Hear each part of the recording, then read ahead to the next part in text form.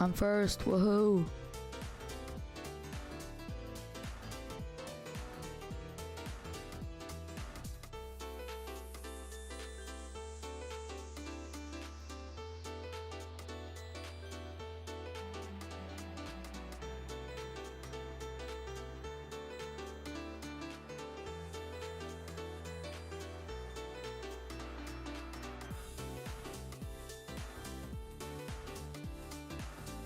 Ha, you got here second?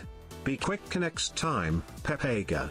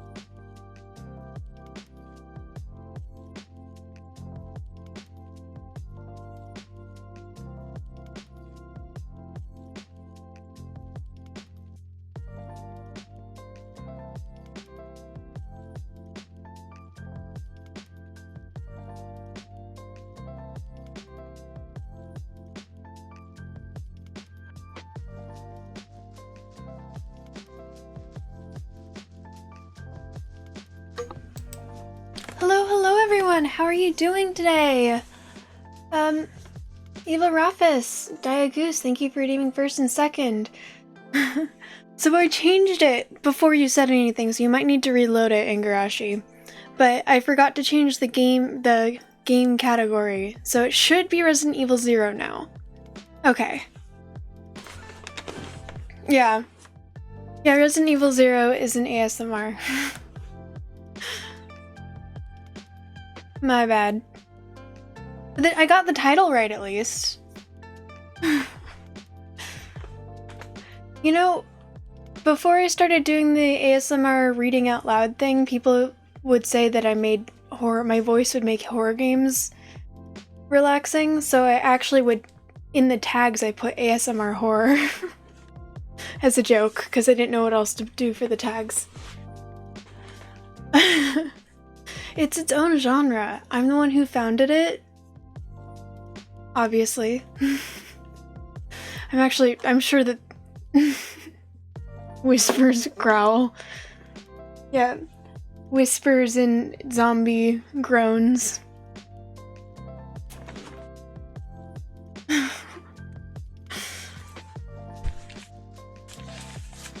Exactly. Speaking of which, I definitely. Oh my, yeah.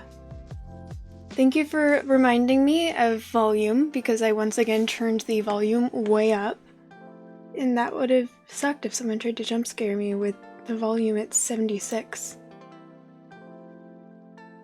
But normally I have it at 20. That's better.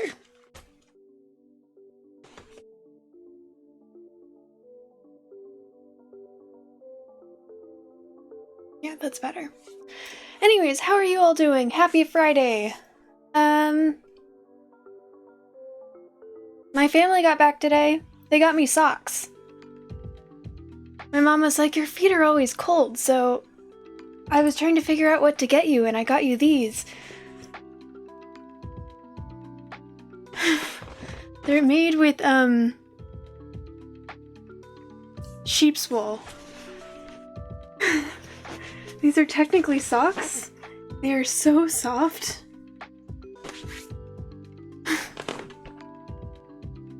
See, but they're not boots because there isn't like a frame. They do have that. I find it so annoying when they include the like, yeah, boot liners. That's more accurate, probably. Do you know what the like sticky, the like texturing on the bottom of socks that they do sometimes? It's got that, and I hate that. I'm almost tempted to just try and cut it off because I hate it. It doesn't work. If anything, it makes it more slippery for me because it like makes the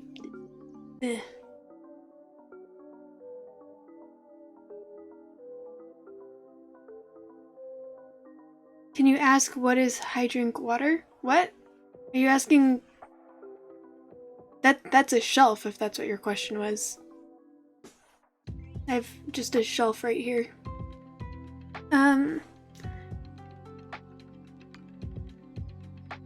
Okay, so you don't know what I'm talking about.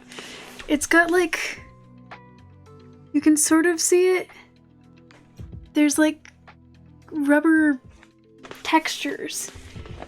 It's supposed to help grip so you don't slide around like you do with socks, but in my opinion it makes it worse because socks this thick have 2 layers normally, so the bottom layer will stay, but then the top layer will still slide around, so I don't know. In my opinion it makes it worse.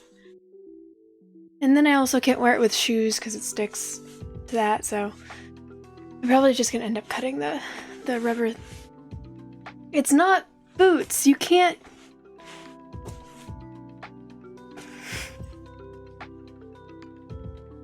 You can't do this with boots. You can't roll up boots. If I were to stub my toe in this, it would probably still. They're not boots. They're just very, very, impressive socks.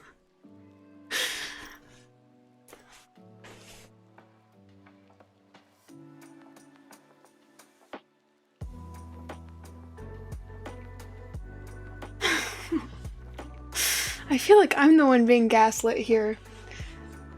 You know, what did I do with... Did I get rid of the packaging that it came with already? Probably. That seems like something I would do. Impressive socks are not a thing. Bet. Impressive socks are absolutely a thing.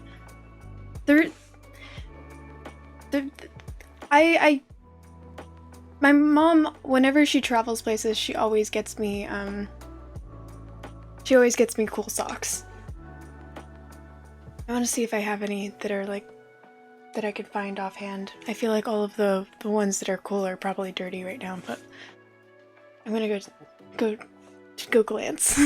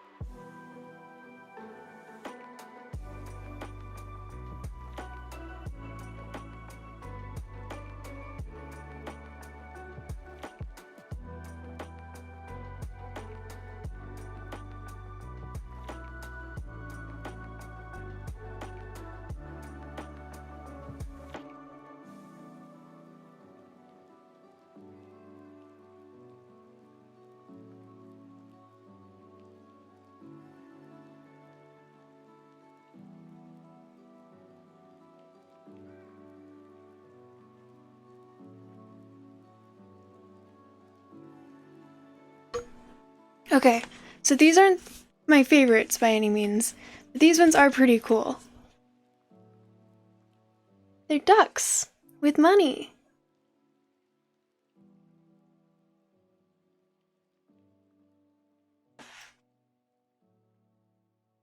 And then these are socks that she got me during her trip to Italy 2 years ago. They have lemons. Came with a bottle of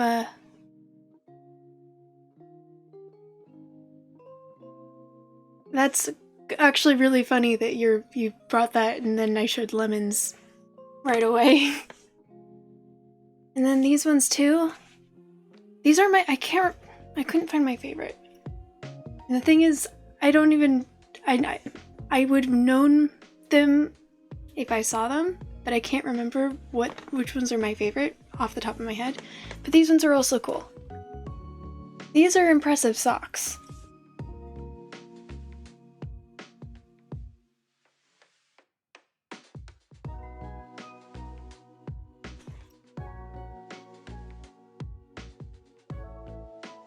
Okay, I'm gonna go put them back now.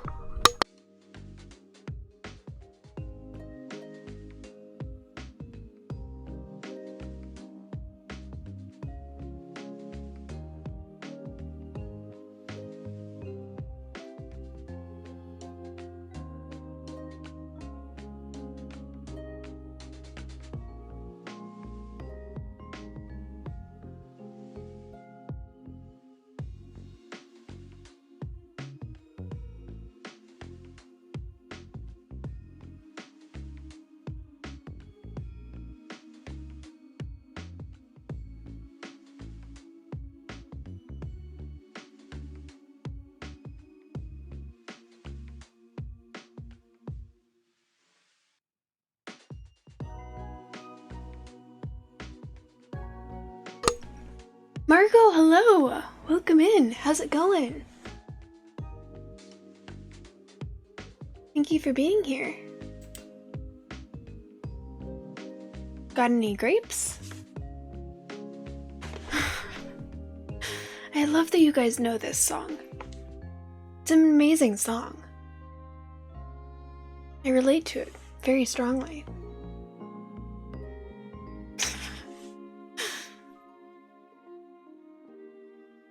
Okay, so here's my distinction between boots and impressively thick socks. If I were to step on a nail, boots would protect me. These would not.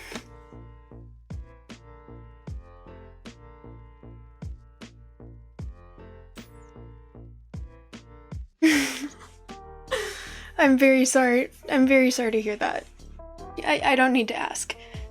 Necrotic, hello, how are you doing? Good to see you.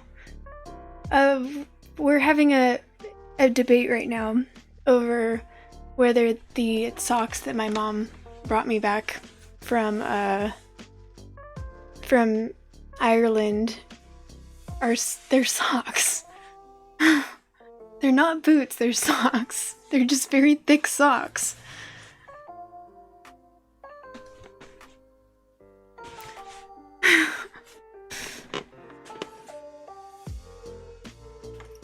They're socks.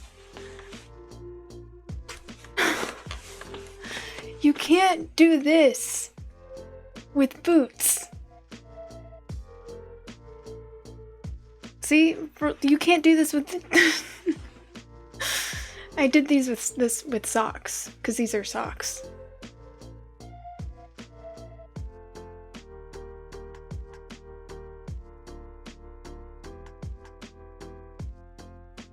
Wait, so Necrotic, are you taking my side now?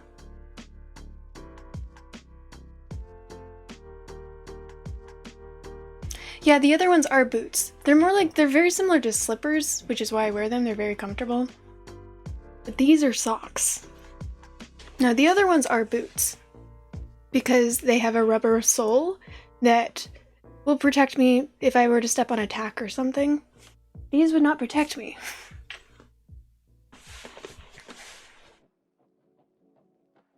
The fact that they look like this when I'm wearing them, I understand the confusion. But they are in fact socks. Yeah, or a Lego, exactly. These, I mean, this actually probably would protect me a little bit. Like, even normal socks would provide a little bit of protection, but it would probably still hurt. This is like 2 layers of thick sheep's wool. They're so soft. They're just sort of... they're very soft. Unfortunately, she got brought it right as the weather is changing, so I'm probably not gonna actually wear these. But my hands and feet always get very cold while I'm streaming for some reason. Thank you, Necrotic. Yeah, that's a good distinction. I'm glad that there is someone on my side here. I appreciate you being here. For multiple reasons, not just that, but I appreciate you being here and taking my side. It means a lot to me. You are now my favorite. They don't look like socks though, they look like boots.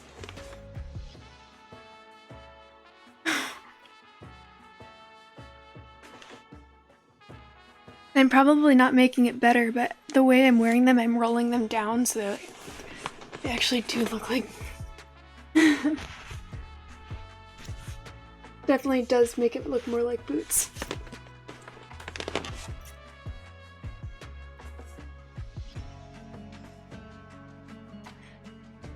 Did you guys know that UGG makes more than what they're known for UGG boots? They also make other types of shoes.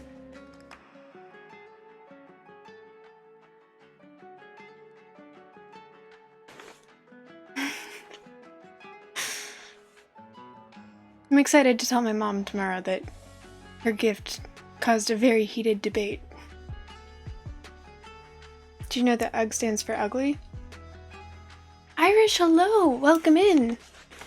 How you doing? By the way, by the time I remembered, you had already... I'm pretty sure you'd already fallen asleep and I didn't want to risk saying your name and waking you up. Oh, also, you're Irish. You can help weigh in on this debate. Okay, Diagoose, for aesthetic reasons, I agree. They're not like aesthetically attractive, but they're very comfortable and they're good for when you're lazy.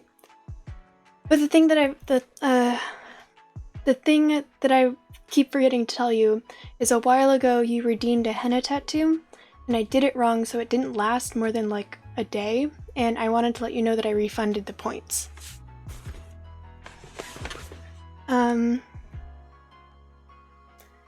And the other thing is, my parents just got back from a trip to Ireland today, and they got us gifts, and they got me these really, really, really intense heavy-duty socks that it's like double layers of sheep's wool, and they're super, super comfortable. They are socks. They are socks. But for whatever reason, they're saying that they're boots, but they are socks. You can't do this with boots. You can't roll up boots. These are socks. Can you take my side on this, please?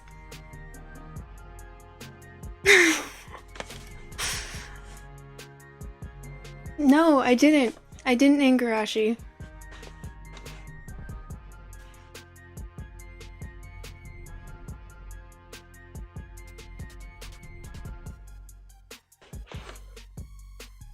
That is the most...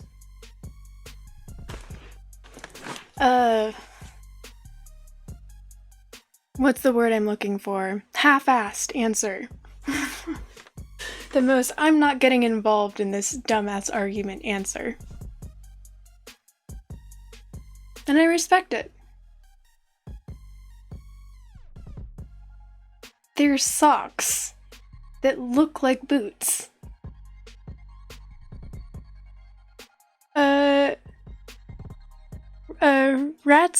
Rats and Rop? Thank you so much for the first time chat. Welcome in. It would be better if your first time chat was taking my side.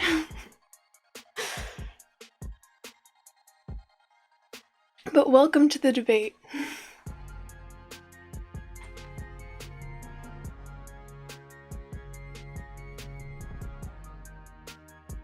It not sock and it boots. Oh. Marco, how are you doing? Oh my gosh.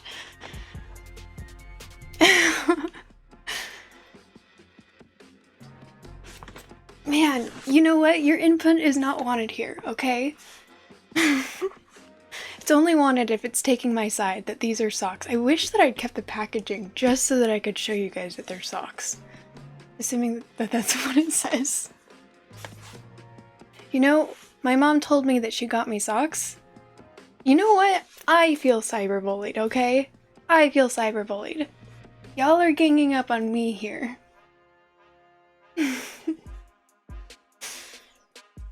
Okay, get up and see how you look with your beautiful boots. Come on. They're socks. And I mean, they don't have room to stand up. I could do this again and show you what they look like. Yeah, I understand the confusion, but they are in fact socks.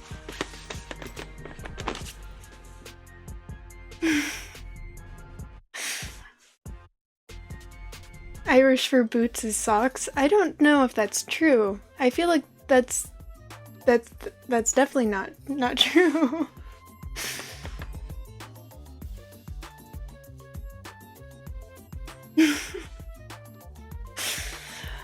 Anyways, how are you all doing today?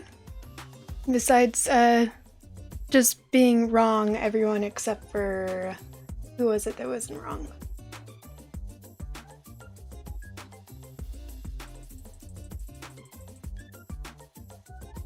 Necrotic.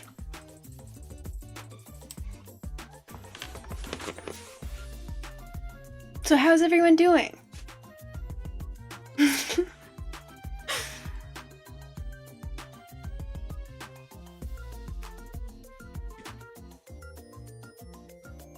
You're the one that's wrong, but it's been a long day. I am also good. I spent my day, well, I cleaned a little bit for when my parents got home, and then I watched more Stargate, which shouldn't be a surprise for anyone who's been around for my stream recently. And then I got my socks when my parents got home. And this means that I no longer have to deal with my mom's dog hogging my bed.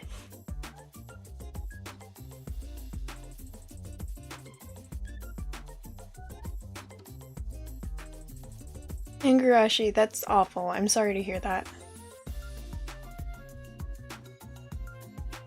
It's not how you say boots. It's how you say socks, because they are in fact socks.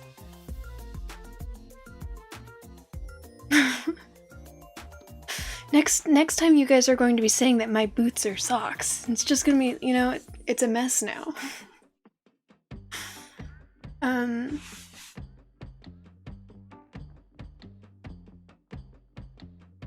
When I scrolled up, I saw UGG.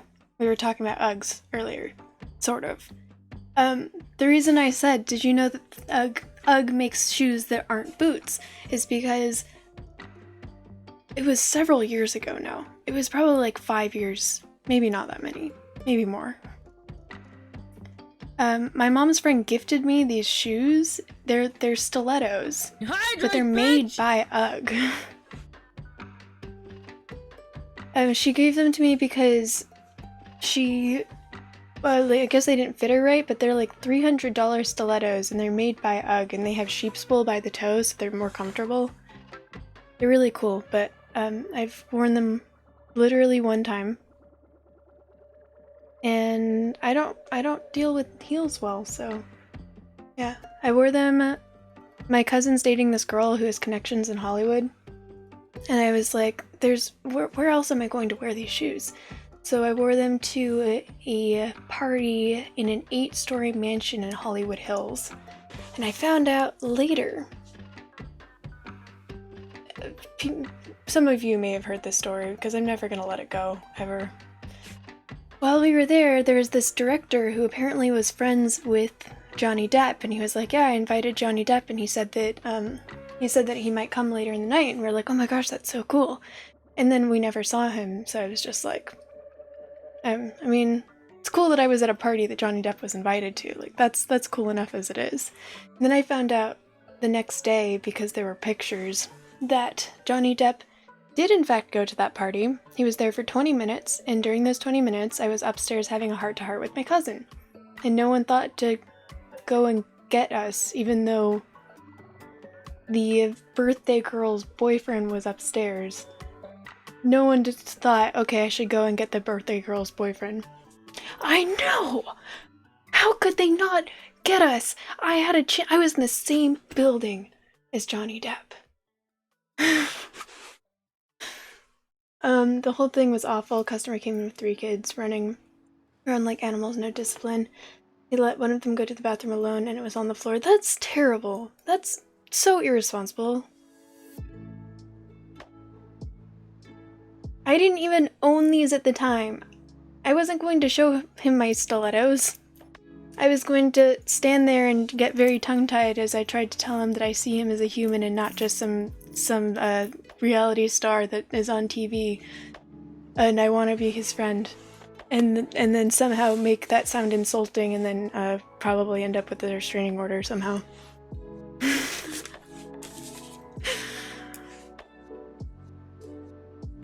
It's probably better that I never met him if I think this through fully.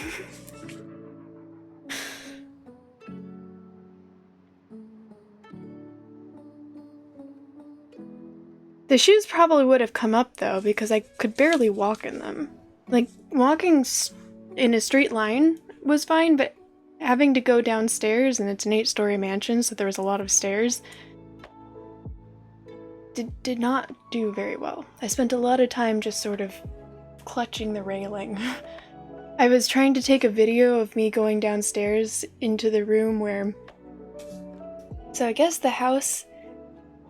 My cousin's girlfriend was sort of... Her friend allowed her to throw this party. Do not call me Amber. I don't want to be associated with that. I would never shit in someone's bed.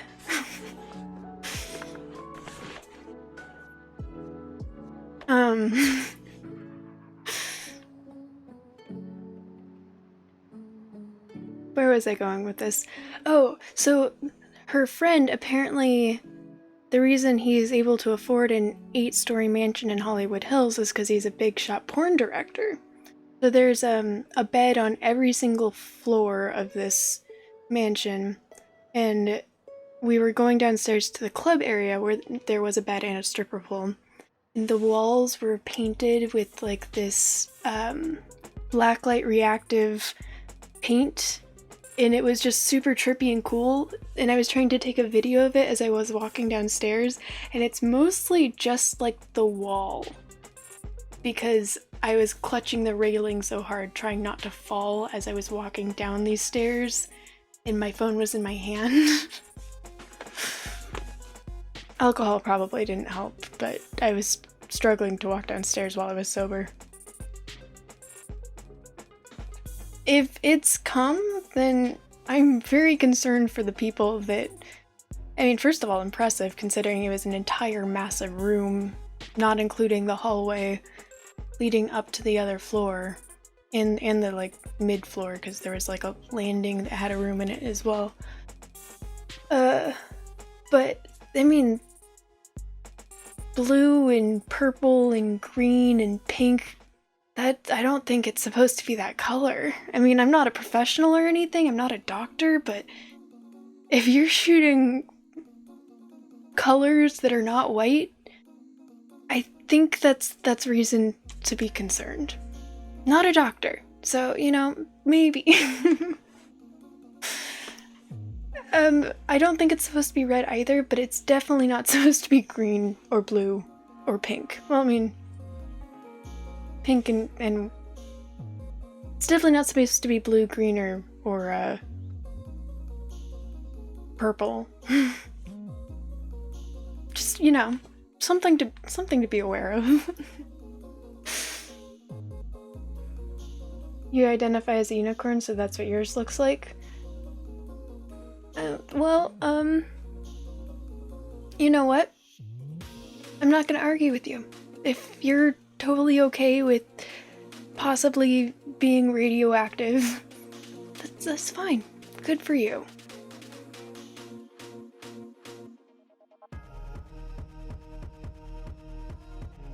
I don't think pee is supposed to be neon pink either. But, you know, I've heard that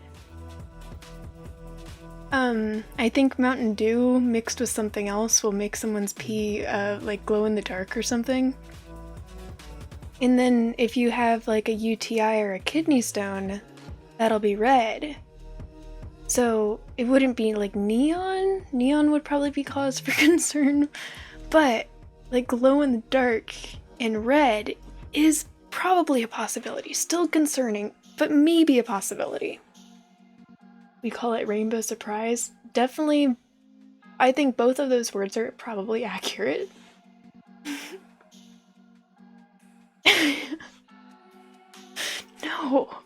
No, definitely not. But, I mean, I'm just...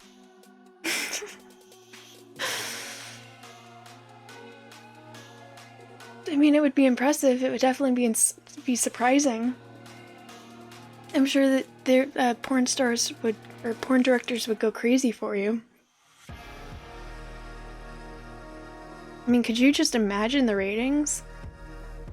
Now that I'm thinking about that, I think it was on Instagram. I saw this meme about this guy who he's a calculus, like he's a math teacher of some sort, like super advanced calculus or something in Japan, or no, probably China.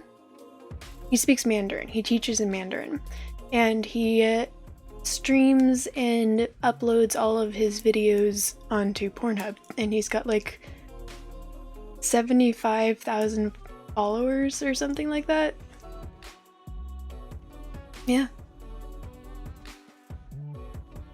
I looked it up to see if it was fake or not, and there's an article about him, and he basically was like, well, I mean, there's no competitors there, or something like that. It's like, that is probably true.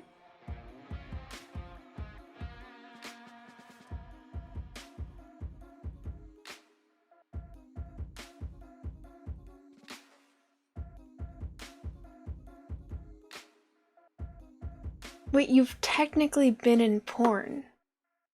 As in you've made a sex tape? We can go back to your boots so you won't blush as much. Porn directors already go crazy for you, for me. You can find out if you spell my name backwards.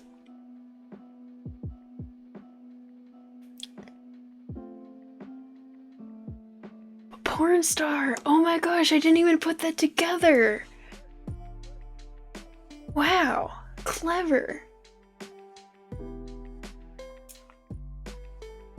Okay, so if you were paid for it, then that's not technically. That's just true. Congratulations? I mean, I hope you had a good time. So my best friend and I, there was one time where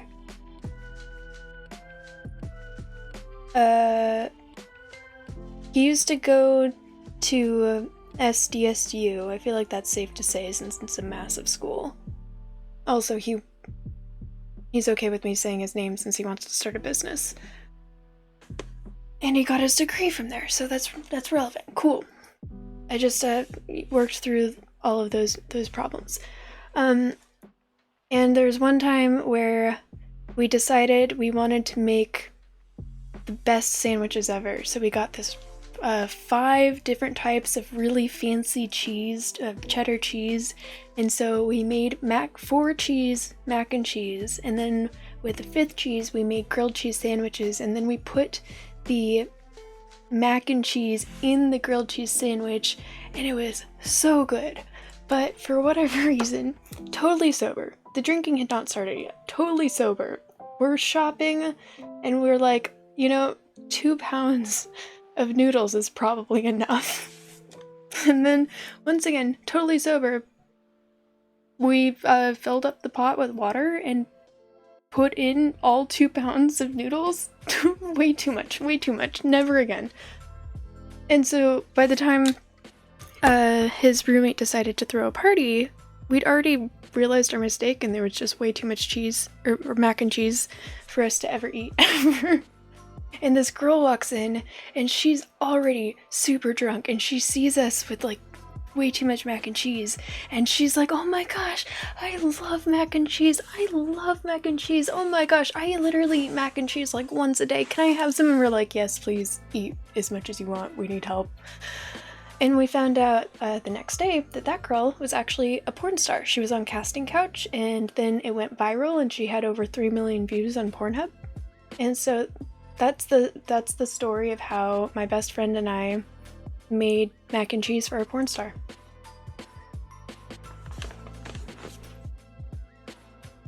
That's the entire story. Was paid for it, but it wasn't distributed. Interesting. Why wasn't it distributed? Tater tot, grilled cheese, and bacon in a waffle maker squished together. Ooh, wow. I have a lot of very random stories.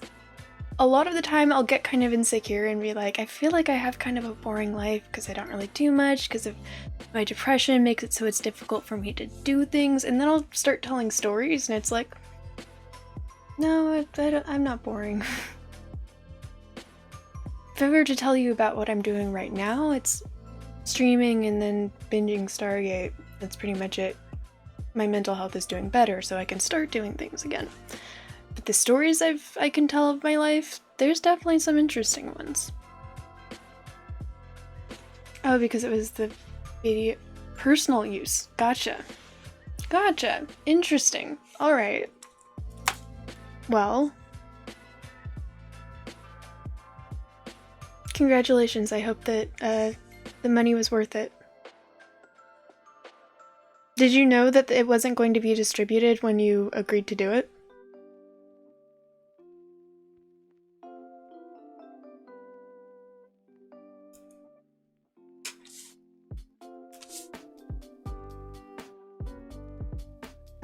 Correct what? Was that was the only reason you were willing? Gotcha. Okay. Well, good for you. Knowing your limits, making sure that you understood the terms, and having a story to tell.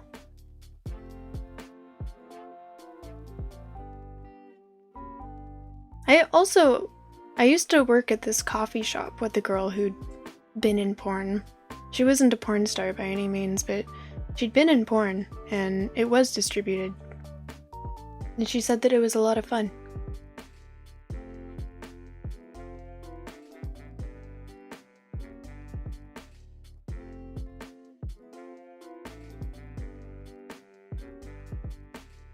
Now that I'm starting to tell these stories, I'm realizing I've had a lot more run-ins with porn stars than seems reasonable. It's like very random situations. Making mac and cheese at my best friend's place. Going to my cousin's girlfriend's birthday party.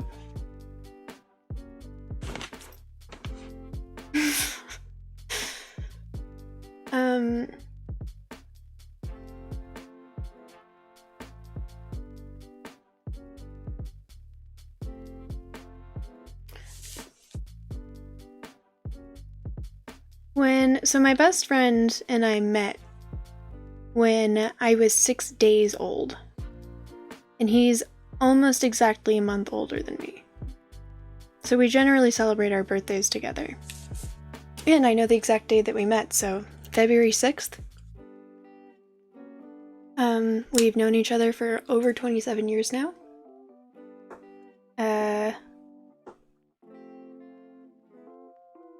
When you turn 18, there's not really anything you can do. So what we did for our 18th birthday was there was this strip club that was right next to my high school.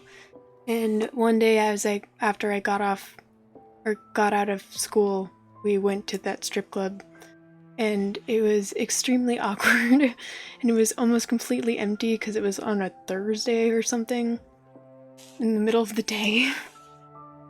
And even though it was almost completely empty, we sat in like the second to last row.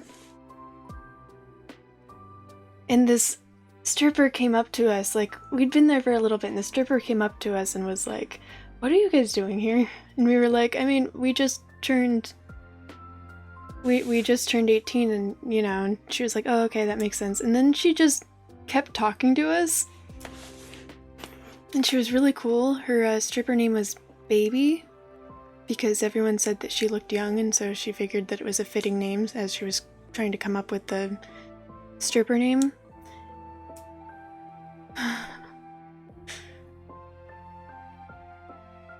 Yeah, it was extremely awkward, but Baby was really cool. And yeah, no regrets, never went back.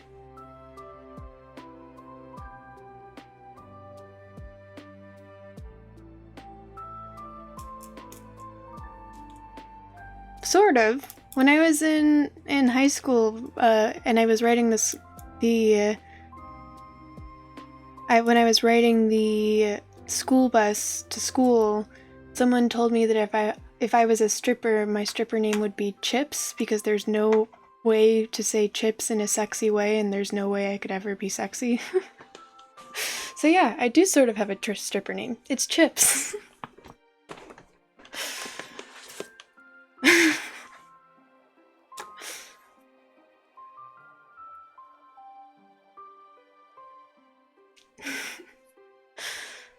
Is Chippendale the actual name?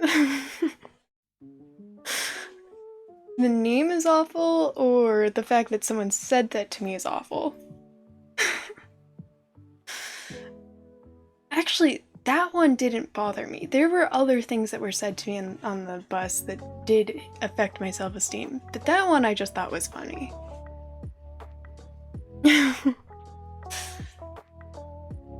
My best friend says meaner than things to me on a regular basis.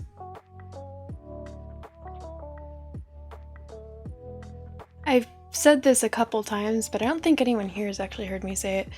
My best friend once told me that sometimes he wakes up in the morning and he'll be insecure about whether he's attractive or not, and then he'll look at me and remember it could always be worse.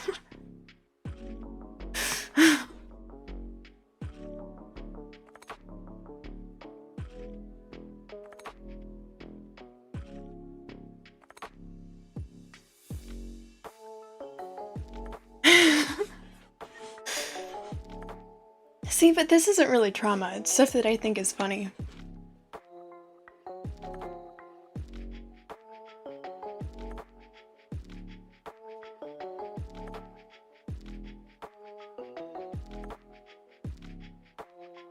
What's the most entertaining insult you've ever gotten? Actually, the most entertaining insult I think I've ever gotten... Oh, I've got two. They're tied.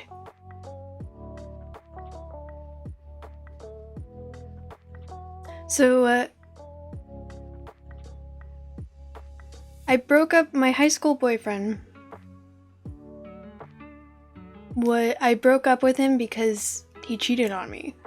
But the girl that he cheated on me with took it very offensive and turned it into a race thing for some reason, and it was like, why? And so she tweeted using my full name that I was what were the words that she used? I was super ugly white bitch that looks like cremated bird shit.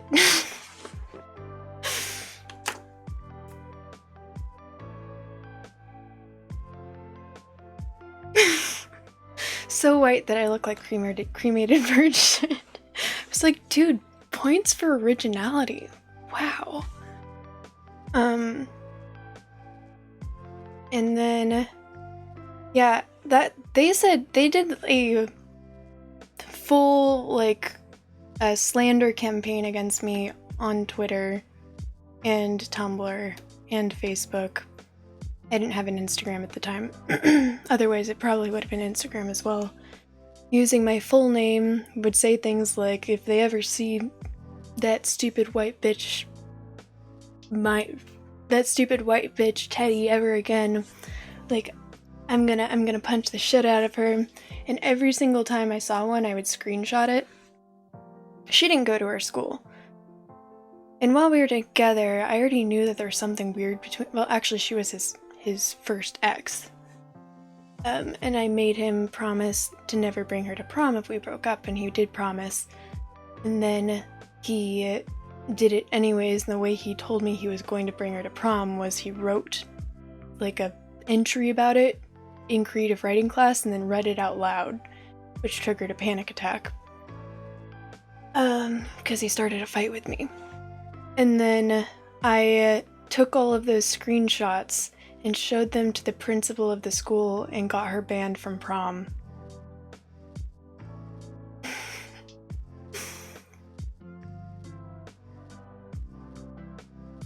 No regrets. Eclipse, hello! Welcome in! Do you regret that?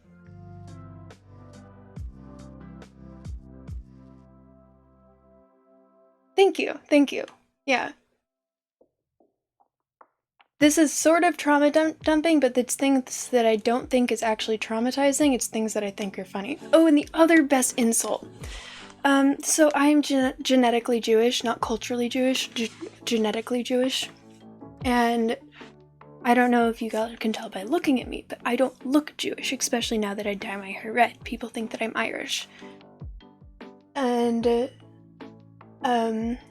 when I was living up north, I actually ran into full-on neo-Nazis. But I didn't know that they were neo-Nazis, and they didn't know that I was Jewish, so we actually ended up being friends before we found out about each other. And then once we found out about each other, it was just sort of, it's like a long story.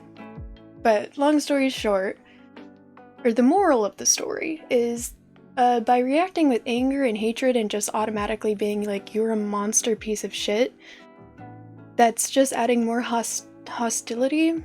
So I decided I was not going to be the stereotype that they use to perpetuate their hatred, and I was like, I'm gonna be your guys' best fucking friend from now on, killed with kindness. And they're not Nazis anymore. They were shown something different and realized that there's always the possibility for change, and they're no longer Nazis. Well, 3 of them aren't. One of them definitely is, and that's the person who did the best insult I've ever heard. So at the time I was taking Adderall. So for the company drug test, I had to let them know, hey, I take Adderall.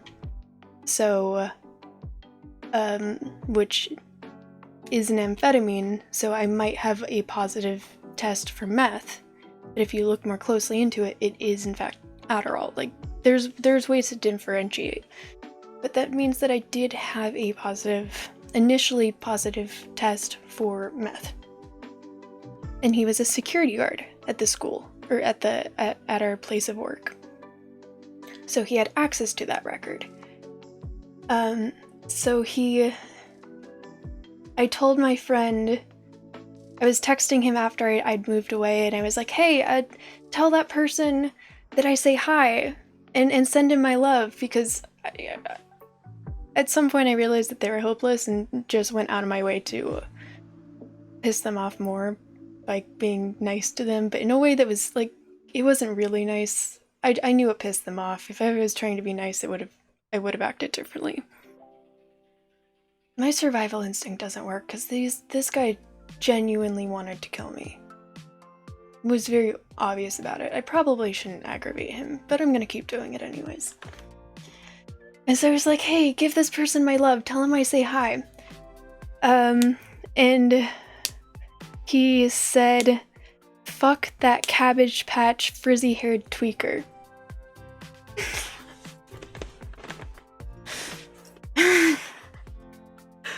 Beautiful, beautiful insult. Beautiful.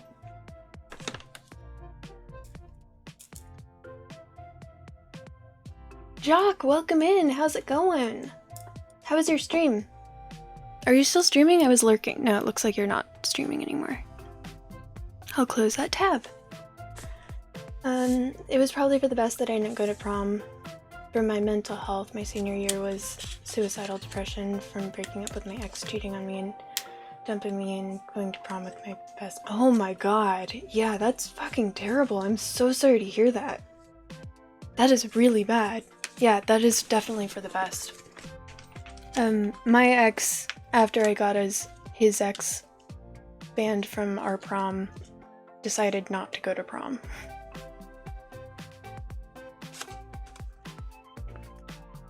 It was a short stream, but was it good? Okay, alright. I'm glad to hear that.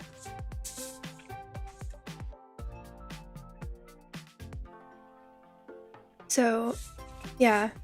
For creativity, best insults are, cremated bird shit and frizzy-haired cabbage patch tweaker.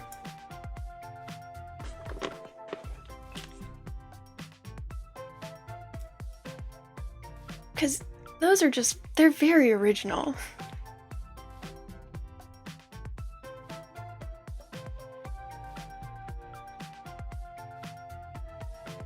That's gonna be your new gamer name. No longer porn star. Frizzy-haired cabbage patch tweaker or cremated bird shit.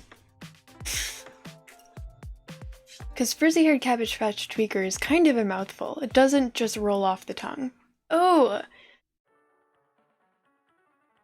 Frizzy-haired cabbage patch tweaker cremated bird shit. You might just want to make that an acronym.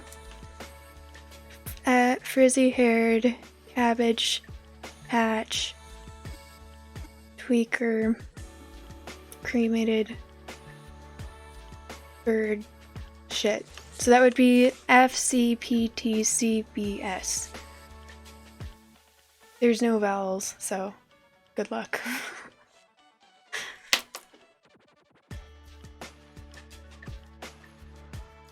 Oh my gosh, it's been over an hour and I haven't even started the game. I've really enjoyed talking to you guys, but I should probably get to the game I said I'd be playing.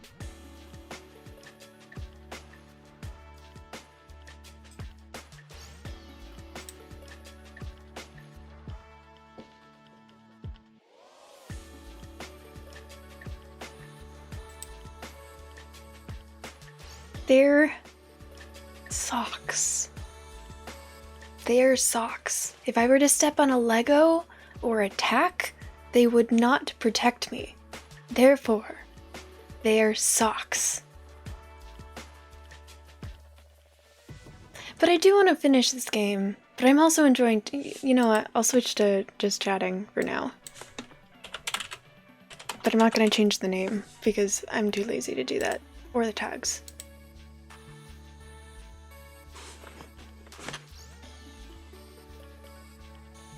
You could rearrange those to make something. Bitch! I love you! What should I call you? Rats? Porn star? Rats? I don't... rats? Norp? Nrop? Thank you so much for the follow. Welcome to the Toy Box, the community. Very much appreciate your presence already.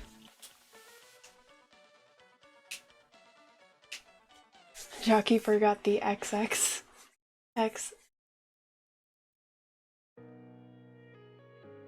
XXX frizzy-haired cremated cabbage patch bird shit tweaker XXX. Nice. Rolls right off the tongue. Super smooth. The answer is yes, actually. To what? Rats or porn star?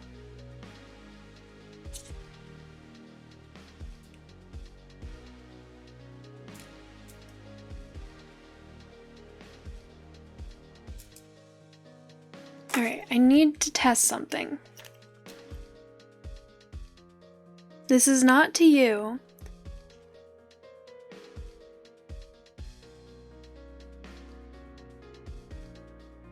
I just want to see if the thing is now working again. I don't think it is, but I wanna check.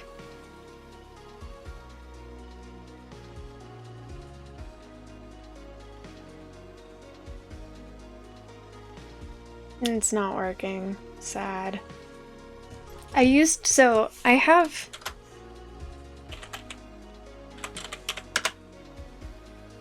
So it will spam my screen, and I used to have that with the middle finger emoji, but then it stopped working.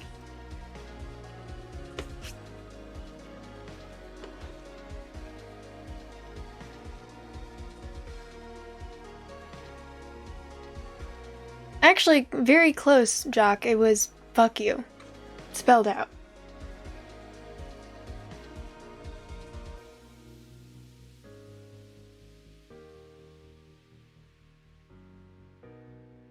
You can only imagine the amount that I would stutter trying to say that. I mean, I stuttered saying it a little bit. I have to be very careful. What kind of music? So I actually have auditory processing disorder. So I don't really listen to music because it takes too much effort to concentrate on it, and it's not something. Most of the time when music is playing in the background, I'm not even aware of it. Unless it's a song that has like emotional relevance to me, or I think it's like I listen to music that's funny, like humor bands, because I think it's funny, but generally if someone were to show me a song for the lyrics, I won't understand the lyrics because the effort of listening to the music and translating the words into actual words it doesn't work. So I need to be able to read the lyrics while listening to the song. And honestly, at that point, listening to music just isn't worth it anymore. It's not enjoyable when you have to put in that much work.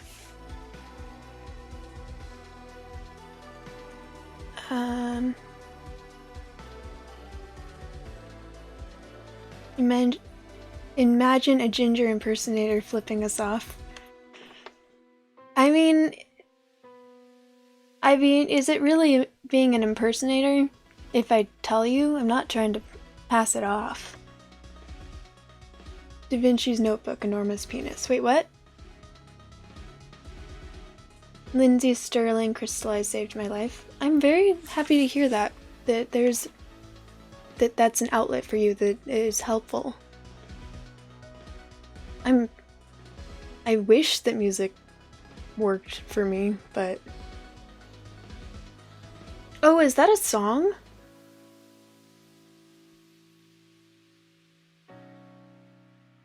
Do you guys know Garfunkel and Oates? They've got a lot of great songs.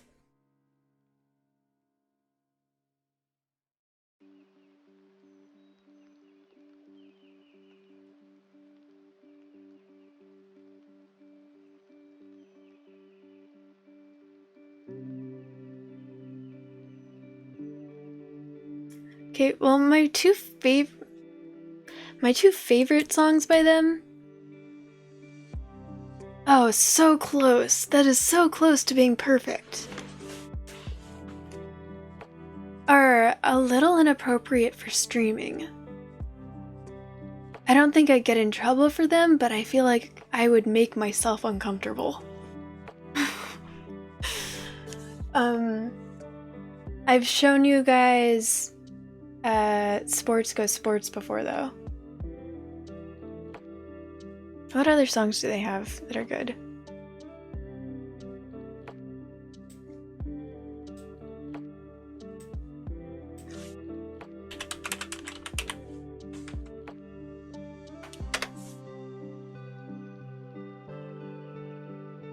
But if you guys want to listen to them on your own time, a song that is really funny is The Loophole.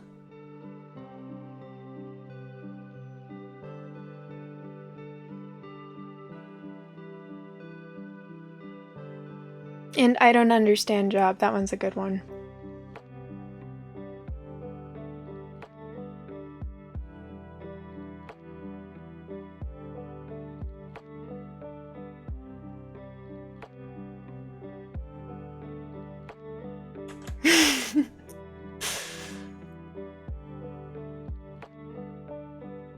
Sure, Rhino's poopy wasn't bad enough. Or hippos or whatever it was. I think it was hippos. Jock, what's doing it again?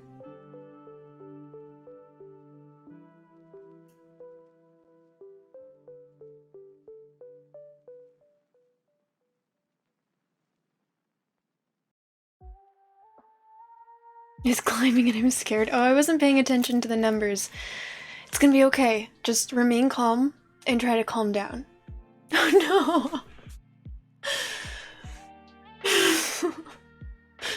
Dude, chill out already. Just chill. At this point, I should just show you the songs.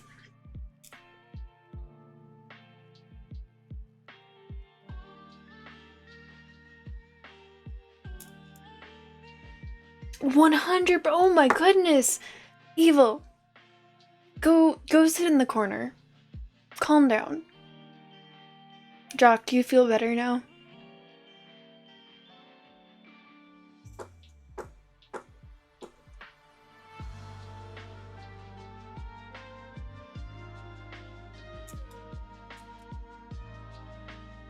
Yeah, Ingarashi.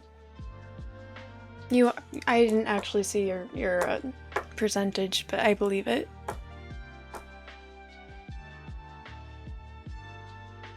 What's too funny? The perv meter? Yeah, I feel like it definitely adds to my chat.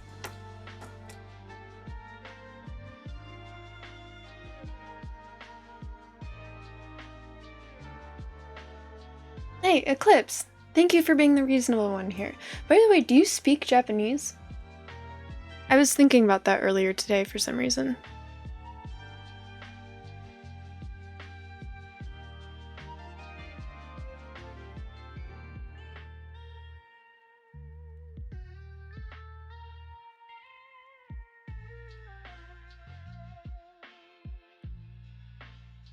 No, he doesn't.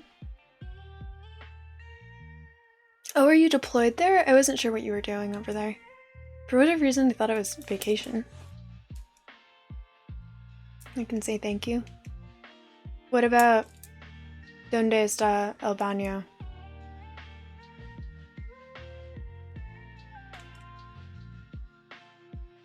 Oh, chat is at 90%? That honestly tracks with what these levels are at.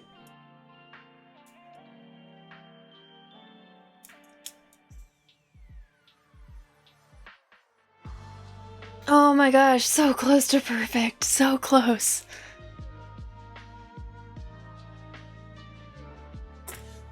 Did I not turn back on sound alerts?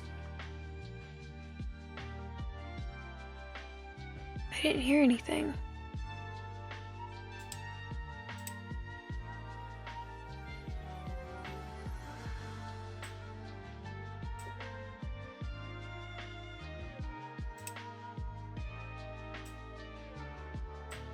I'll refund that.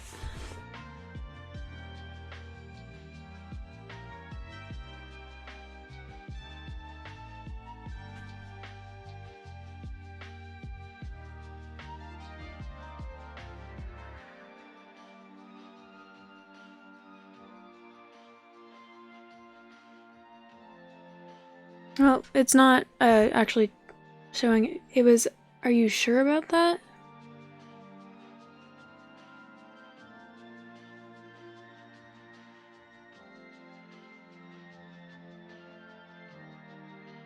Okay. You should get those points back.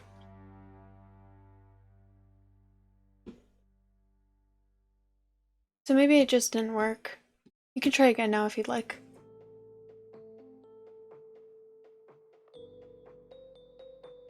$20k points because they wasted points and deserve compensation. Well, they didn't waste points because I refunded it.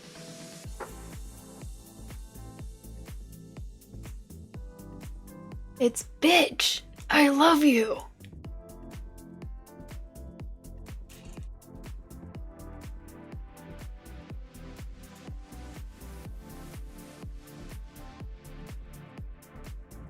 Alright, Ingarashi, thank you for hanging out.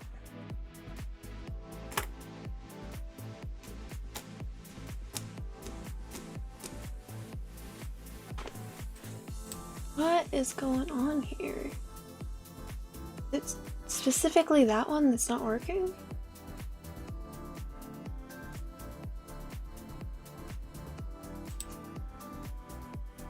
That's what she said. Oh, I forgot to open Lumia.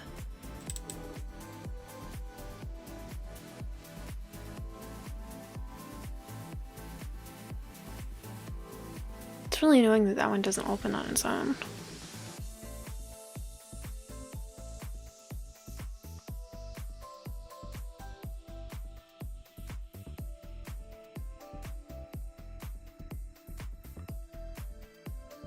They're socks, Ingarashi. Socks. And I will enjoy them.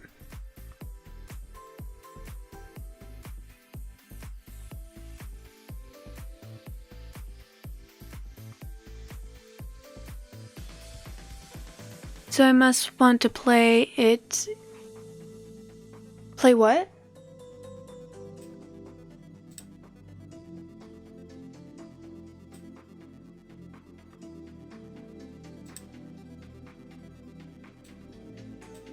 Okay, let me refund that again.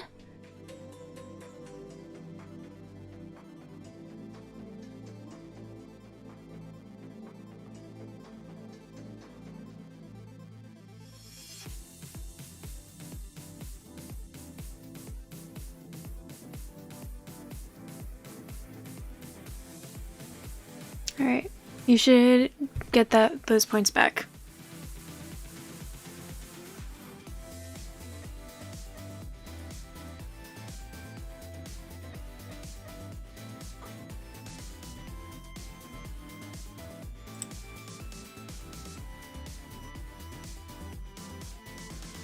Is Dying Light actually free?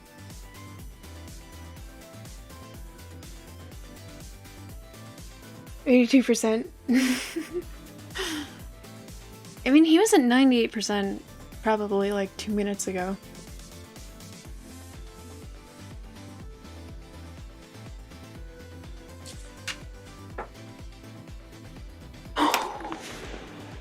That's 2 in one stream. 2 in one stream. I think that's a record. Go sit in the corner right now.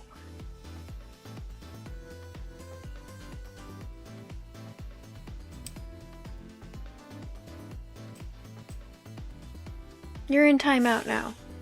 Hang on. I actually don't know how to time out someone from here, so, you've been warned.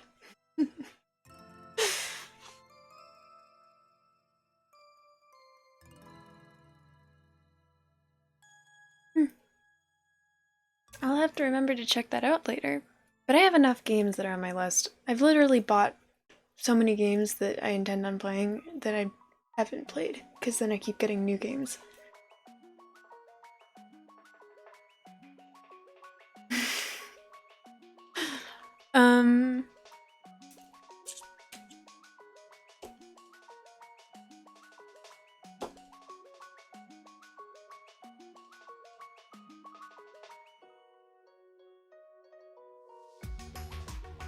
Why is it free right now?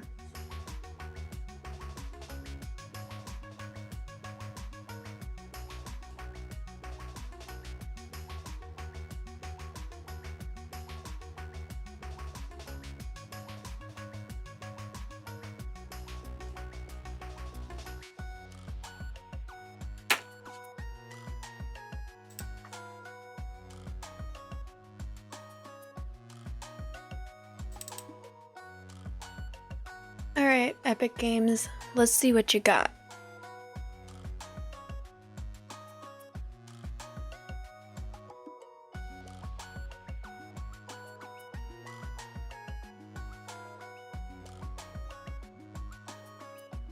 Is it like a permanent thing? Or is it like Game Pass where it's almost like renting it?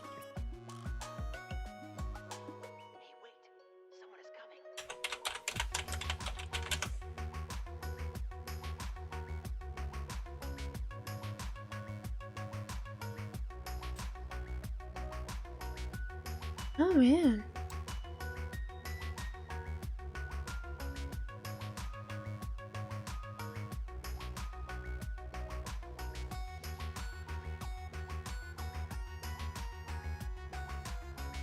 I don't remember the smell of Blockbuster, but I remember the excitement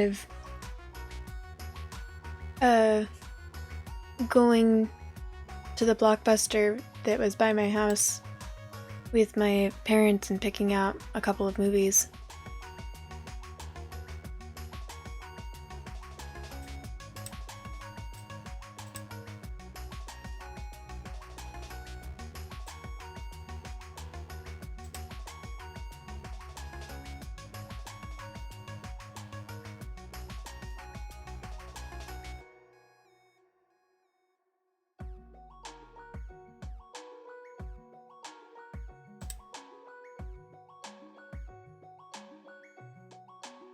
This is somewhat on brand. The CAPTCHA it's making me do is picking out all of the pictures that have hot dogs. And it's actually difficult to tell. A lot of these bread rolls look like hot dogs when it's in bad quality.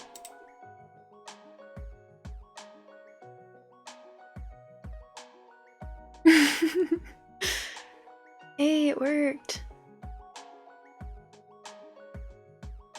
It's ready to install, but I'm not going to install it. It's just going to be in my library.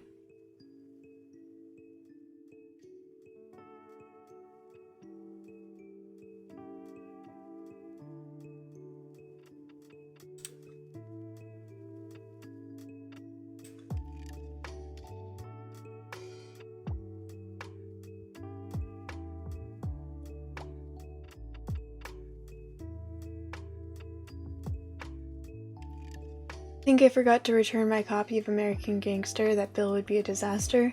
Was it a DVD or VHS?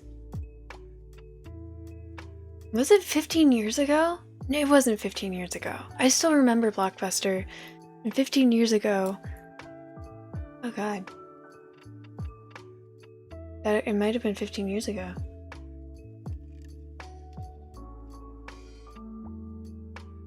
I would have been 12?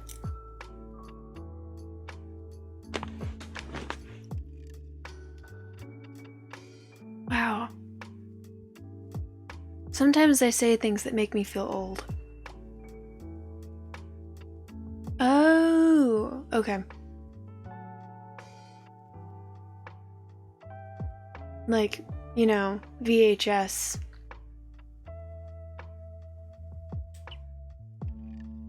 And remembering Blockbuster.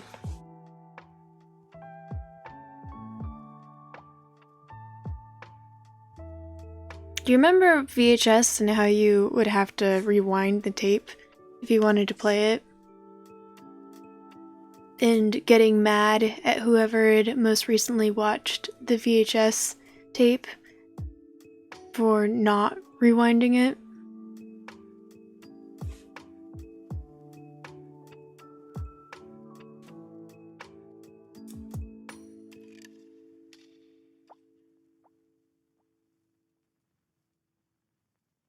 Do you miss VHS?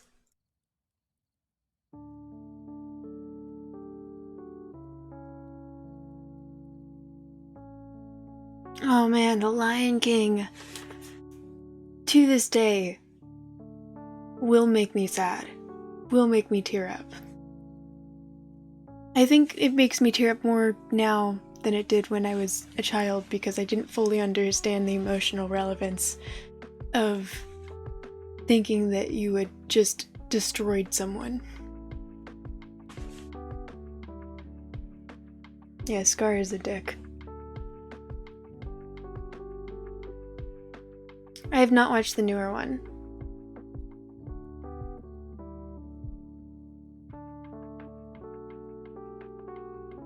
I remember watching Disney on VHS as well.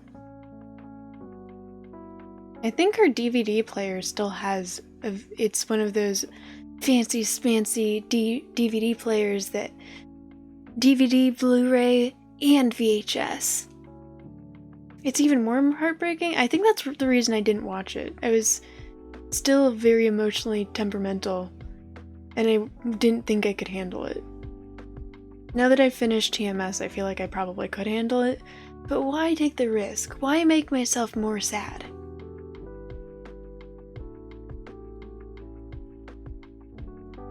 Little Giants. Do you remember James and the Giant Peach? That was a dope-ass movie. I very much enjoyed that movie.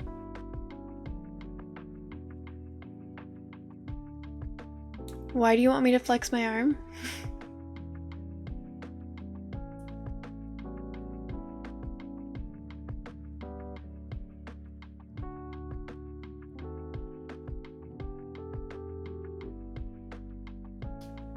Do you mean you can't wait? Why would they know you can't flex your arm?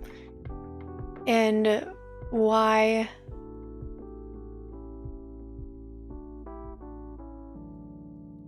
Yeah.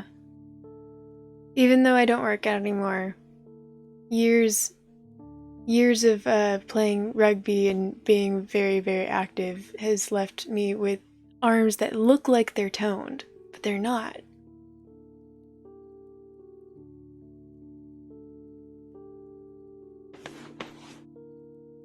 Not really, not anymore. I just look like I am.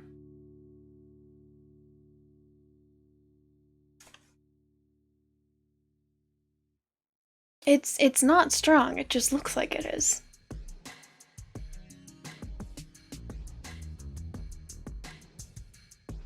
Has a head as in it's rounded. Only one of them is. The other arm is like not.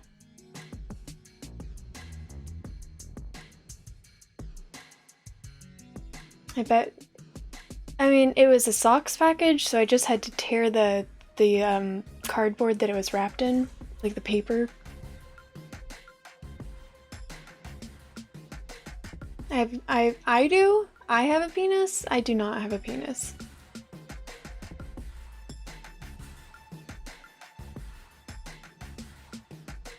I'm confused. What do you mean?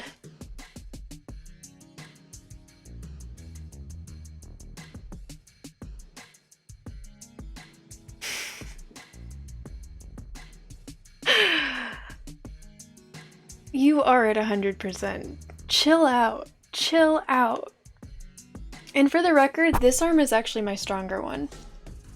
It doesn't look like it, but this is the stronger arm because when I was working as a cocktail waitress, this was the arm that I had to hold the tray with because I'm right-handed, so I would need to write with I would need to be able to write down orders.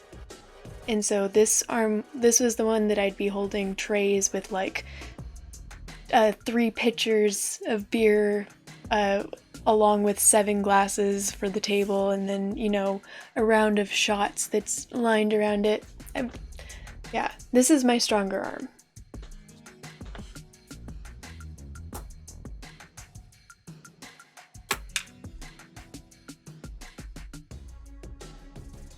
I did play rugby, yes.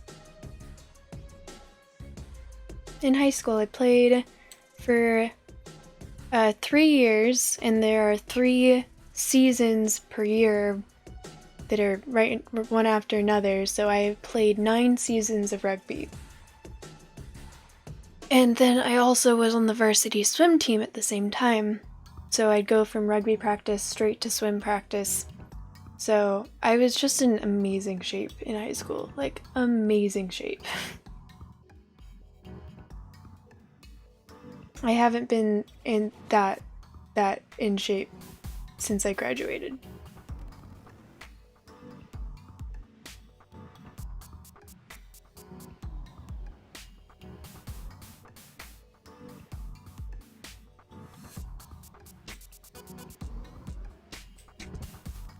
It was very tiring. But after the first couple weeks, it was nice. And it was a good order. Go to rugby practice with all of the running and hitting drills and just drills, and then go to swim team where you could just sort of zone out. The water was very soothing.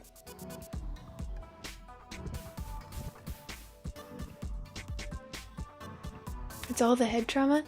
You know what? Rugby is a lot safer than football because they teach you, the first thing they teach you is how to fall properly so you don't injure yourself. And the second thing they teach you is how to tackle properly so you don't injure yourself or the other person. So I never received an injury throughout my 9 seasons of rugby. And I was a forward.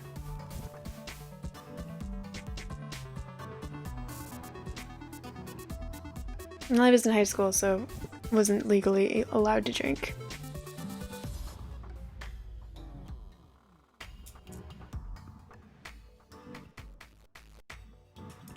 Forward? No, the backs are the runners. Forwards are the ones who hit. I was a I don't know if you know anything about rugby, but I was a flanker, which is sort of the back of the forwards where I was in the front line and was hitting people. I was in charge of like protecting the back line so they could run, but the flanker is designed in the scrum to be able to break off very easily and like dart forward. So I was speedy, but I was also, my job was to tackle.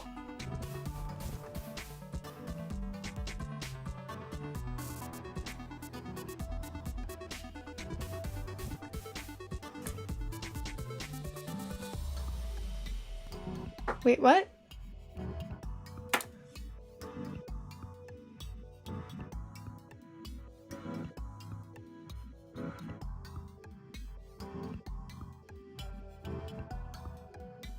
And you've seen me drink, so I can't really drink a lot. I can and I can't, depends on the day. But, you know, psychotic, you tell me.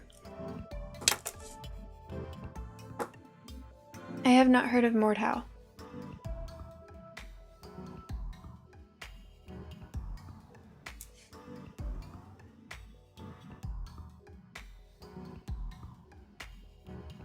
Did anyone else swim here? Like swim team? Because my event was the worst event. The worst one. I mean, I wouldn't be offended if you call me psychotic. I would think it's amusing.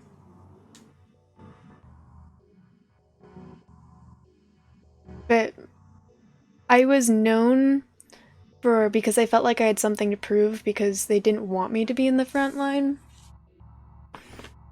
Because I'm small, but I really wanted to be in the front line because I enjoy tackling. So because I had something to prove, I was known for trying to go after the biggest girl on the field.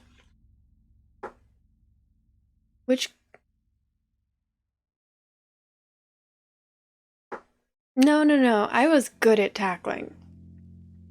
The thing about tackling, the way you tackle in rugby is you're not allowed to just sort of hit someone. If you tackle above the shoulder, you are disqualified from the entire tournament. There's normally more than one game in a tournament.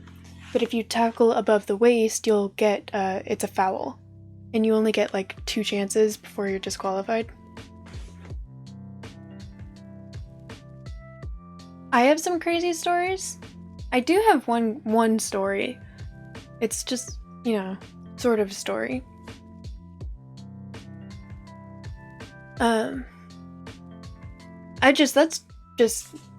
felt like I had something to prove, so I would go out of my way to try and hit the biggest girls. Anyways, so because you have to tackle low, that's where you're hitting someone you're trying to throw them off balance. And so I was able to get low and tackle these girls that were way, way bigger than me. And because I was able to like wrap my arms right around their kneecaps, they would fall off balance. And I was also sort of like a monkey. Even if they did manage to run through me, I would just sort of like cling to their leg until they fell. But there was this one girl, this one time, it was right after I'd finally convinced them to let me go on the front line.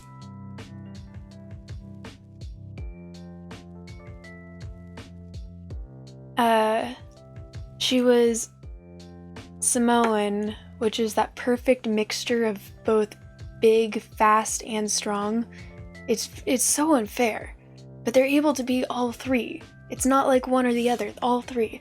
And she looked like a forward. She was probably like almost 6 foot, honestly, and built like a tank, but she was so fast, like so fast. So she was a back because she could just run forever. And most people don't want to get hit by a tank like that that's moving that fast. So most people were afraid to go after her, but I had something to prove. So I made that girl my mission. And the first time I tackled her, I lined it up, and I was far enough away that most people could see my intention, and I heard people like sort of like no, like the crowd sort of no, and then the collective gasp that as I went for it, as I tackled them, and then I just remember hearing thunder as we both hit the ground. And I may have had a mild concussion, if I'm being honest, because I was pretty dizzy when I stood up. But I tackled her 4 more times, and then my coach never argued with me whether I should be a forward ever again, and for my next 4 seasons would still talk about that one tackle that was just so beautiful. Perfect form. Got her down, stood up right away so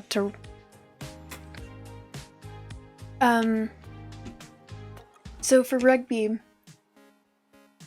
you're only allowed to pass the ball backwards, and it doesn't stop between plays once the ball hits the ground. If you're tackled, what you want to do is sort of squat over someone. So like if this is the person that's fallen, you want to, and here's the ball, you want to sort of squat over it and like because once that's called a ruck, and you're not allowed to go around the ruck to pick up the ball. You have to go through the ruck. So you're sort of like sumo wrestler style, just pushing against each other. And then as you're like this, trying to get to the ball, there are other people who are trying to crawl between the legs to try and grab the ball to be able to pass it backwards. So I was able to stand up right away. The girls still had the ball, so I was able to, even though I was the one that did the tackle, I was also the person that did the ruck. So, and I think that my team was able to get the ball. So, yeah. I love rugby. I loved playing rugby. It's such an amazing community.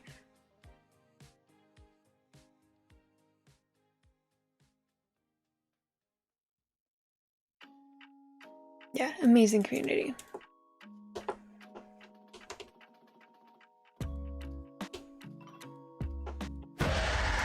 Did you play? Wait.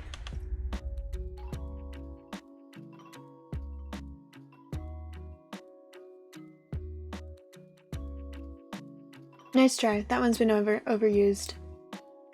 Doesn't make me flinch anymore.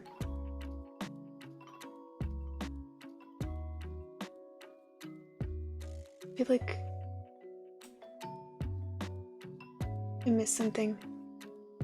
How I felt playing backyard football with a good friend of mine, bigger kid. Go low, took his ass down. I never got seriously injured. I would get bruises and everything. Bruises are a point of pride. There was one girl on my team. I was so mad at my coach. Because in high school, like, I understand if you're playing like in college or something, but in high school, this was not okay. she dislocated her kneecap and you could just see it out of place, and one of the parents was a nurse, so she was able to pop it back into place. And then my coach let her go back in. She kept playing afterwards. She was sobbing, couldn't stop crying, but went back in and played another half. I was so mad at my coach. That was not okay. Not in high school.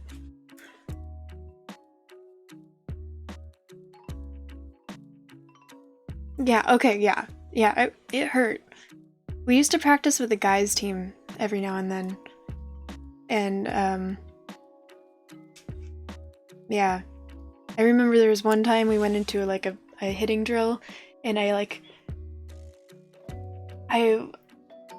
was practicing with the forward, so I ended up trying to like tackle this guy who was a forward on the guys team, and he was probably like in shape, 200 pounds, super tall, like bulky, and I tried to hit him and just immediately like bounced backwards and fell straight on my back, and everyone laughed, including me, once I caught my breath. And the guy felt so bad, and I was like, that wasn't your fault.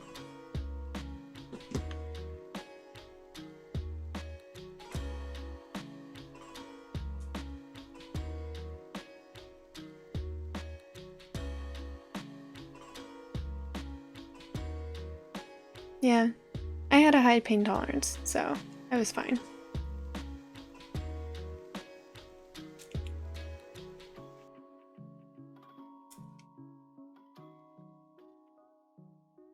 And bruises are cool. Bruises are pretty. We would take pictures of them and show them off, because they're a point of pride. They're war wounds. Oh my gosh, the field, our home field was very close to the beach, so it had shells in it, and so after games we'd just be covered in scrapes from the shells that were in the grass. Not cool.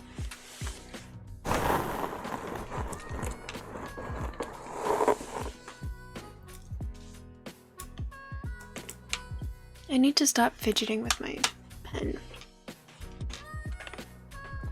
because then I always end up dropping it. This is too loud. This is Herman. It's a fidget toy.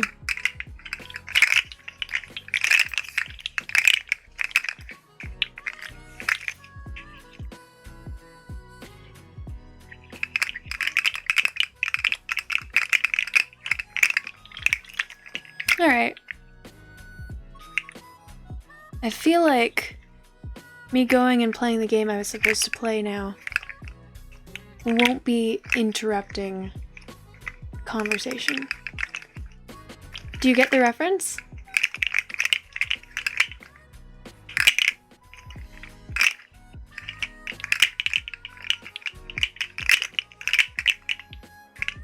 Because this is Herman is a reference to Herman the Worm.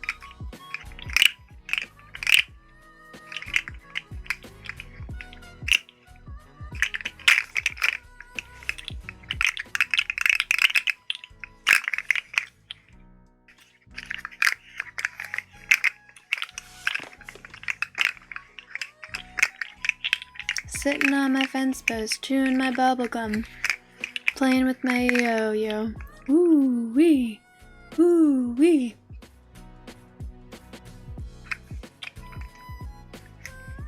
It wasn't, and I didn't, and it wasn't your chair.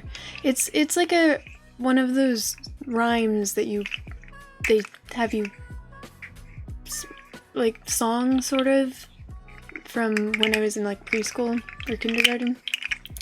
Sitting on my fence post, chewing my bubblegum, playing with my yo-yo, woo-wee, woo-wee.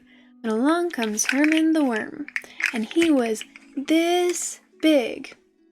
And I said, "Hi, Herman.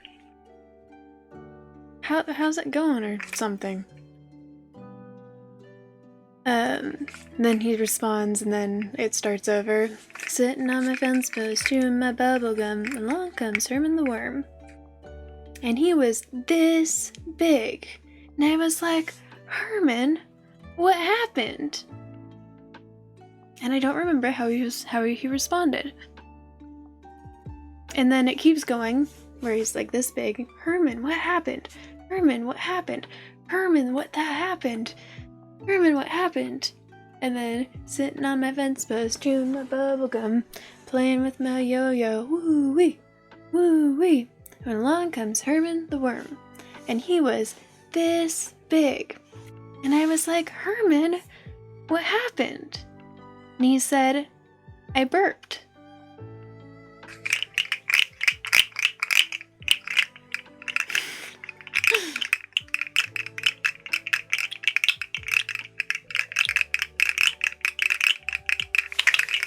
How did that rhyme go?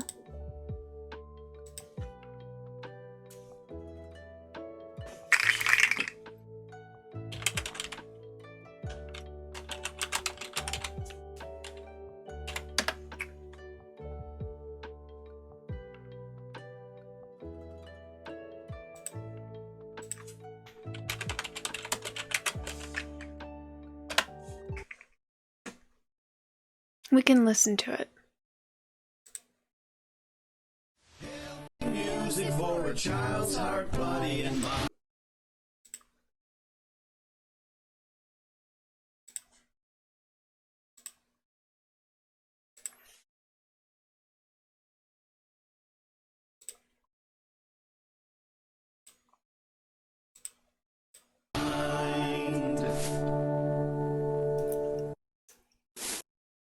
Herman the Worm from Action Fun Dance by the Learning Station.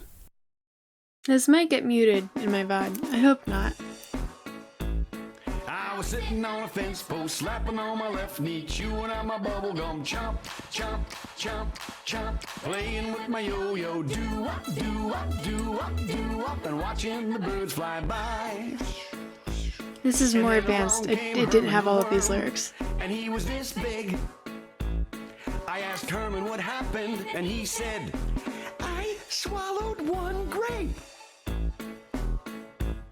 I was sitting on a fence post, slapping on my left knee, chewing on my bubble gum, chomp, chomp, chomp, chomp, playing with my yo-yo, do-wop, do-wop, do-wop, do-wop, and watching the birds fly by. It was a different version that we played in Came Herman the preschool. worm, and he was this big. I asked Herman what happened, and he said, I swallowed 2 apples. I was sitting on a fence post, slapping on my left knee, chewing on my bubble gum, chomp, chomp, chomp, chomp, playing with my yo-yo, do-wop, do-wop, do-wop, do-wop, and watching the birds fly by. And then along came Herman the worm, and he was this big. I asked Herman what happened, and he said, I swallowed 3 grapefruits.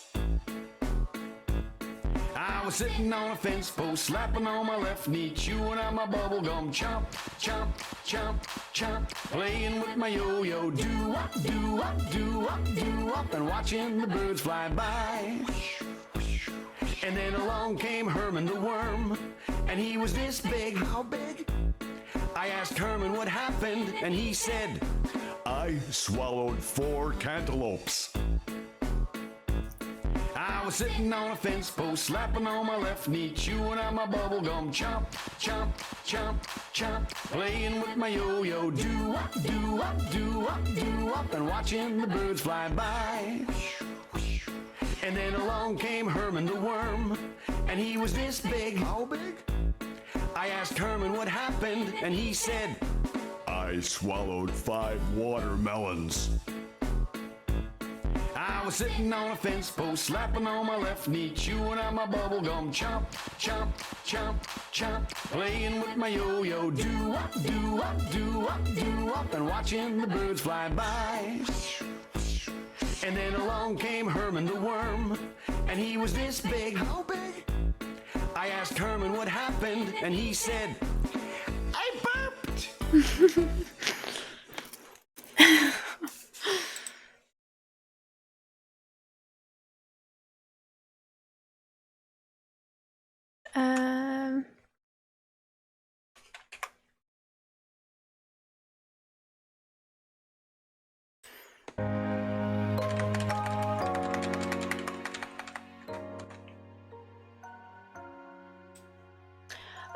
Okay, so the version that we did in preschool was for chewing on my bubble gum. Not chomp. Wait, but I told you guys the ending. And then for Yo-Yo it was woo-wee, woo-wee. And then I think that for the, I don't remember the birds, but I probably was there and it would have been this as well. And I don't remember the lyrics, but I think it was about counting. And at the end it was, and you didn't say it was, you would ask, you're actually asking like, and I said, Herman, what happened? And then he would respond, and at the very end he was like, I burped. Yeah, the way that in preschool it was very interactive, which is why I remember it. Anyways, that is why Herman is named Herman.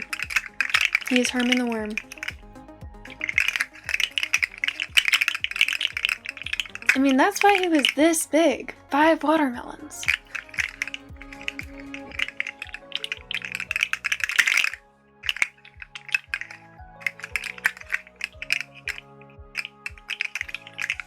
Now, I think he's still at like the 5 grapes or whatever.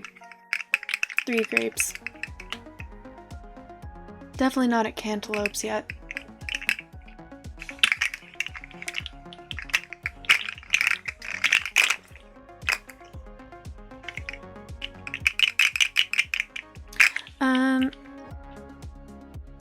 Alright, any other weird questions or comments or stories that y'all want to get from me, or should I go back to the game?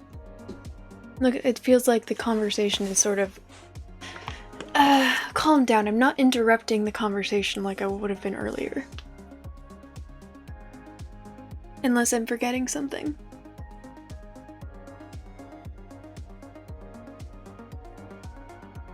Because I do know that I am not perfect and I frequently forget the chat.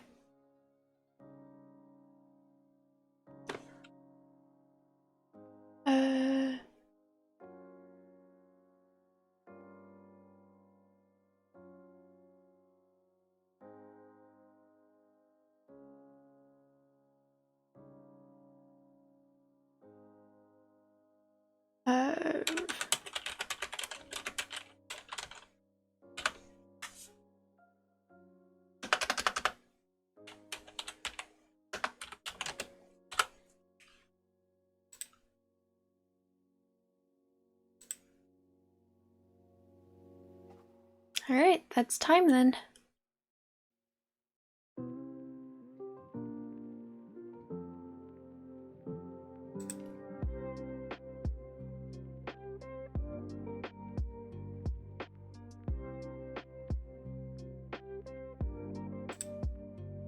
And if I stop soon enough, I can start book 2 of Magium, because we finally have enough achievements to get to book 2. The newest chapter of book 3, since it's still coming out, is supposed to drop sometime this month or maybe early May, and I'm so excited for it, because book 2 or book 3, the last chapter that came out, such a, like, oh my god, the game is, it's getting so good. They're finally getting answers about, like, lore of Varathia and the history of Eden, the chaotic evil dude, and we're finally starting to meet some of the goals of Barry, the main character, and the history. We're getting more history of Barry, the main character. And there's more, like, love interests that have been introduced. So far, my favorite is Layla. Not really a fan of Rose anymore. She was my favorite until book 2, and then she got kind of annoying. Which, unfortunately, if you go for Rose in book 1, and then she unless a certain thing happens. If Rose will lock you in. You have no other choice. She will cock block you from any other option, even though she says it's gonna be like a one-time thing. Then Barry is just like, no, I'll come back for you once the tournament's over. And you're like, no, that's not what I wanted. I wanted my Barry to be kind of a Chad. Anyways, that's my personal playthrough of what happened.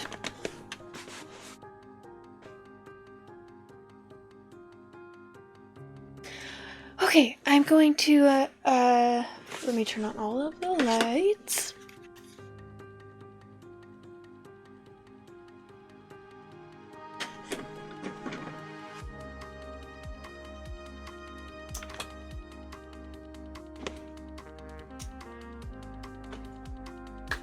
And then I'm gonna go turn off that light. So I'll be right back.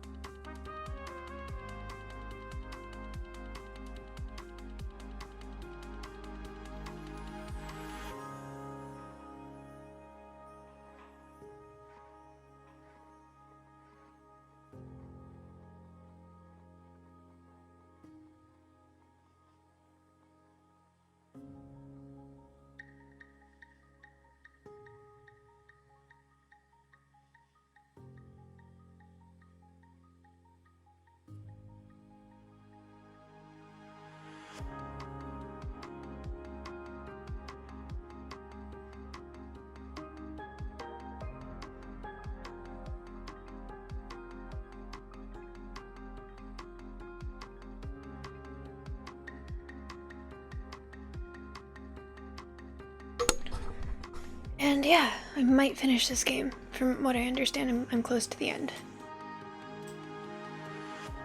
Turn off the music.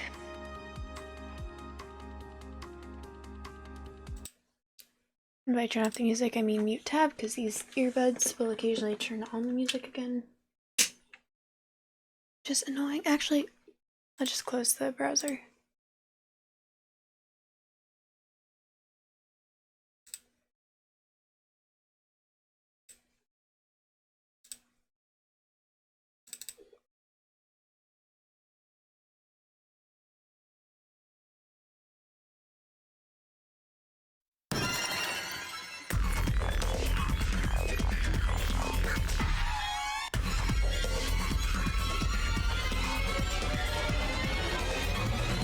Oh, marshmallow, yes, that probably would hurt.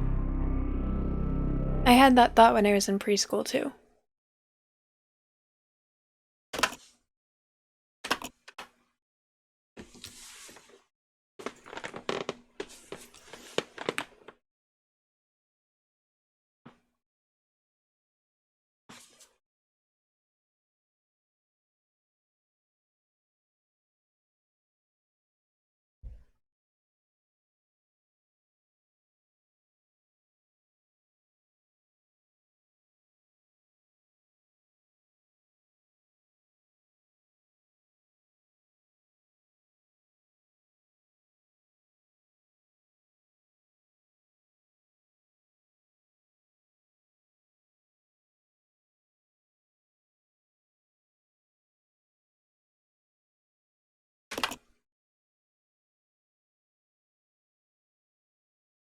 Resident Evil 0.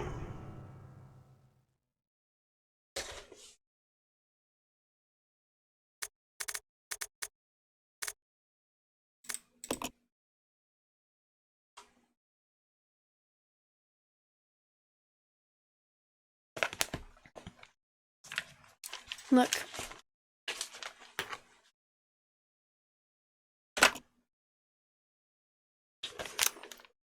I left the note for myself. Get grenade launcher. And grenades. One of the things I really don't like about this game is not having an item box. So this is gonna take a moment.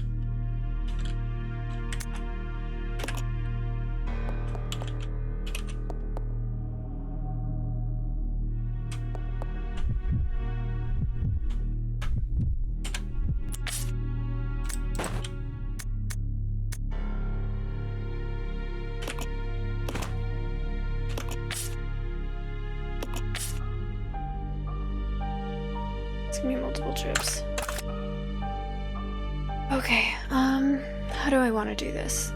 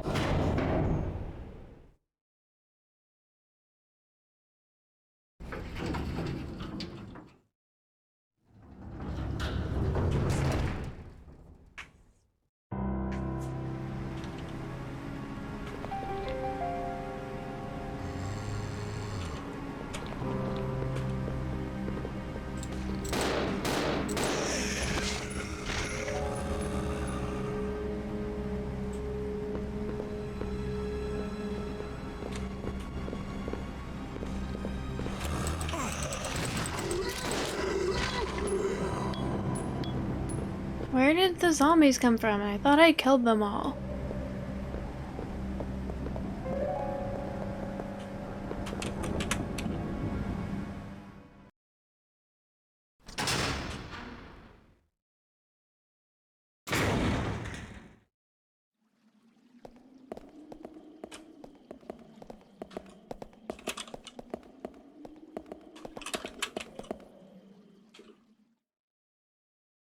Alright, have fun, Marshmang. Thank you for the lurk, and good luck. I hear that game is for masochists.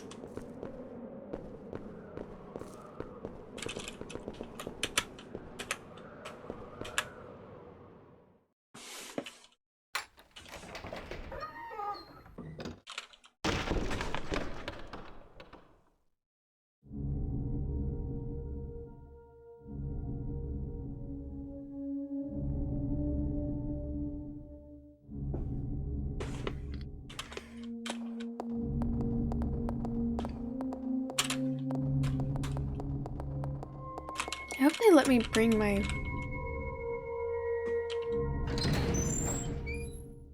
grenades onto the...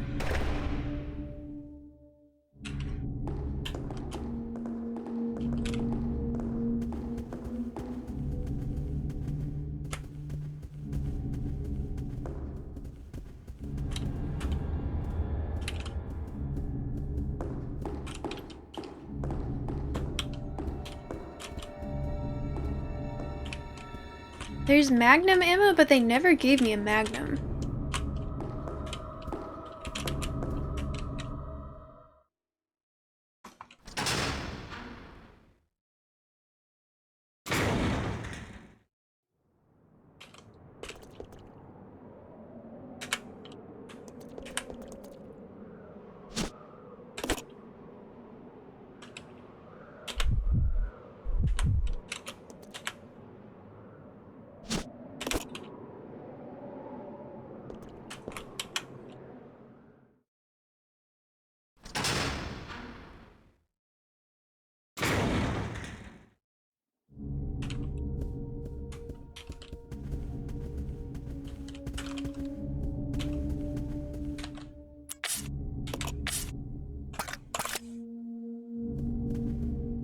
Suppose I should probably take it. Anyways, apparently the Magnum is very strong.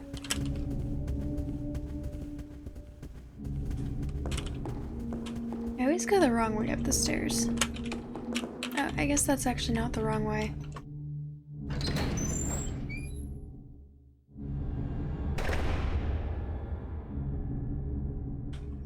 Urkamus, hello! Welcome in! How's it going?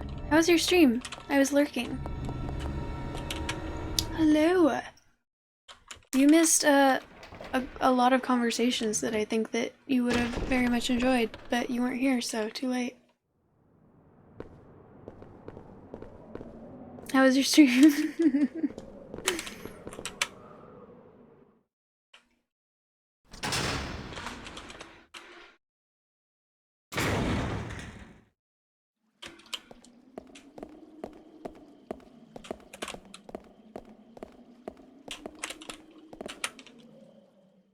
It's going good. I was supposed to start playing this like 2 hours ago, but the conversation was too good, and it felt kind of. It felt.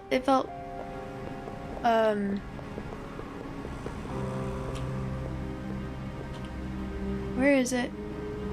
I hear you.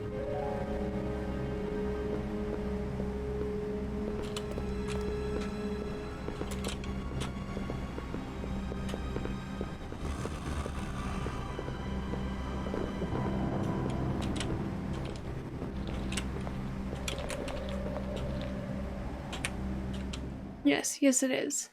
It was quite fun.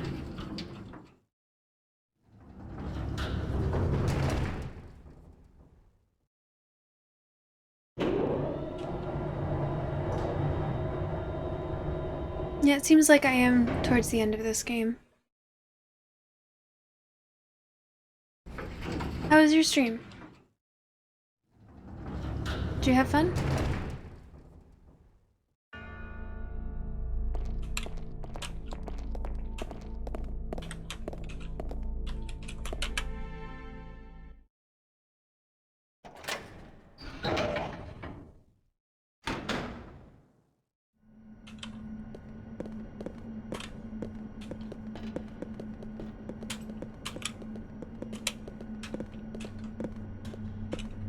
Okay. I'm worried that once I get on to the train, it's going to make me...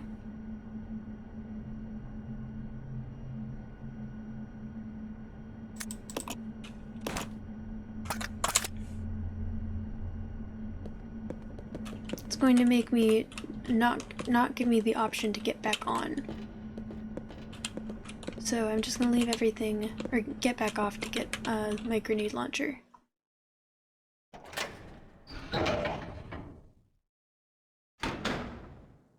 Cool. Are there good puzzles?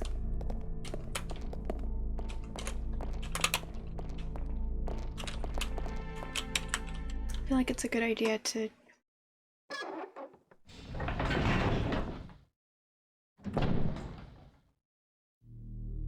Did I forget to make him drop his stuff? I did, didn't I? Come on.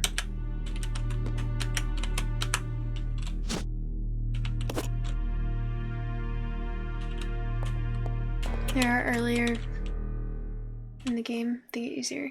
Oh. Normally it's the opposite. I enjoy difficult puzzles.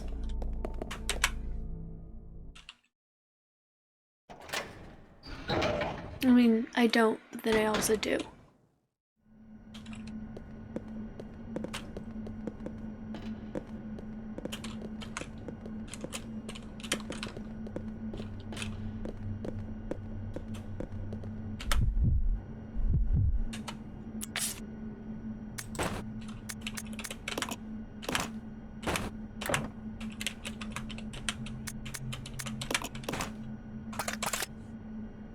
Once again, I still have not gotten the Magnum revolver. But I'm bringing the ammo with me, just in case.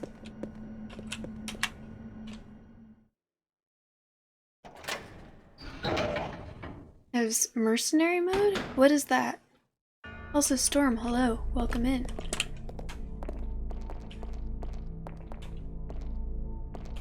I'm sure that I will enjoy it as long as there is a loot box.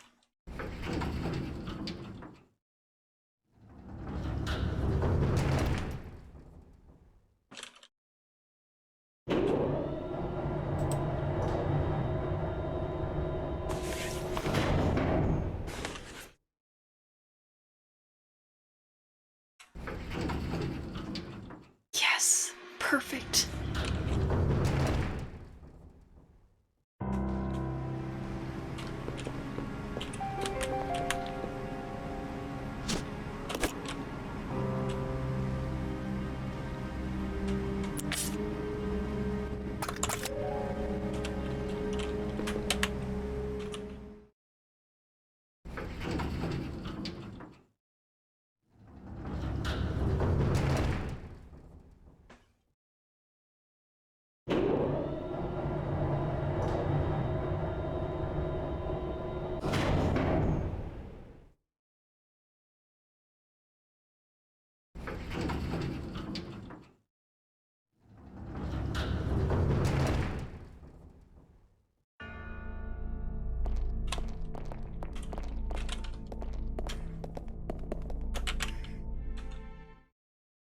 So hopefully all of that was worth it.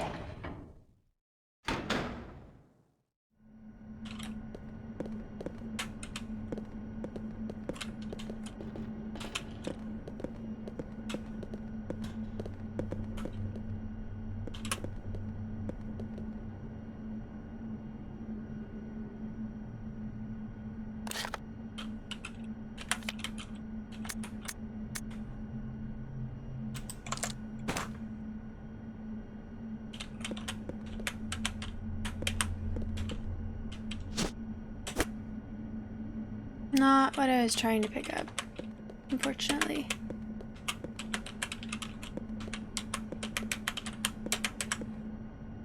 Damn, that's going for the Magnum again.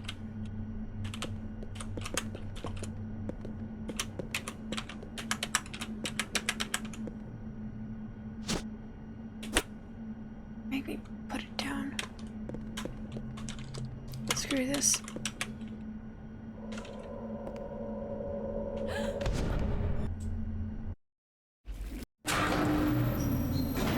Oh shit, I just skipped something, didn't I? Oh!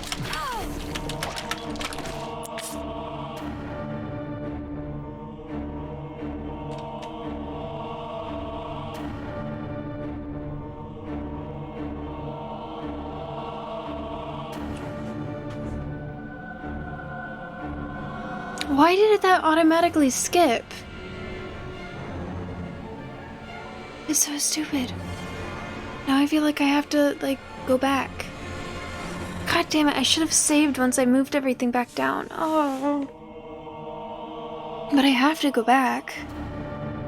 I don't want to miss any story.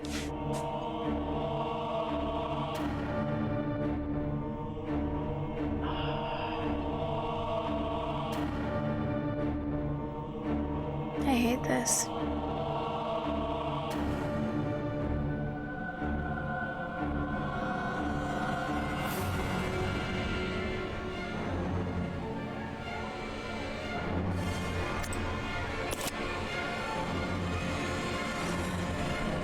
No, I don't want to miss anything.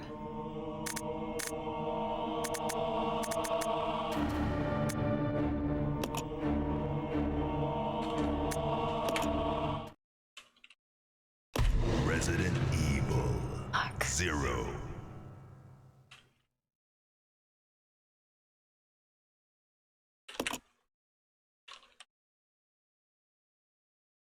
I am anger.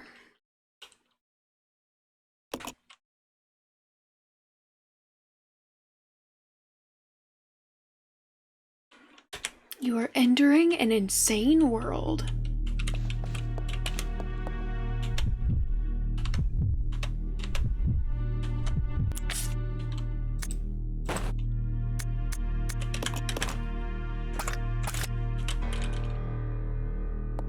This game has driven me mad on multiple occasions.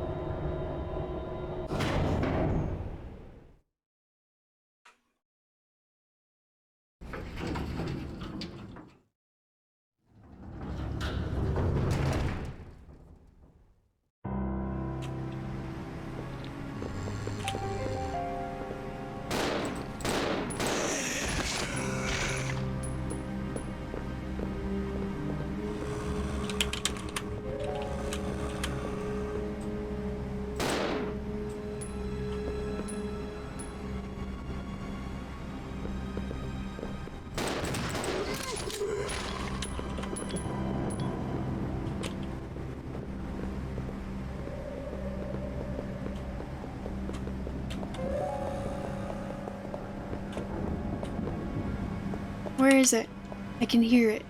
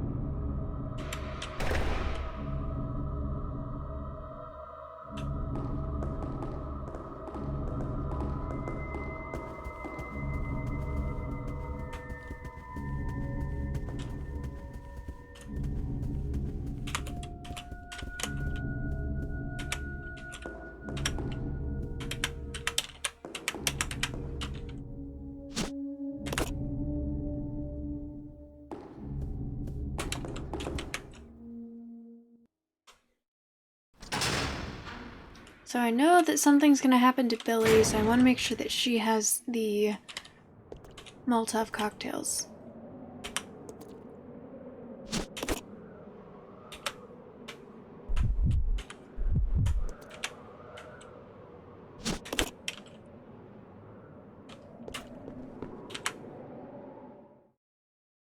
I don't know what I want to trade for the Molotov cocktails, though.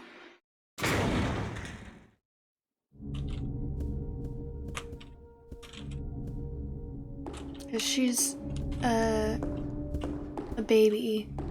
You know, I could probably leave a health item on the ground right there.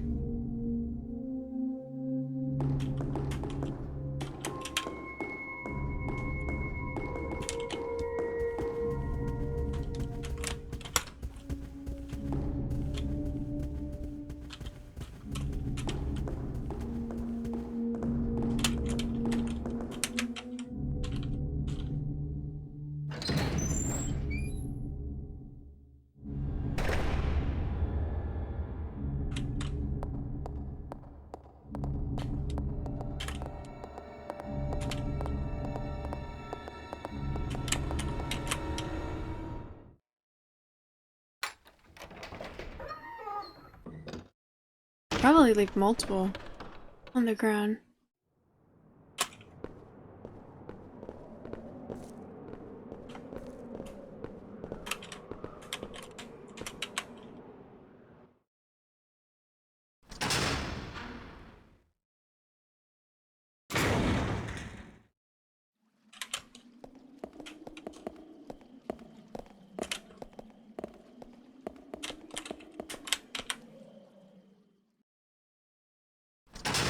History? Do you mean documents? Because I've already... Kev, hello, welcome in. How you doing?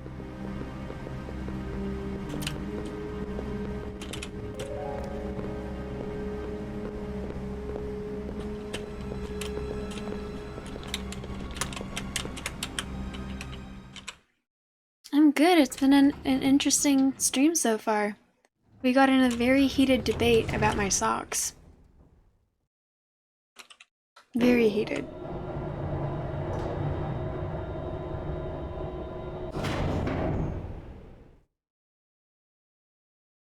Yes, so my parents got back from Ireland today, and my mom got me these really, really nice heavy-duty socks that are made out of wool and,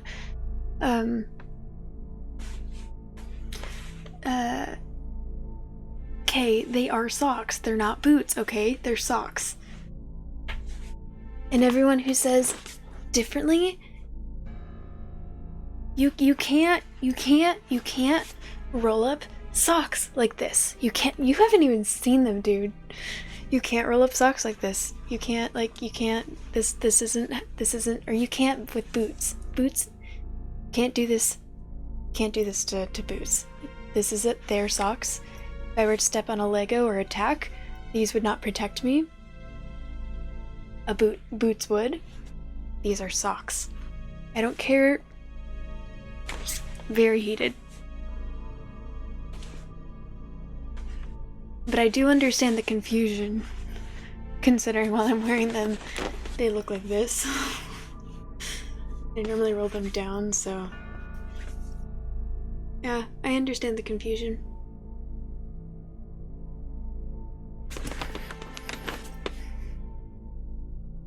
They are socks. And I know that you're just picking that side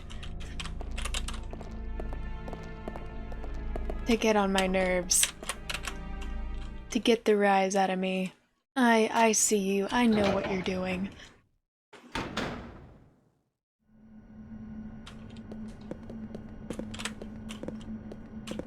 They are socks. Also, Urkamus, I would like you to meet the newest member of my community, Pornstar. I think you'll appreciate the name.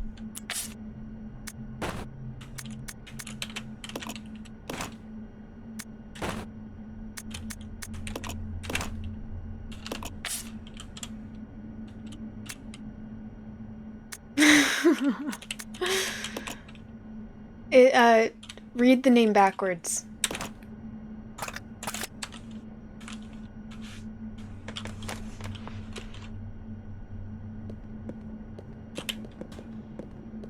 Yeah, I had the same reaction. We were talking about, how I went to a party in Hollywood Hills in an 8-story mansion. And I found out later that the guy who owned the house was actually like a big shot porn director.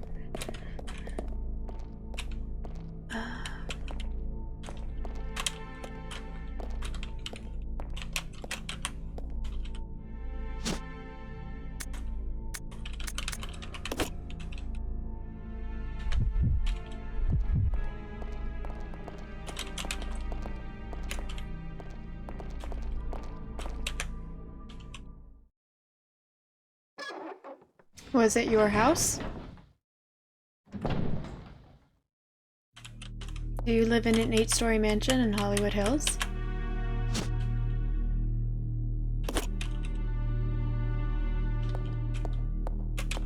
Have you met Johnny Depp?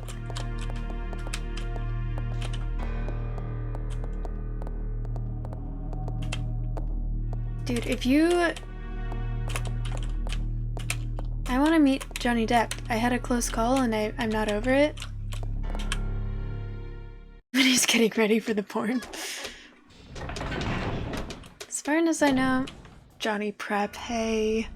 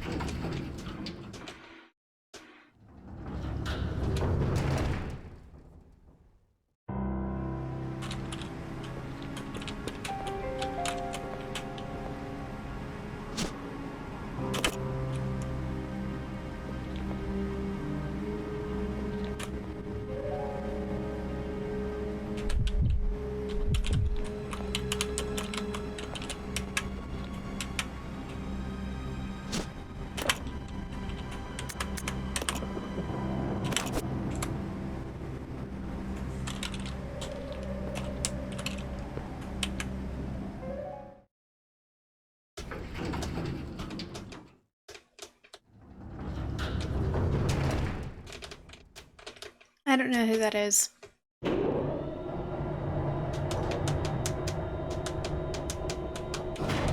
Goes for a walk on Johnny Step.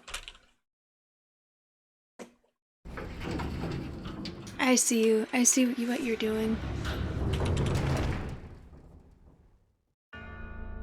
You think you're so clever, huh?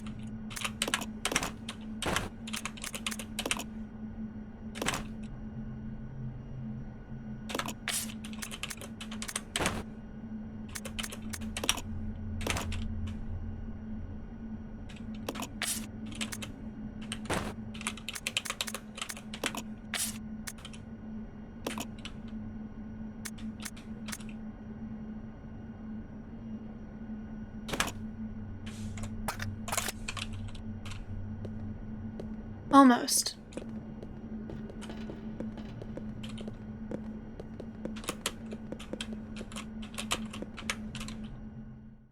Thank you, Storm. I would have forgotten again.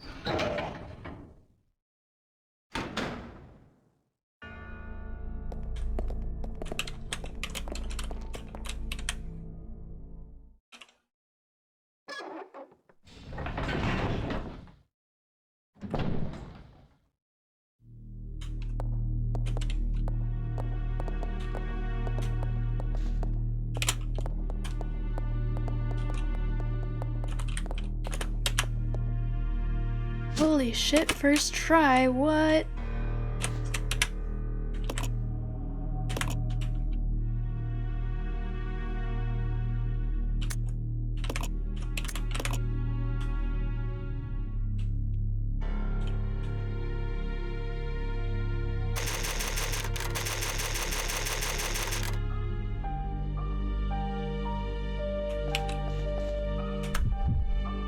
Oops.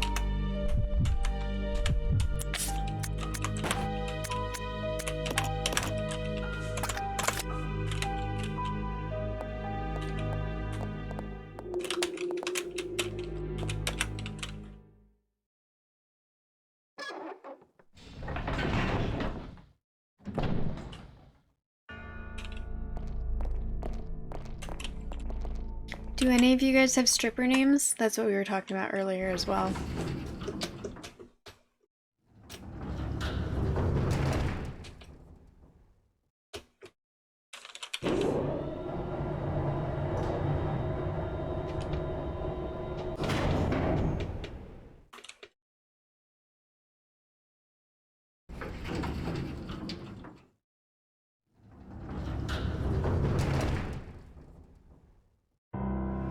Irky jerky, haha.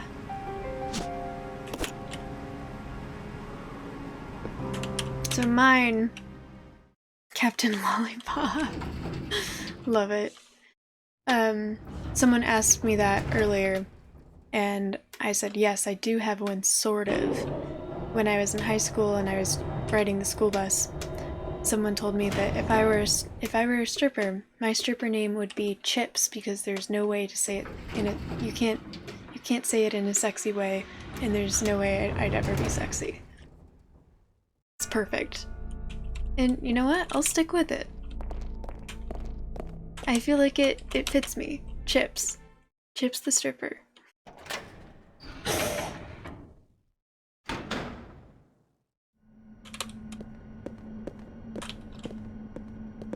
I can't remember the conversation, but I think the implication was I'm just extremely awkward as a human.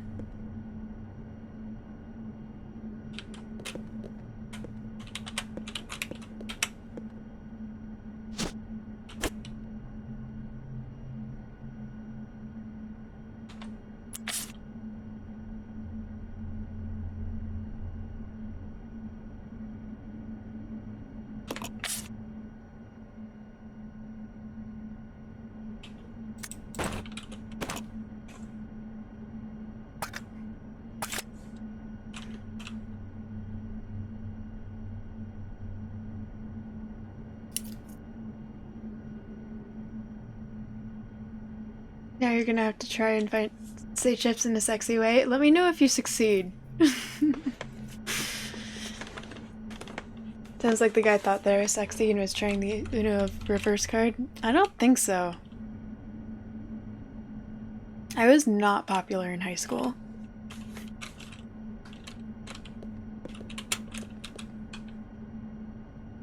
Okay, here we go.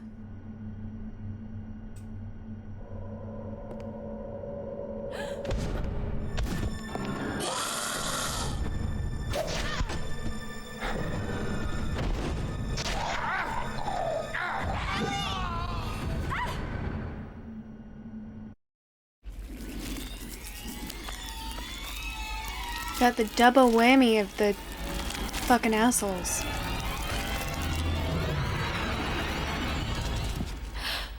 Dumbass.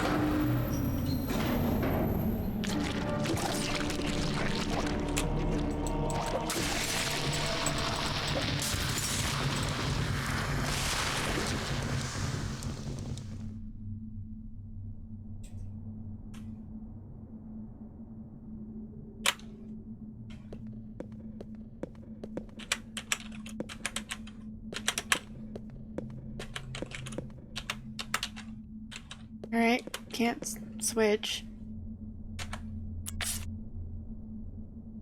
He's just gone. Great.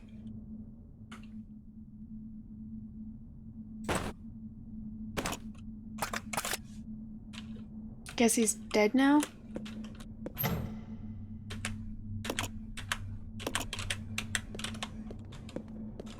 fix the power regulator?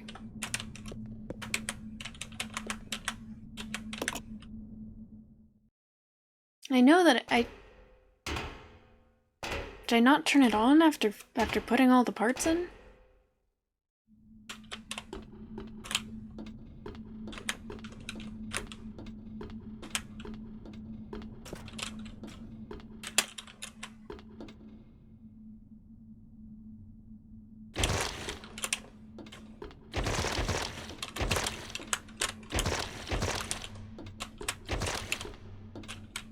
Why aren't they attacking me?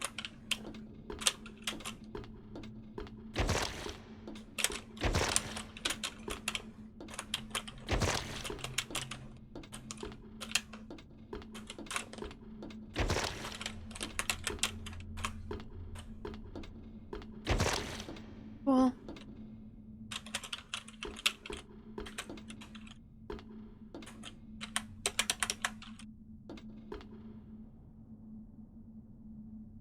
where the fuck? No, I fixed this before I saved yesterday.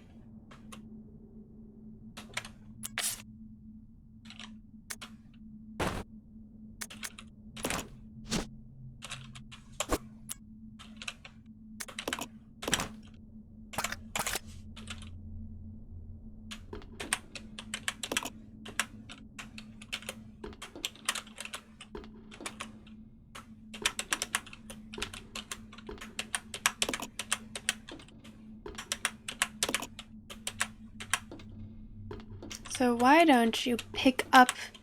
Damn it, no.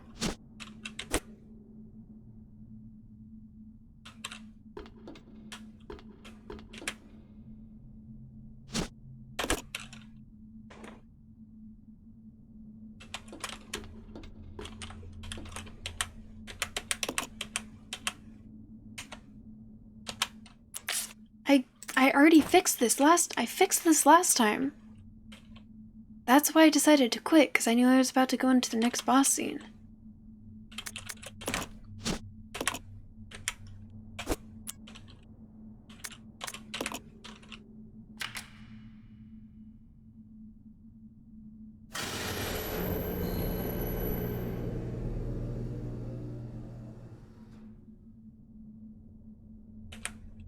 Cable car has been activated.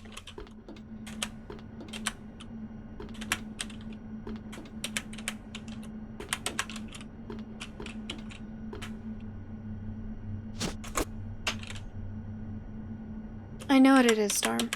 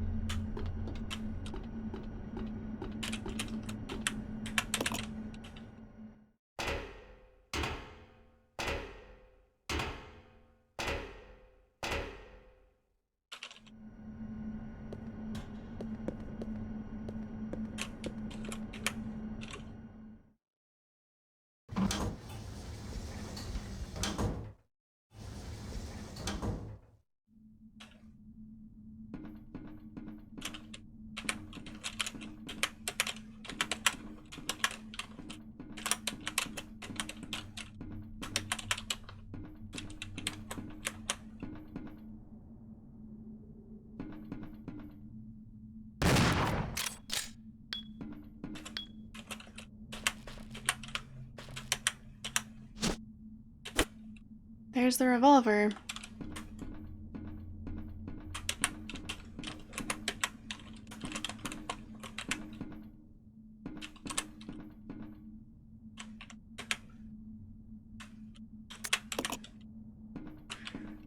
Okay. Gonna remove all of this crap inside.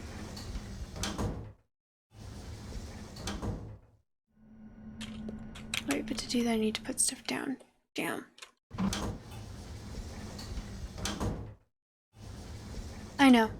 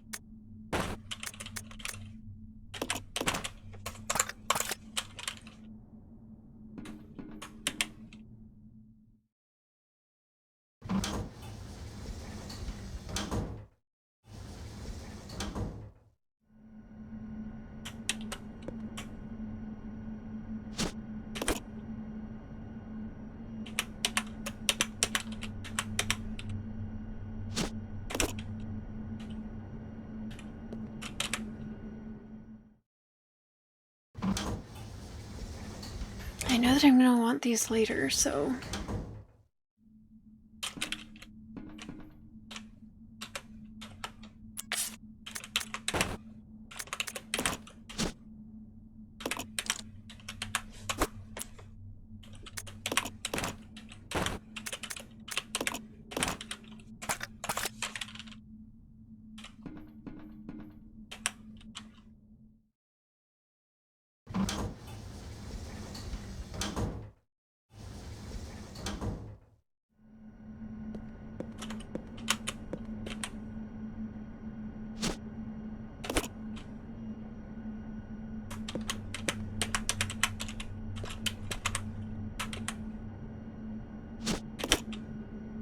I'm getting better at picking things up, at least.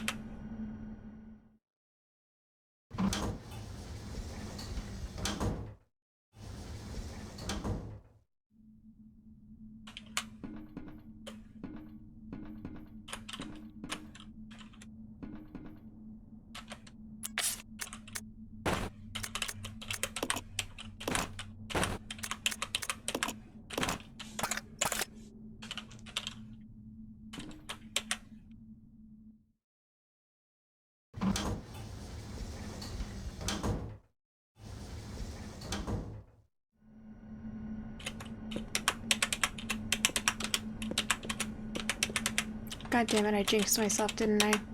Yes.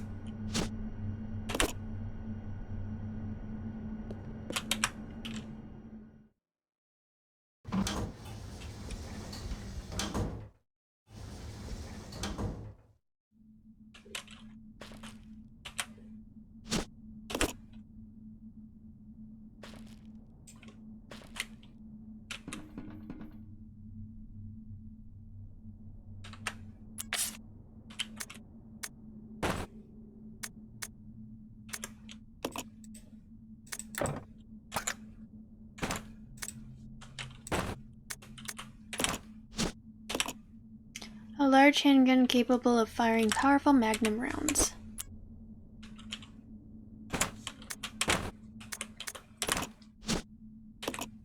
These Magnum rounds boast several times the stopping power of ordinary handgun bullets, which unfortunately... Yes, I know. Gonna lurk now, head to bed. You got this. Thank you very much. Feeling I'm gonna want it, so I'll carry that for now.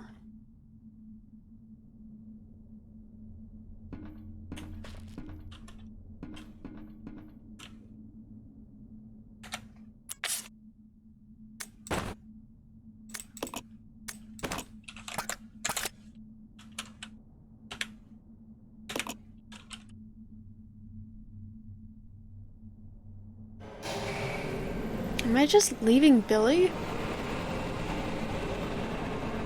Oh shit, he fell off.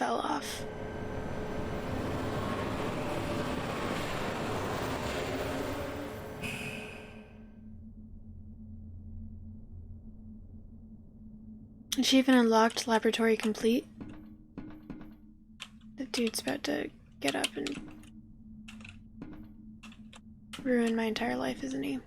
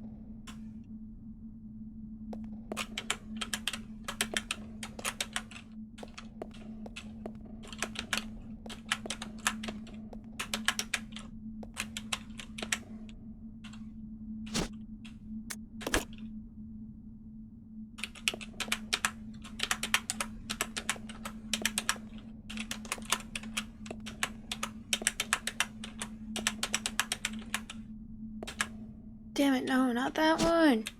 I need to acknowledge it, or it won't show up on the map.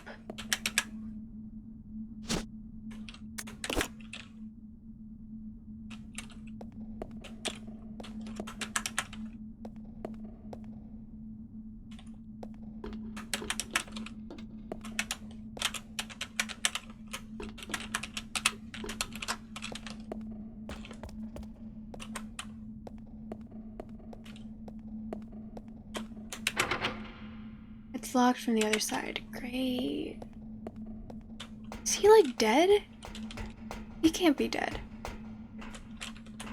He took the grenade launcher with him.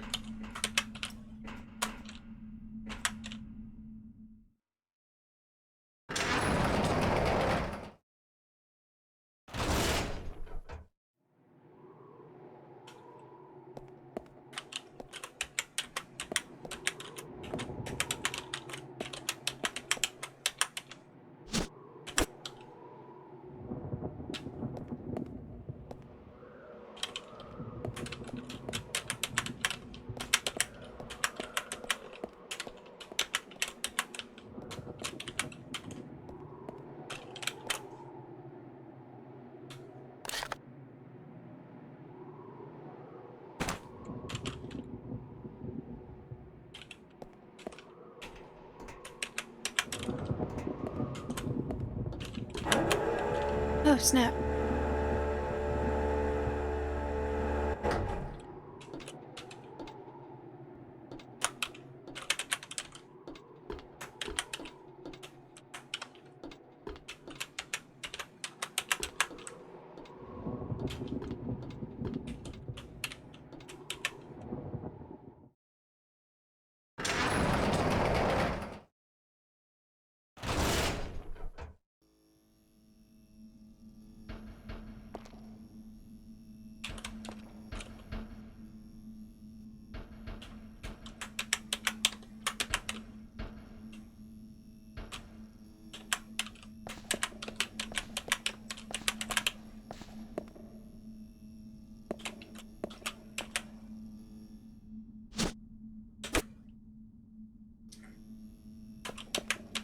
Something's is being displayed.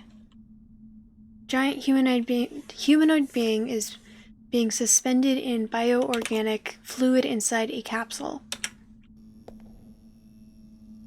Tyrant. Holy shit, shit.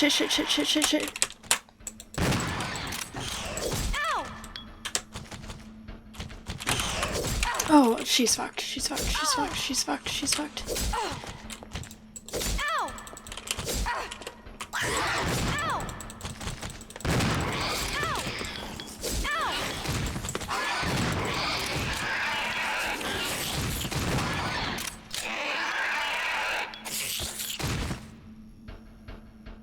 Honestly, she survived longer than I thought she would.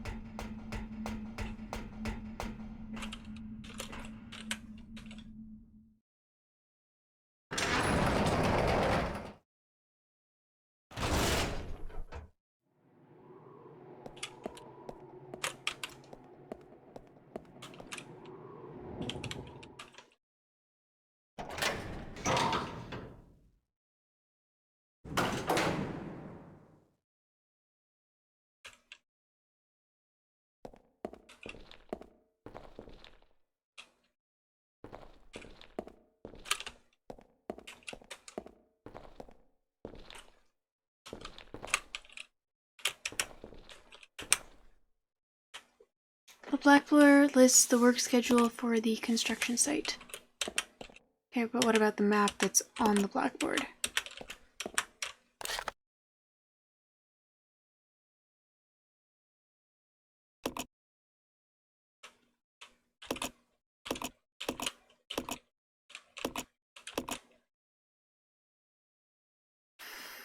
Okay.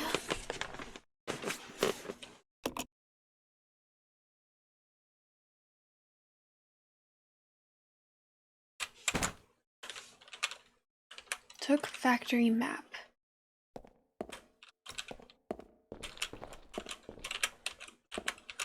It's tightly sealed.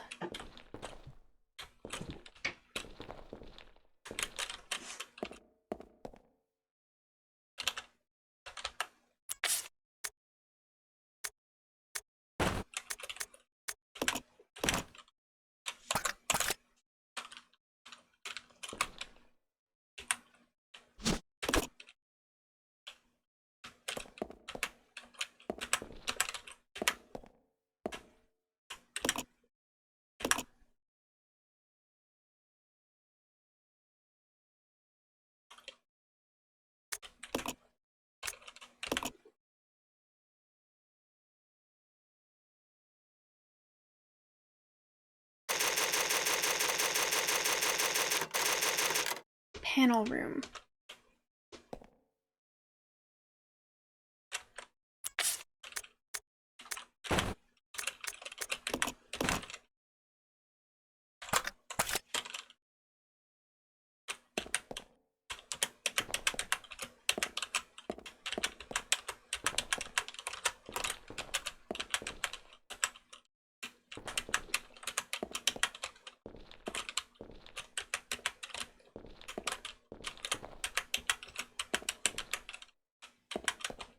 Come on, pick up, God damn it.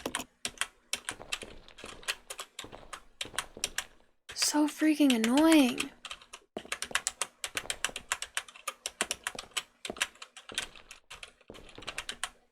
Thank you.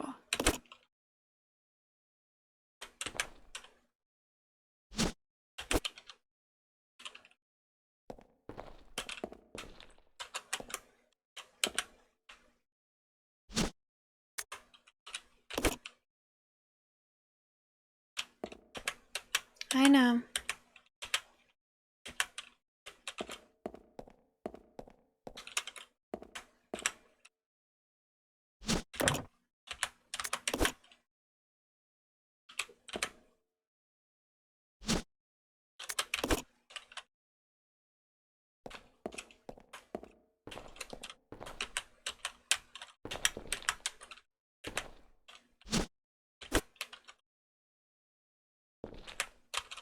It's a control panel. There's a keyhole.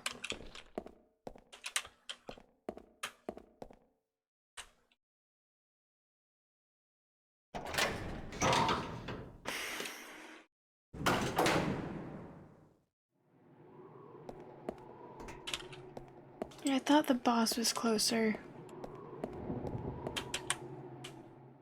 It's not, so I'll go put Magium back down.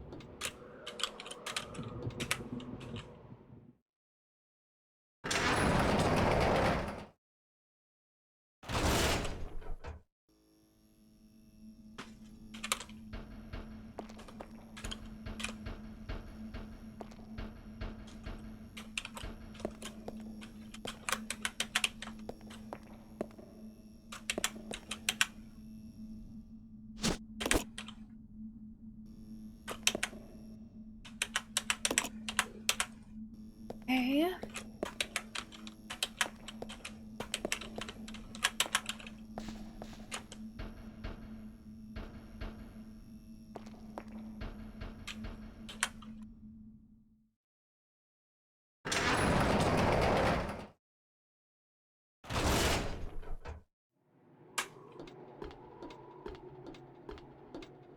Hydrate, bitch! Thank you for the hydrate.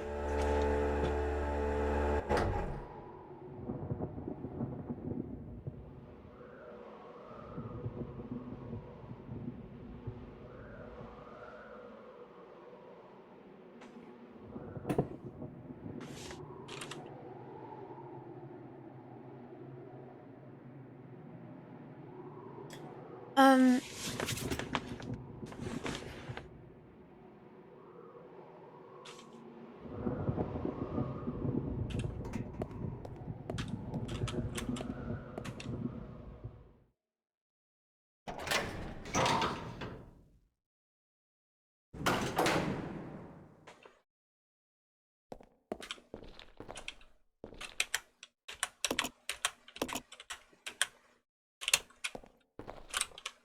right. Cabinet door is open. There's nothing left inside the cabinet.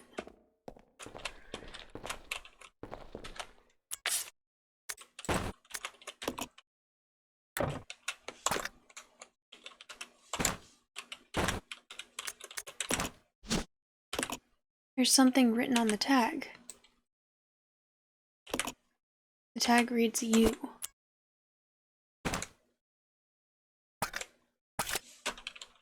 Up key. Oops.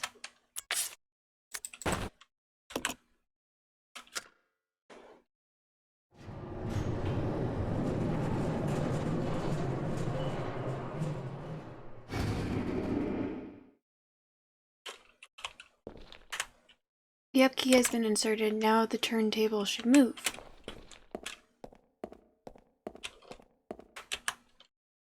Where is Billy?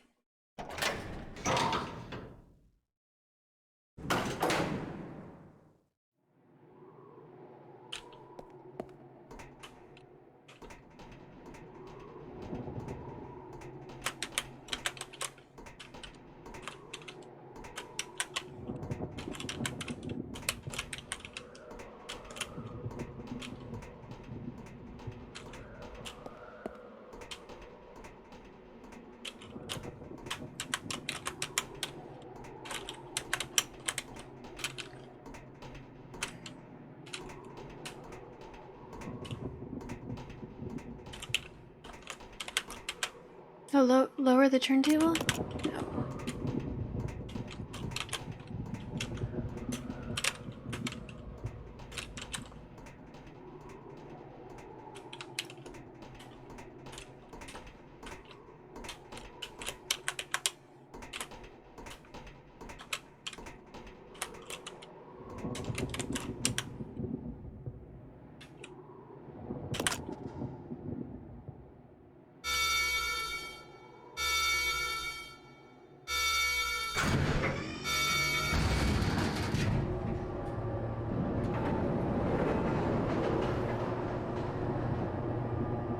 I'm about to get fucked.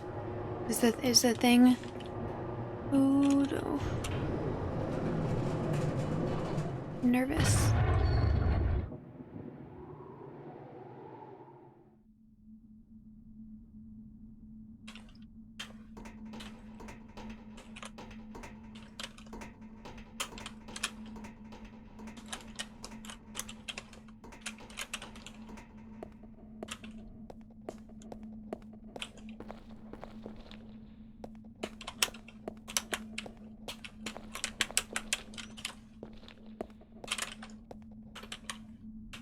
It's not working right now. Cool.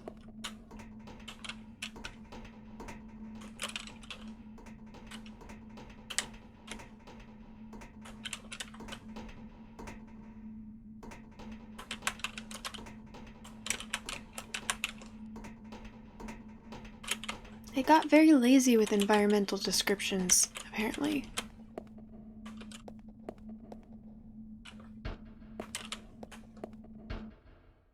no, oh no, oh no.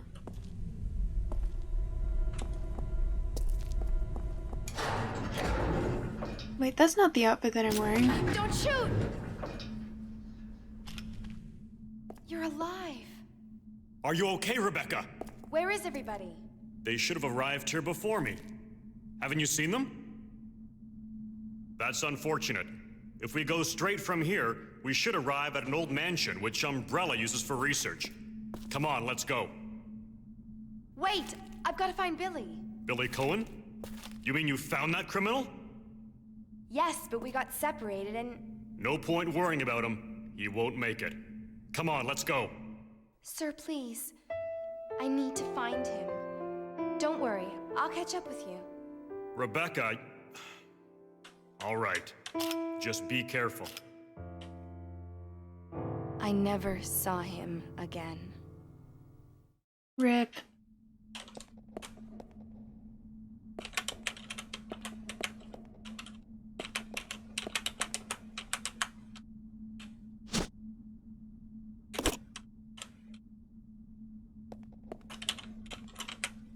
We've already searched the area.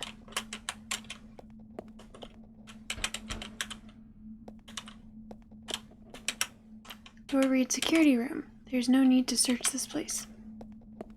Then why is there a door there?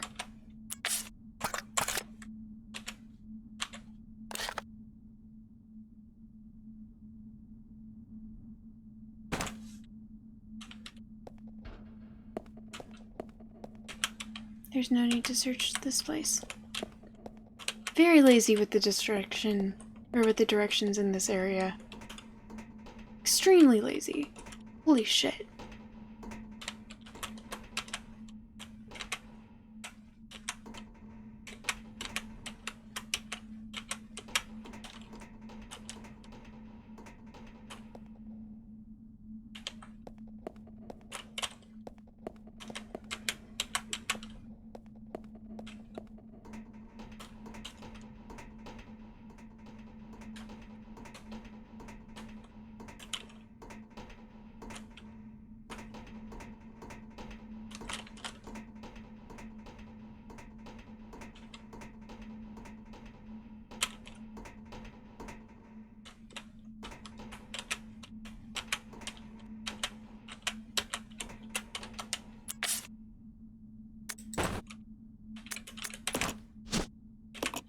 The key necessary to get the elevator running again.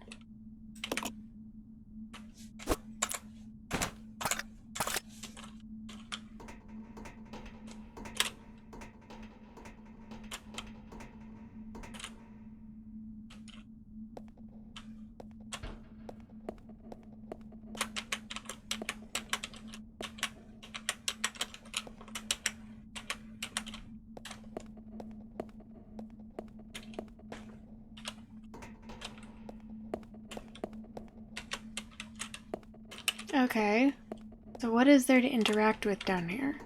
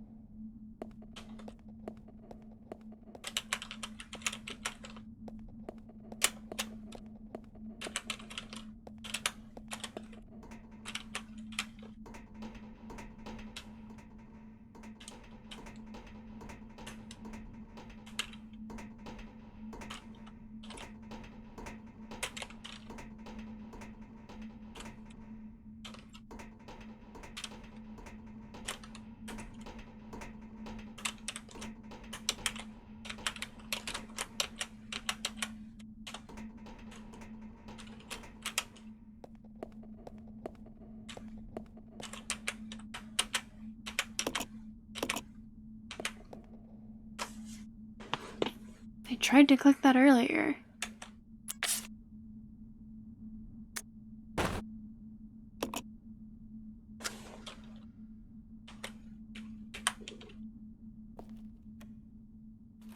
Great.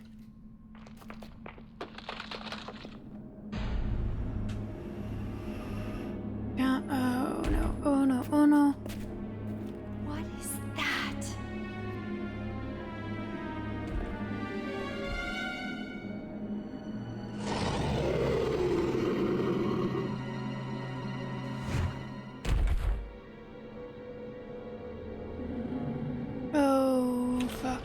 fuck, oh fuck, oh fuck, oh fuck. Billy, where are you?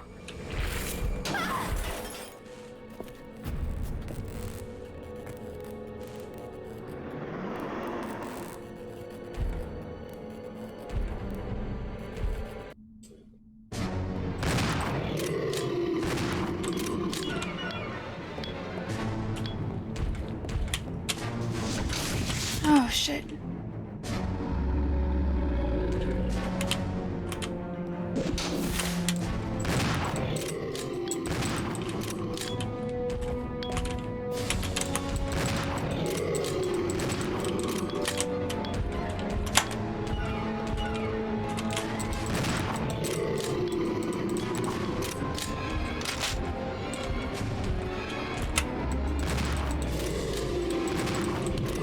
Achievement unlocked.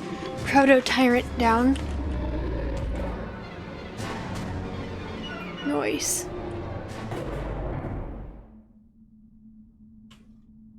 Achievement unlocked. Factory complete. That was fast.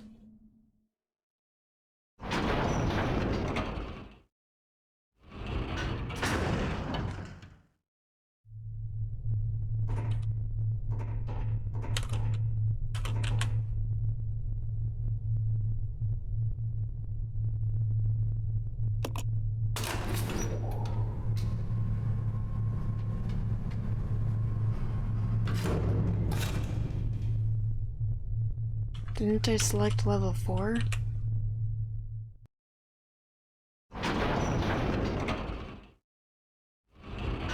No, I got the achievement factory complete.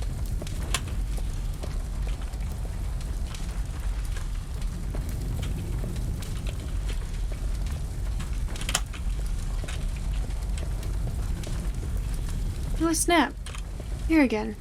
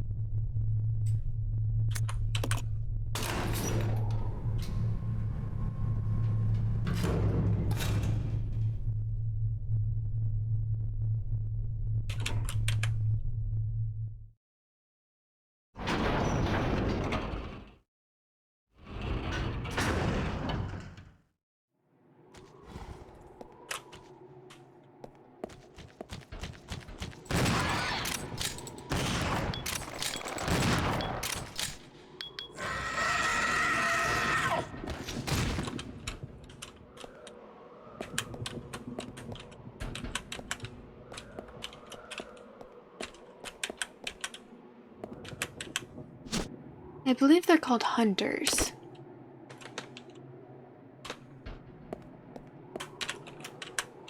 But they are mixed with amphibian.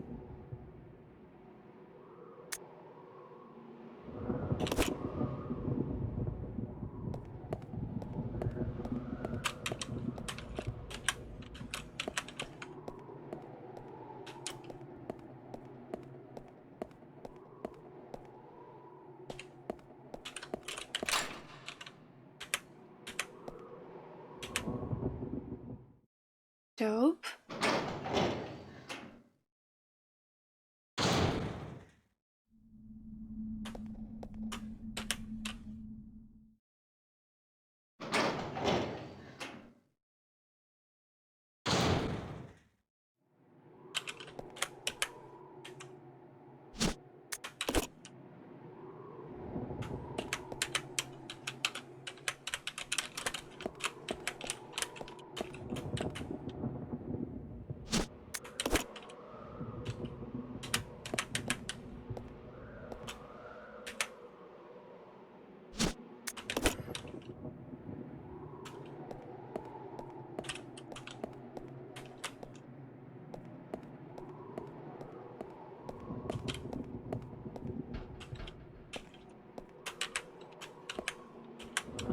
The cardboard boxes are full of discarded materials. There's nothing particularly useful inside.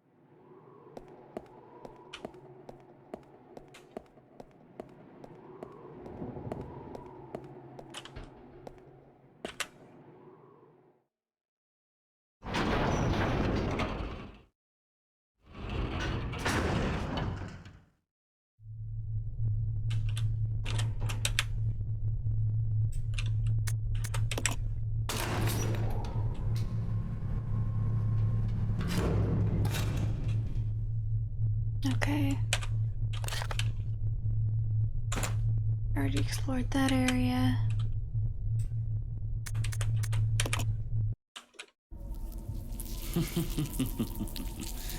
Playtime is over. You and your friends no longer amuse me. Good riddance. Now nothing will stop me from getting my revenge. What the fuck?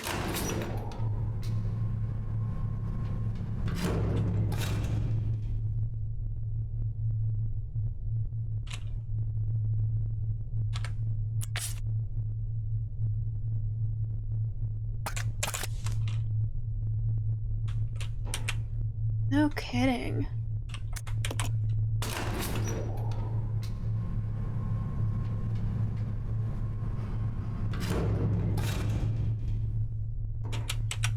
You no longer amuse me, he says while laughing.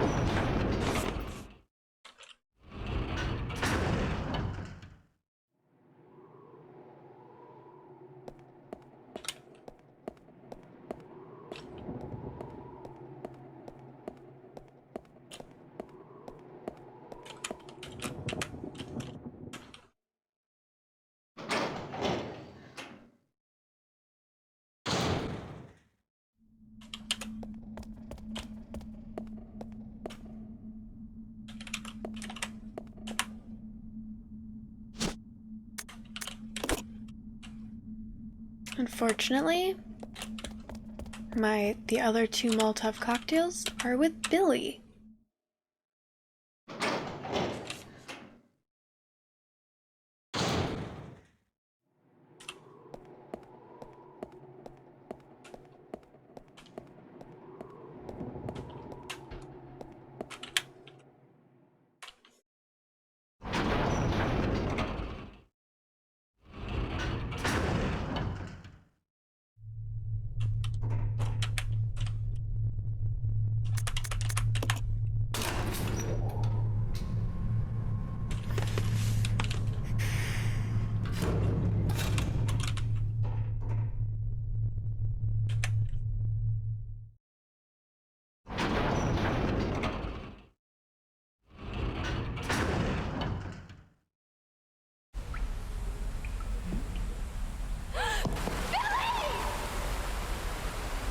Hey, he's alive!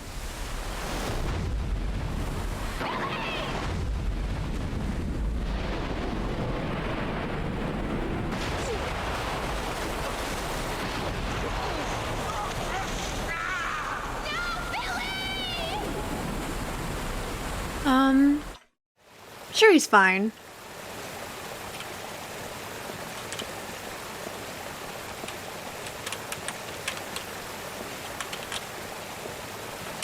Pretty sure whatever was in the water would have, like, taken a bite. A real good munch. Did he still have his sunglasses?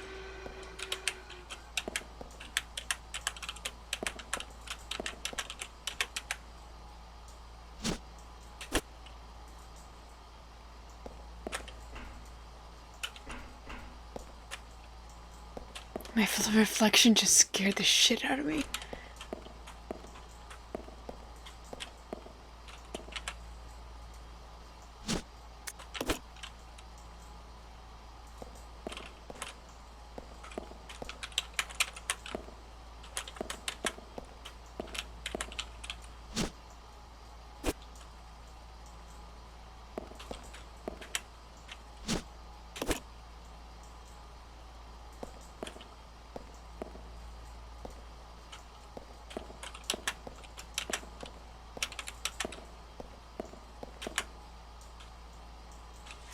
Dam area power supply panel. Designate a point to receive power. Power can be supplied to any location up to 2 points away. Change points? Not yet.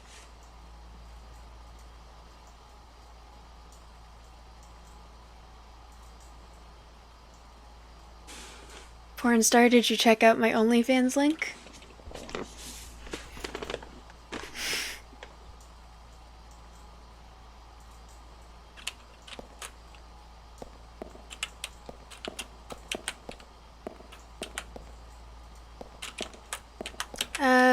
Little Nightmares.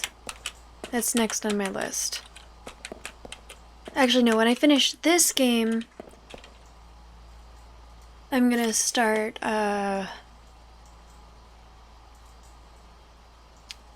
Resident Evil 2, but...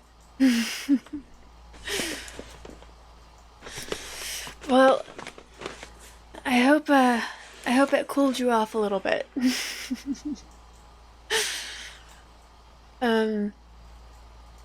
So I normally play 2 games at a time, so I'm about to start Little Nightmares 2, and once I finish this, I'll go to Resident Evil 2. I know, I've played Resident Evil 1 already. This is Resident Evil 0. When I finish this, I'm going to play Resident Evil 2.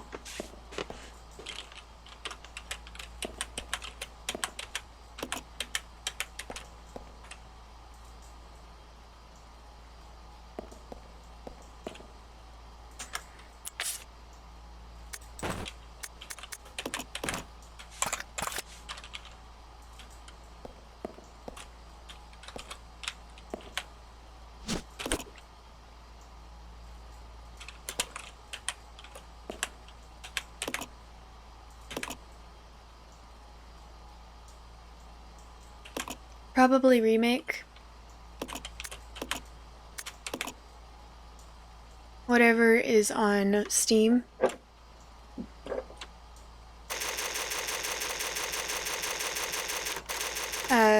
Necrotic bought it for me as a gift.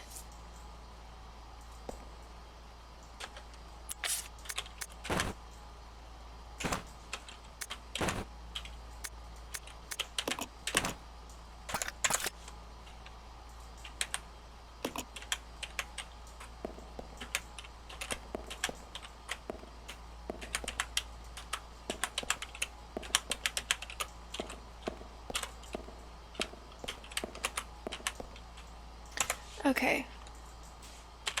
I think I've had enough of this for today.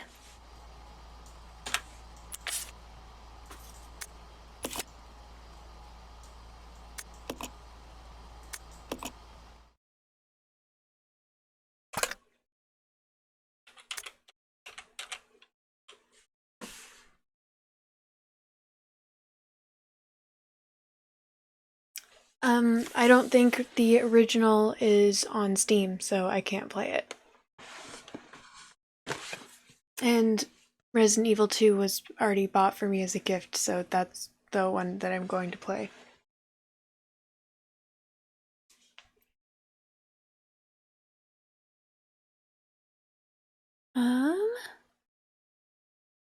Okay, let me go turn on my light.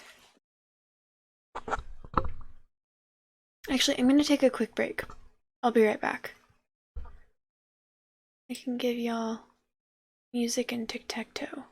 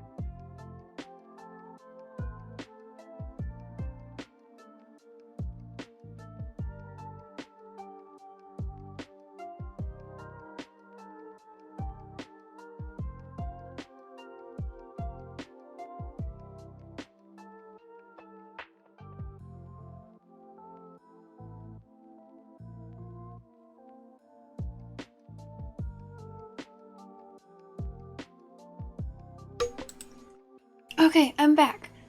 Did y'all miss me? Okay, so that was fun. I'm glad I'm making progress. I think I need to play that one in short increments. Very frustrating. Missed you mean you missed the socks? Because you're spelling it wrong. Pornstar, you haven't been here for this. People say that they like the sound of my voice, so I started reading out loud from a, well, I'll explain it in a second. Most people just sort of falling asleep, but it is choose your own adventure, so there are choices that can be made. Okay, I'll explain it. So for the people, that's what I'm gonna try and read for a little bit. We'll be starting book 2. For the people who've been here before, I'm going to act as if I like to record it separately, so I'm going to act as if I'm starting the stream over and greet you guys all over again. So yeah, if people want to stick around for this, that would be really cool. I'd appreciate it, but I totally understand. I know that this isn't everyone's cup of tea, so I understand if people leave or just fall asleep or whatever. Thank you so much for being here. As soon as I start just thinking about reading out loud, I suddenly feel like I have crazy dry mouth.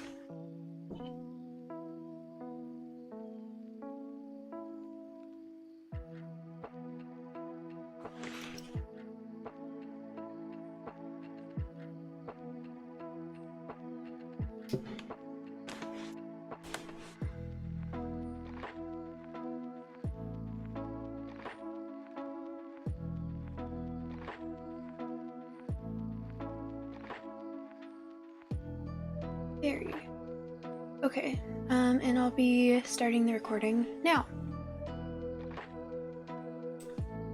Hi everyone, I'm Lady Teddy. I'm going to be reading out loud to you guys from Magium, which is a text-based choose your own adventure story game app that is free on both Android and iOS, and I highly recommend it. I have a lot of respect for the author, so I always try and promote him. It is still coming out. I'm really excited because the next chapter of book 3 is supposed to be coming out sometime this month, and they left off in a really, really cool place. But anyways, the way this works is we're going to be starting book 2 finally, because we finally got enough achievements to unlock book 2. It is a good, smart, fairy playthrough, so if it's a good, smart choice, I'm going to make it for you guys. But if it's just sort of a random choice, I will give you guys the option of participating and helping me make decisions. If people don't want to, there's absolutely no pressure. I'll normally give you guys about a minute, and if no one says anything, then I'll just move on. I know a lot of people just like falling asleep or listening, and that is totally okay. If anyone, I know that it's also in the middle of the story, so if there's anyone who has any questions, feel free to ask. And I lost my train of thought. I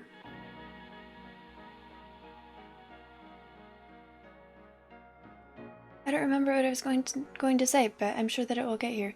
I am just finishing up a stream, so I'm a little spacey. We'll see how this goes.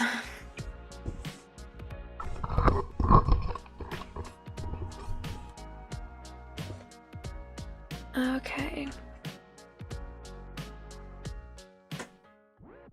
And I've turned off all sound alert stuff so that it doesn't disturb people. So I would not recommend wasting points or bits on that.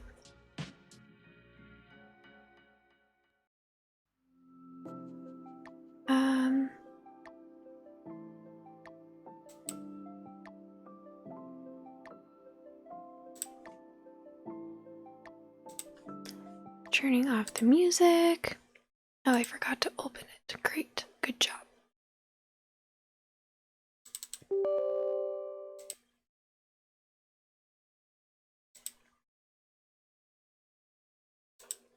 Got everything else set up, but forgot to open the game. Are you asking if I read manga in my own time? I read comics on like webtoons and sometimes other apps, but mostly webtoons. I haven't really been keeping up with most of my webtoons though. Can be kind of demanding sometimes. Why are you not opening?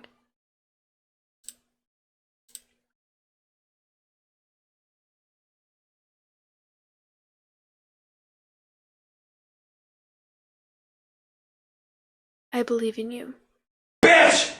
You I are love a you! strong, independent, mobile emulator. I believe in you. Open the damn game.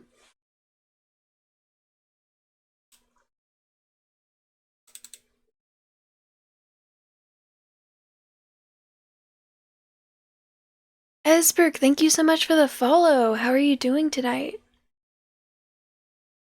I have not watched Death Note.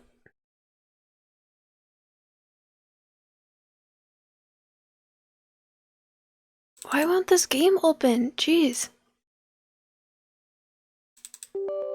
Frustrating.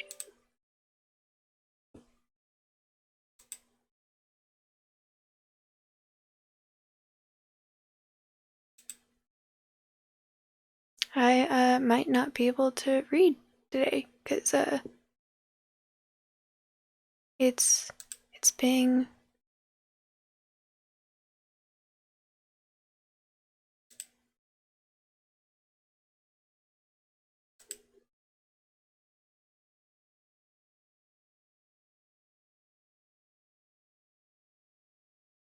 There we go. Good job. I'm so proud of you. Cool.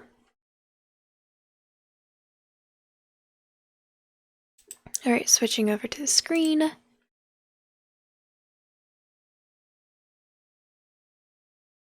And it looks like you guys are able to see it now. Cool, cool, cool.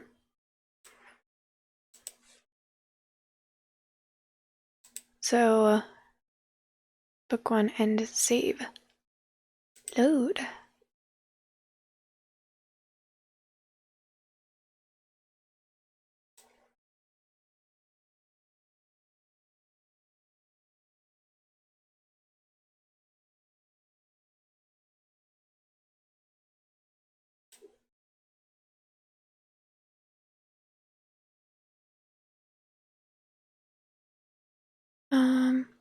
Okay. I do eat acai. I very much enjoy acai. There's this place by my house that has an amazing acai. They sell it in I think it's a 48 ounce. Like they have the largest size is a 48 ounce and it's like this big. And I mean, for that amount, it's expensive, but for that amount of acai and like fresh fruit, fresh fruit, like honey, it's so good. It's like $12, and that is kind of expensive, but for that much, that's like two or three meals, depending on how hungry you are. Sometimes I manage to eat in one sitting, but so good. Yeah, I love acai. I bet in Brazil it's really good.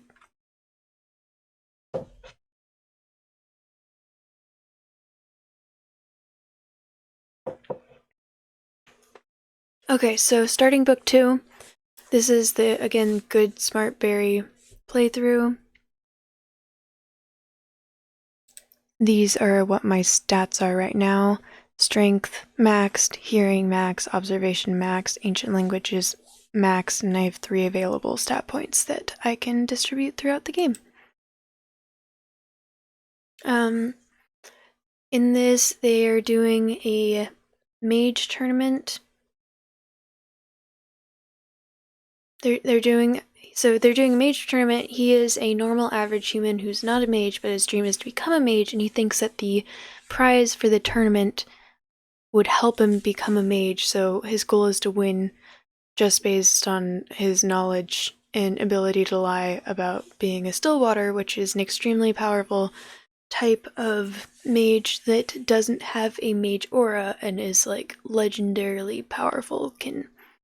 A famous story is one of them made an entire city just vanish from existence, people, buildings, everything included, with a snap of his fingers.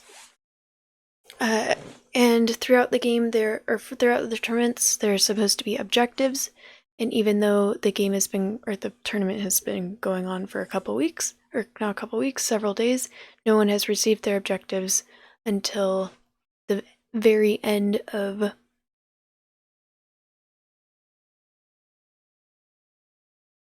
book 1, where a big head announcement.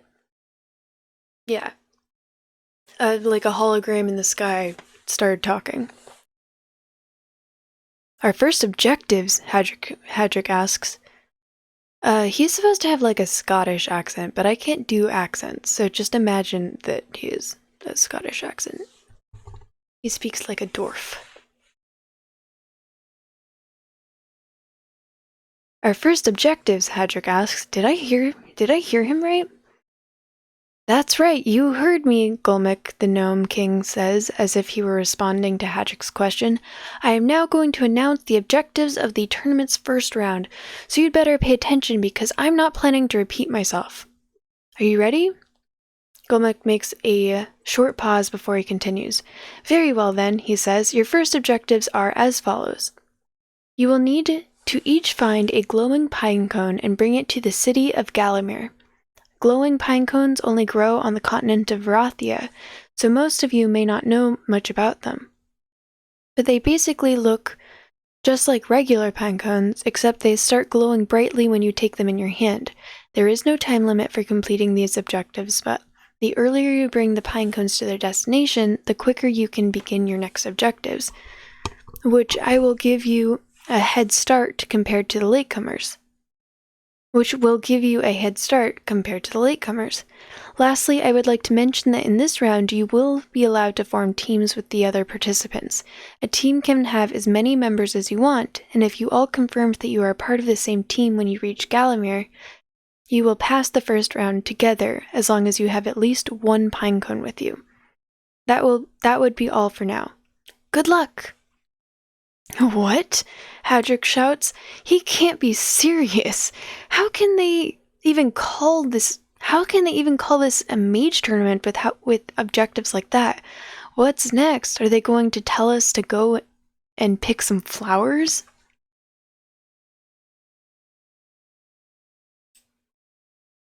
Hadrick, Darren says with a very dark look on his face. I honestly could not give less of a damn about the tournament's objectives right now. Oh, I almost forgot something very important, Gulmik says. Darren, the healer in armor, and all the members of his group are to present themselves at the gate of the royal castle of Thilius in exactly 5 hours. This includes the dwarf, the artificial mage, and the Lasathi. Failure to do so will result in their disqualification from the tournament. The little girl that travels with them may also join them if she wishes, but she is not required to.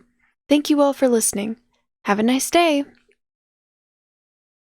The gnome then presses the button and the transmission gets interrupted, with the holographic screens in the air starting to disappear slowly one by one. Wait, how did you know that Barry was a Lasathi? Hadrick says. Didn't Barry himself only find out about this recently? Storm, thank you. That's why I do this. I'm glad that you like my voice. The fact that the King of Thilius knew both about Barry and Kate's true identities strongly suggests that he's been keeping an eye on us for a while, Luna says. He must... The fact that the King of Thilius knew both about Barry and Kate's true identities, strongly suggest that he's been keeping an eye on us for a while, Luna says. He must have spies that inform him of everything that goes on in his kingdom. I wouldn't be too surprised if he knew about my existence as well. Oh, crap, Hadrick says. If that's the case, then maybe he also knows about me being a giant. Maybe they're calling me to the castle to kick me out of the tournament. They're summoning us because of what happened with the noble yesterday, Darren says. They even have bounties on our head. We shouldn't be too surprised that they'd want to interrogate us. Come on, let's head towards Rose's house. Going to the hospital now is out of the question without Rose to guide us, and it would be prudent to get our backpacks before we head towards the castle. Darren pauses. One of us will have to go deliver the news of Rose's death to her siblings when we get there. He says, volunteer to deliver the news to the kids, stay silent. So good Barry would volunteer. Achievement unlocked, bearer of bad news. I'll do it, I say. I'll try to break it to them as gently as possible.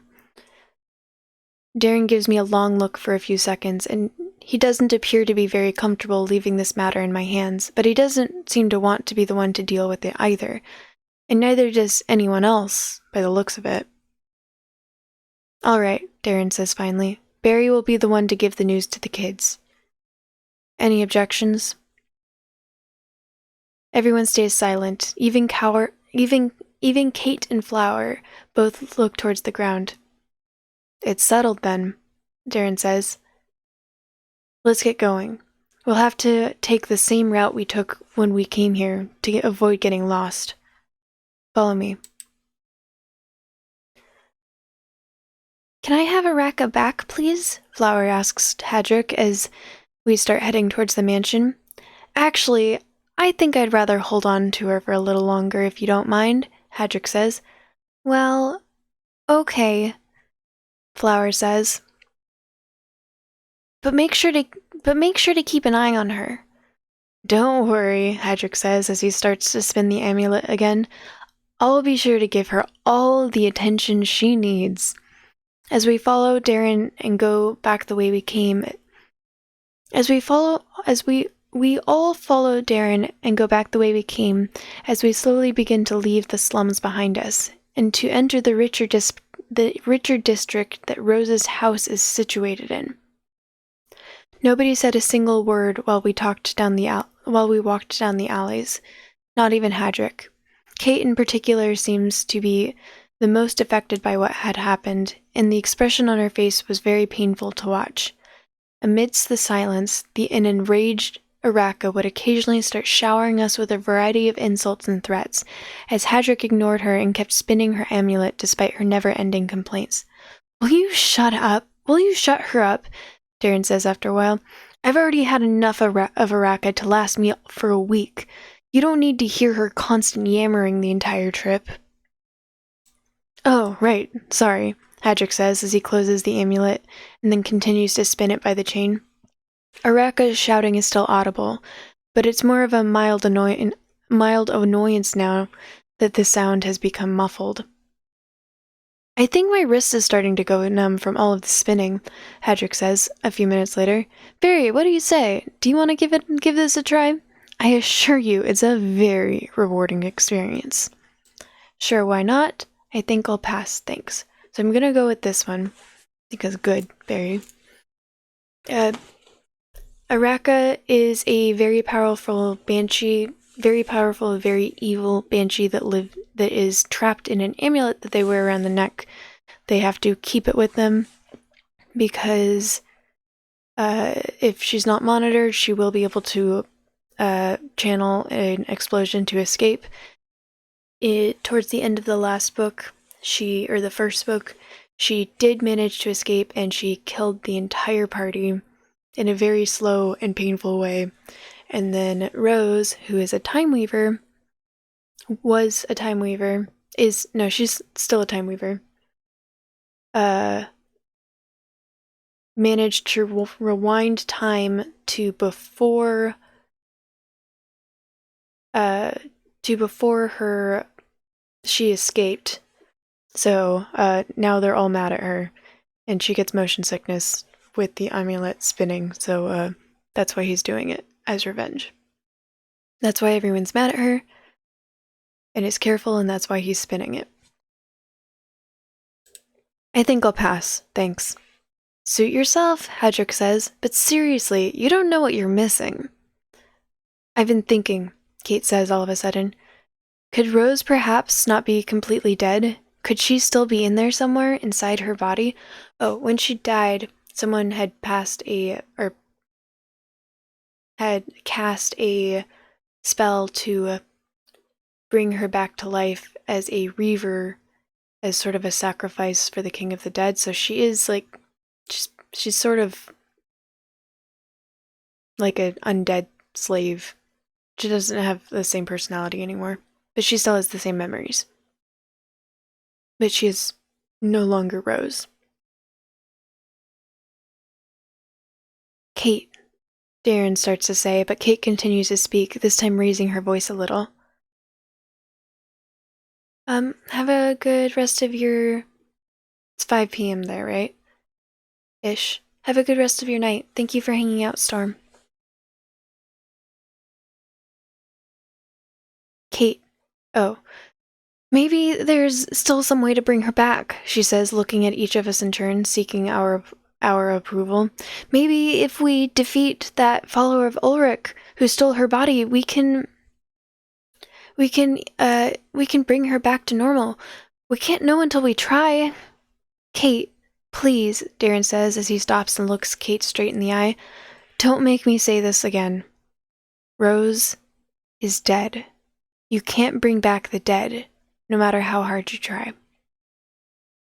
But how can you know for sure that she's dead? Kate says with desperation visible in her eyes. You heard what she said before she left. You all heard her. She told us to take care of her siblings. Why would she say something like that if a part of Rose wasn't still in there somewhere? Revenants are born with the memories of their hosts, Iluna says. Because of this, it is common for them to be confused at first, but to have a bit of an identity crisis as they struggle to differentiate between their own thoughts and the ones that they inherited from their hosts. Then maybe we can still, Kate starts to say, but Iluna cuts her off. Even if they may sometimes choose to uphold some of their old hosts' values and principles, Iluna says, the Revenants are still completely different entities than their body's previous owners. A Revenant cannot be born if their host is still alive. The very fact that this Revenant came to be is proof that Rose was already dead when the servant of Ulrich took hold of her body. But, Kate starts to argue again, this time with a lot more hesitation in her voice, but maybe if we... She stops when she realizes that she no longer has any valid arguments to bring to the table. Instead of continuing her train of thought, her gaze turns towards the ground and she doesn't say another word. I'm sorry, Darren says as he turns back and he starts to walk towards Rose's house again. We all follow him, one by one, with Kate being the last to move from her spot. The rest of our journey towards the mansion was spent in complete silence. When we got closer to the mansion, Rose's siblings noticed us from afar, and came running to greet us. Where's Rose? Susie says after looking around for a few seconds. Did she stay behind at the hospital? Everyone looks towards me, and I step forward, clearing my throat nervously. What's wrong? Susie asks, starting to get concerned. Did something happen to Rose? Yes, I say. We were attacked on our way to the hospital. We thought that Rose would be safe, but she... I paused, not knowing how exactly I should deliver the news without causing her a shock. Oh gods, Susie says. Is she... She stops for a second before she continues. Is she dead? She asks. Her direct question took me by surprise. Before I got the chance to answer, Darren steps in front of me and he kneeled in front of Susie, with his head bowed down. I'm sorry, he says. It was my fault. I promised I'd protect her and I... It's okay, Susie says, forcing herself to smile. Rose told us long ago that we should always be prepared for this to happen. She taught us how to cook our own food and how to clean the house and everything else we need to know in case she never came back from one of her journeys. When Susie talks, her brother is trying hard to hold back his tears. We promised her that no matter what happened, we wouldn't cry. Susie says, we promised her that we'd stay strong and that... She stops for a second to rub her eyes with her sleeve, and that we would always remember her with a smile, Susie says, with a much shakier voice than before. And that we would keep living our lives and be happy and...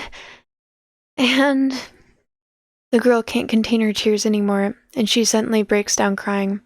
Her brother, who is also at his limit, starts to cry as well, in a much louder voice. Hey now, we hear a man's voice coming from behind us. What kind of monsters would make such a beautiful cry like this? We turn around and see that the man who spoke is almost as tall as Darren, with a well-toned muscular build, wearing a shirt that was half unbuttoned, with long black hair that reached his shoulders, and a bristly mustache covering his whole upper lip. On his left hip, he is wearing a golden scabbard that appears to be holding a rather expensive sword, at least judging by the multitude of gemstones decorating its hilt. The man stops in front of Susie, and he wipes her tears gently with his right hand. Did these mean people upset you, my dear Susie? The man asks her. Uncle Enrique, Susie says, barely able to control her voice. It's Rose. The girl struggles to get the words out of her mouth as she is drowning in tears. She's dead, Uncle, she says. Rose is dead. She then hugs her uncle as hard as she can while she is trying hard to contain her sobs. Rose is... dead? Enrique says, with a mixture of both pain and shock in his voice. His look then gradually darkens as he looks towards us.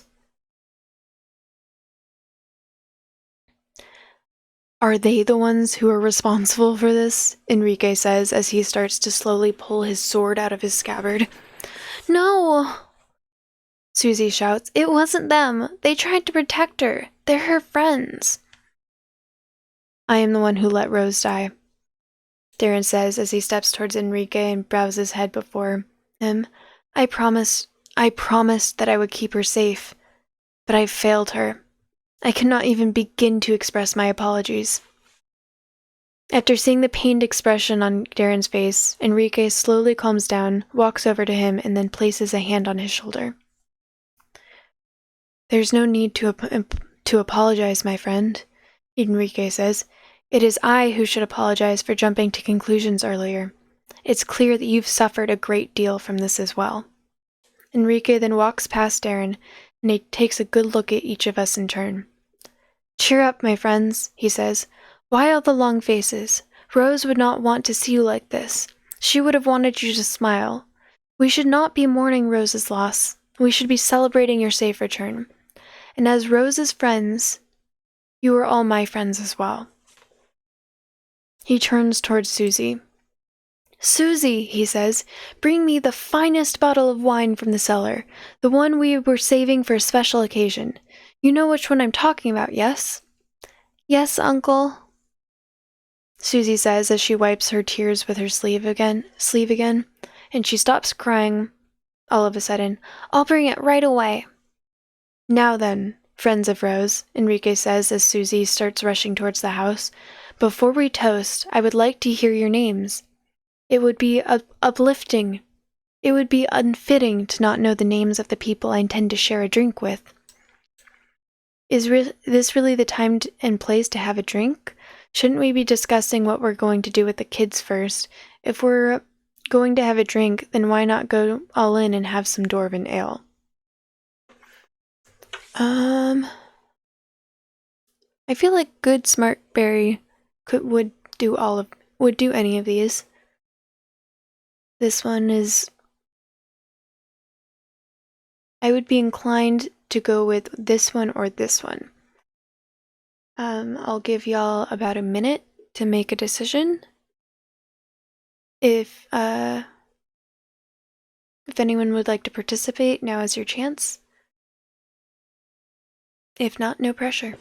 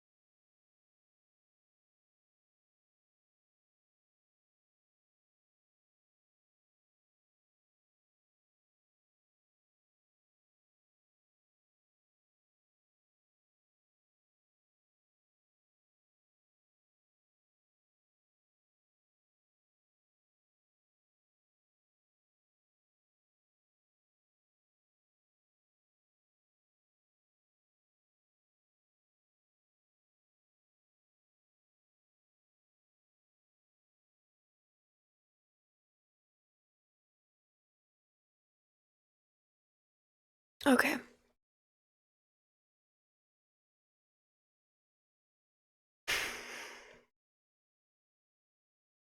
I'll go with this one. Shouldn't we be discussing what we're going to do with the kids first? You need not worry about that, Enrique says. I have everything under control. In what way, I ask? I will give you more details as soon as our drinks arrive, Enrique says. Such important matters are best discussed over a glass of fine wine. I'm sure that your Dwarven friend would agree with me on this as well. Well, if you were to ask me, I would probably replace the fine wine in your phrasing with Dwarven ale, Hadrick says, but I guess we can agree to it in a general sense at least. My name's Hadrick, by the way. Pleased to make your acquaintance. Hadrick then shakes Enrique's hand and he introduces the rest of us in turn. This here's Barry, Hadrick says. This is Darren. And over here we have Kate, and the little girl's name is Flower. Oh, and we also have two banshees. One inside of the little girl's body. The one inside of the little girl's body is named Aluna, and the one in the amulet I'm holding is named Araka.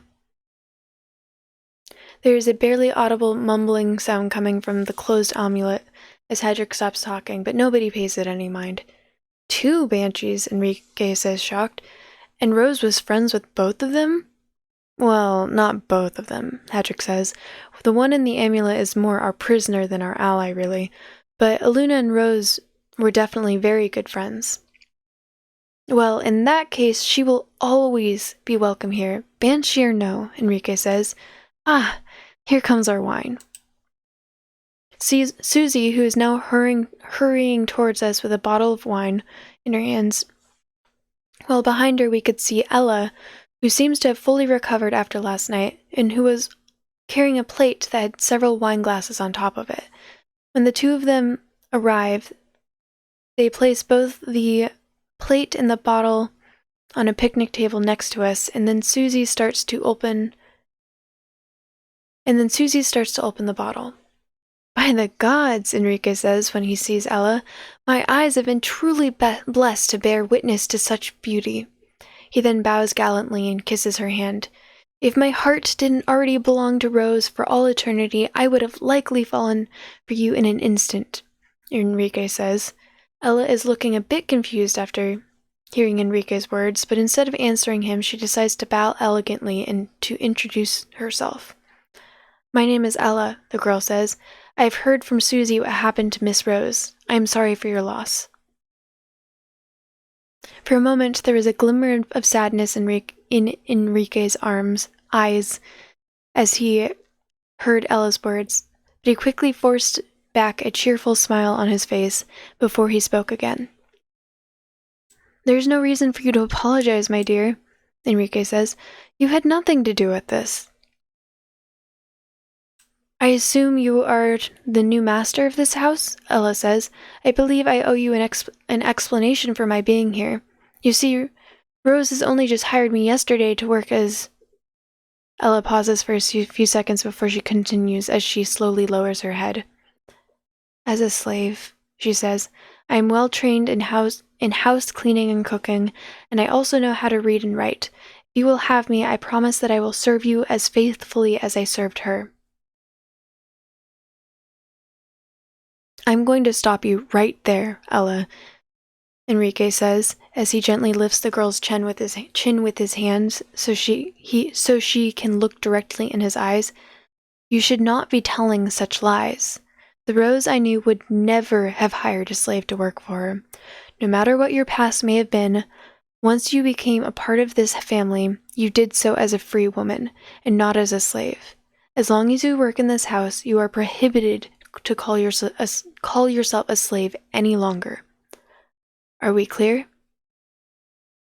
Yes, sir, Ella says, smiling faintly as tears start to form in her eyes. Very well, then, Enrique says. He turns to us.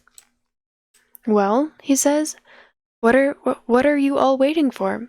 This wine isn't going to drink itself.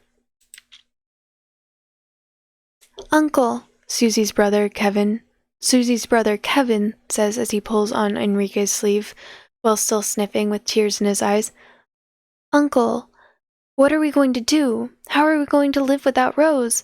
We've tried hard to learn how to live by ourselves. We've handled ourselves for weeks while Rose was on her journeys. We learned how to buy food and how to cook and how to use the fireplace, but we can't.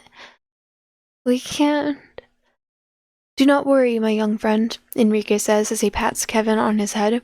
You will not have to learn how to live by yourselves because starting tomorrow I will move back in with you. You will?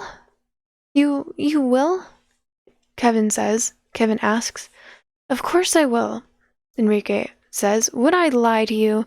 Once I bring back all of my belongings, I will be living here again. It will be just like the good old times.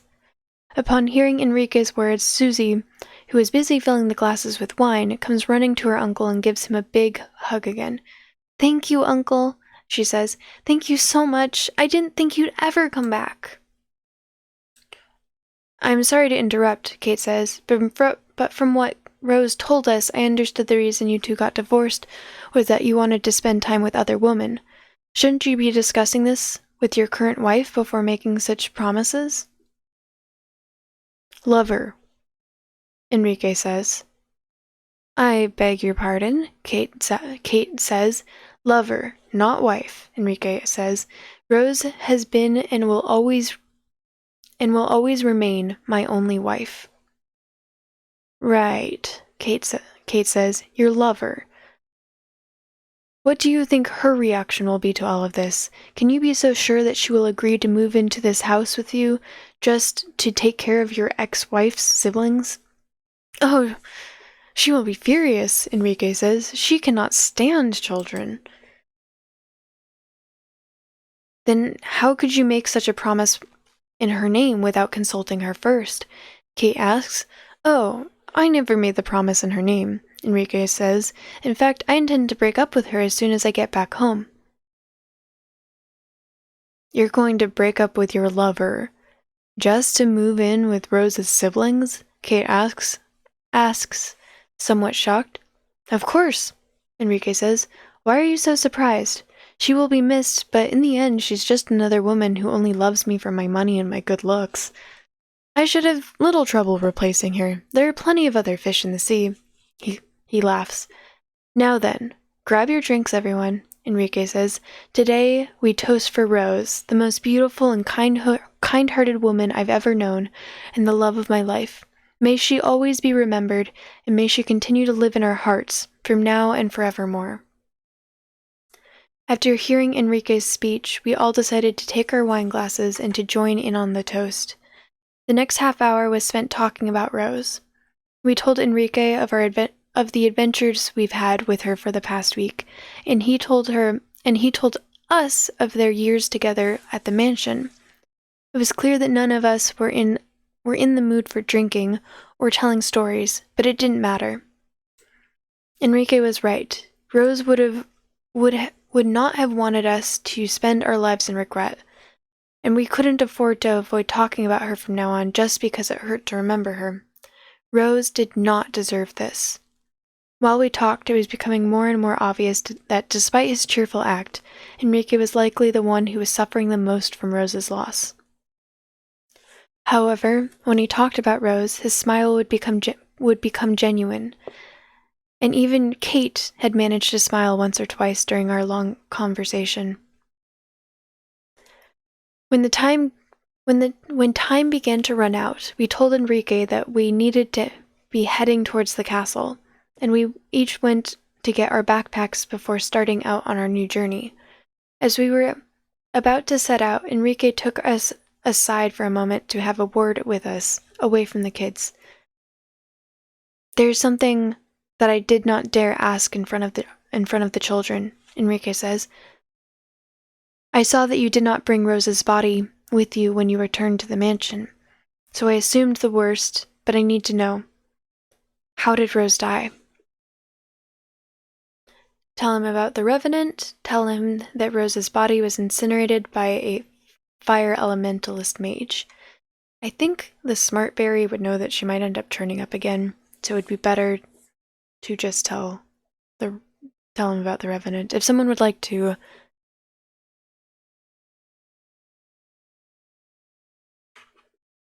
Welcome back, Marshmang.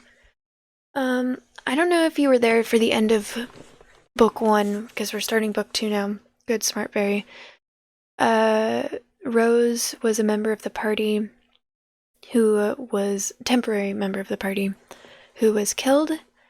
So now they are discussing, and then she was not revived. A revenant spirit took a hold of her body to get her time powers.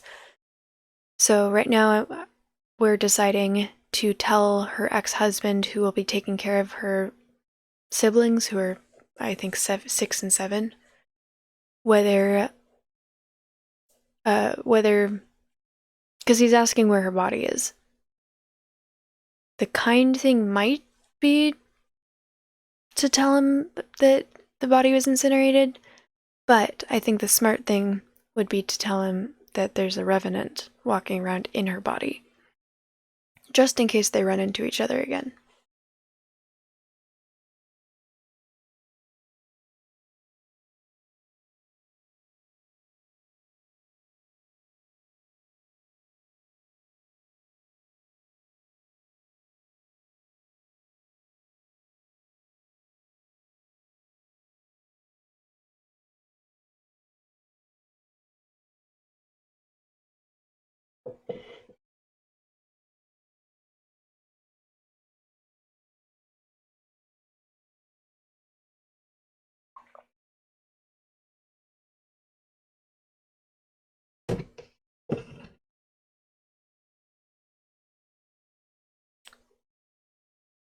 This is going to be a bit hard to believe, I say.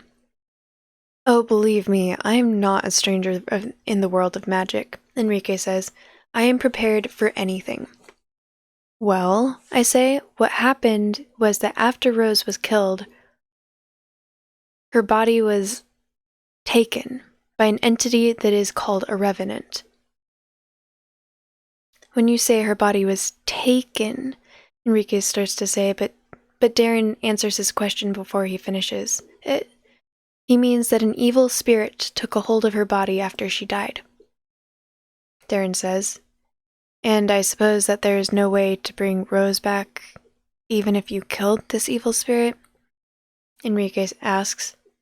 No, there isn't, Darren says. I'm sorry. I understand, Enrique says. He pauses. If the children ever ask me what happened to Rose, I will tell them that her body was incinerated, Enrique says. I would rather have them believe this than give them nightmares. Then we'll make sure to tell them the same story if they ever ask us, Darren says. Thank you, Enrique says. He then turns to face all of us. My friends, I'm sorry that we did not have the chance to meet under better circumstances, he says. Just know this. Whether you decide to remain in the city or to leave before dusk, you will always be welcome here. When you decide to come back, may the gods be with you. May they watch over us all, Darren says. Goodbye, Enrique, and good luck.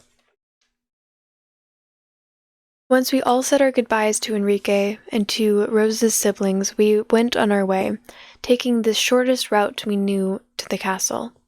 According to Enrique, as long as we kept walking in the same general direction, we should be coming across a lot of signposts showing us the right way to our destination, so we shouldn't be too worried about getting lost.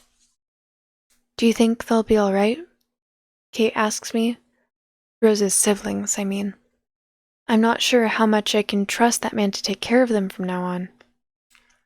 Well, Rose definitely trusted him enough to leave him in charge of checking up on her siblings while she was gone, I say, and his concern for the children looked genuine to me. Plus, the kids seemed to love him. I don't think we have anything to worry about. I guess you might be right, Kate says. He did seem serious when he said he'd break up with his lover to move in with them. Maybe I was just worrying over nothing. Look, there's another one of those signposts, Hadrick says. We're still on the right track. It took us a little less than 2 hours to reach the castle of Thilius from Rose's mansion. When we reached the front gates, Darren signaled the guards to let us through, and once they confirmed our identities, they opened the doors. We all stepped inside slowly as the gate slammed shut behind us. Wait, is this all new to you as well? No, it's been a while since I've read it myself, but the author is still releasing chapters, and he's nearing the end of the 3rd book. I'm up to date. I've only done my playthrough though, so I've only taken one path. A lot of this is new to me, but the general story is not. The path that I took, though, I saved Rose. So, there's going to be a lot that's new. From reading the forums on Reddit, I vaguely know a lot of stuff that's going to happen, though. There's an odd thing about this castle. I noticed it even before we went inside. The castle's windows looked as if they were supposed to have precious gems encrusted on their frames, but the gems were all missing. It also seemed as if several decorations had been ripped off from the towers. The castle's interior looks even worse. The hallways are completely empty. There are no paintings on the walls, no carpets on the ground, and no vases on the tables. The place looks even more like a dungeon than a castle. Place looks more like a dungeon than a castle. There aren't even any guards patrolling the hallways. I'm almost starting to wonder if we didn't somehow end up in the wrong place. This feels like the Ogre Fort all over again, Hadrick says as he opens Araka's amulet. Hey you, Araka, are you sensing any guards hiding invisibly around here? Answer me. Araka makes no sound, acting as if she weren't hearing a word of what Hadrick was saying. Giving me the silent treatment, eh? Hadrick says with a grin. Suddenly, Kate freezes the whole area around us, making it look as if we were inside some frozen palace from a fairy tale. The area is clear, Kate says. There's no one surrounding us.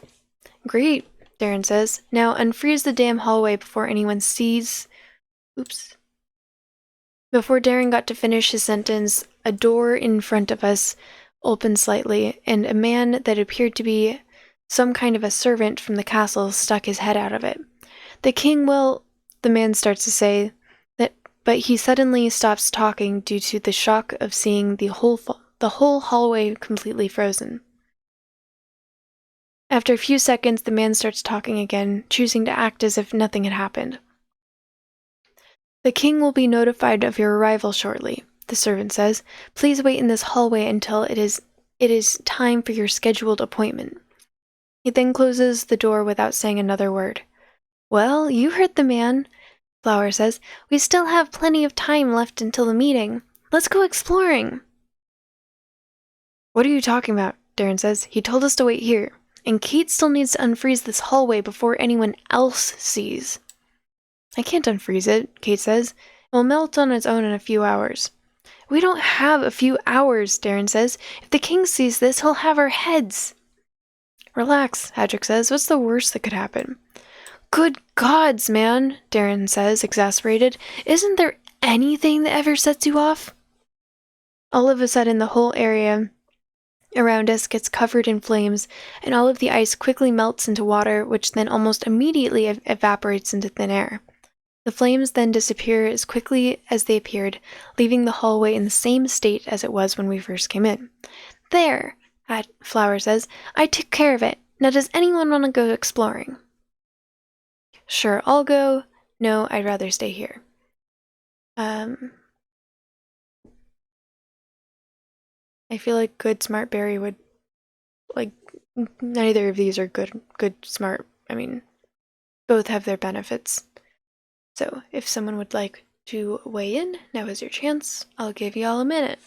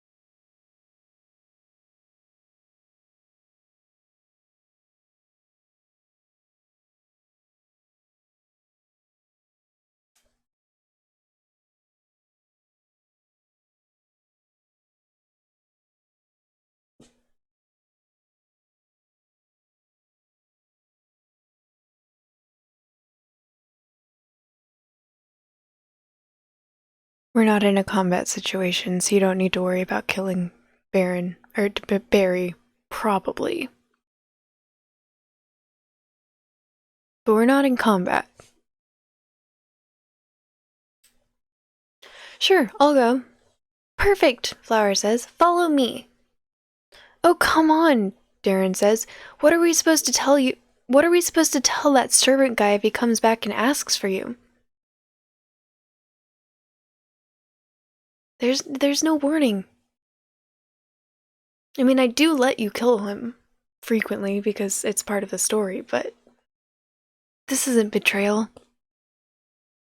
Tell him we'll be right. Tell him we'll be right back, I say, and then give me a call through the transceiver.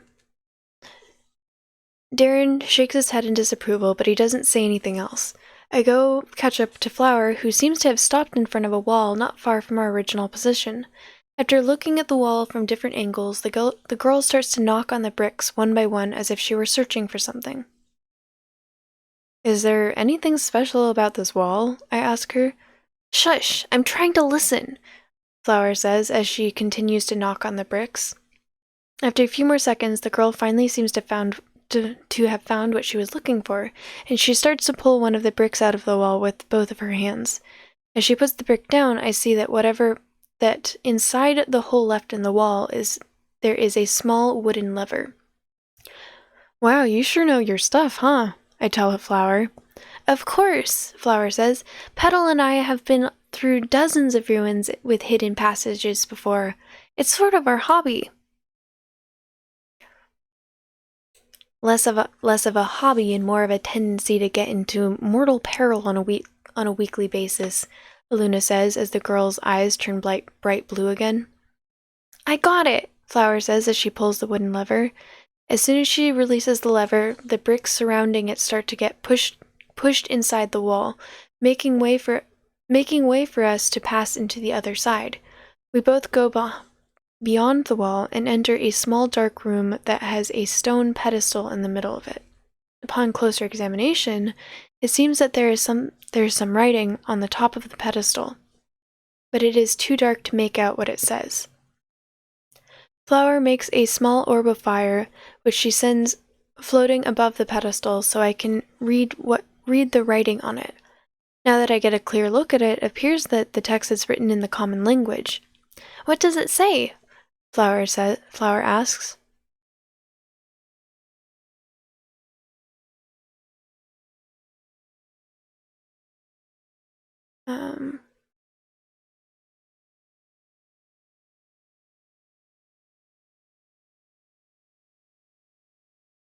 The Long Cat, thank you so much for the follow. Welcome in. How's your night going?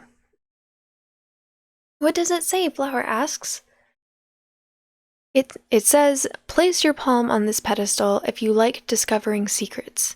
Oh, I love discovering secrets, Flower says as she quickly places her palm on top of the stone pedestal. Achievement unlocked. Second piece of the puzzle. Suddenly, a hole appears at the base of the pedestal and 2 small objects get thrown out of it. As I reach to get them, the hole closes itself back up again. Getting a closer look at the 2 items, I see that one of them is a piece of a puzzle, while the other one is a small parchment. I hold the parchment in my hand so that both Flower and I can see what's written on it. As I read the text on the parchment, I notice that it's written in the common language as well, and that it says, Find all of the pieces of this puzzle, and I will share with you my greatest secret. I've left one of these in each of the buildings I've designed. The parchment is then signed as simply this building's architect.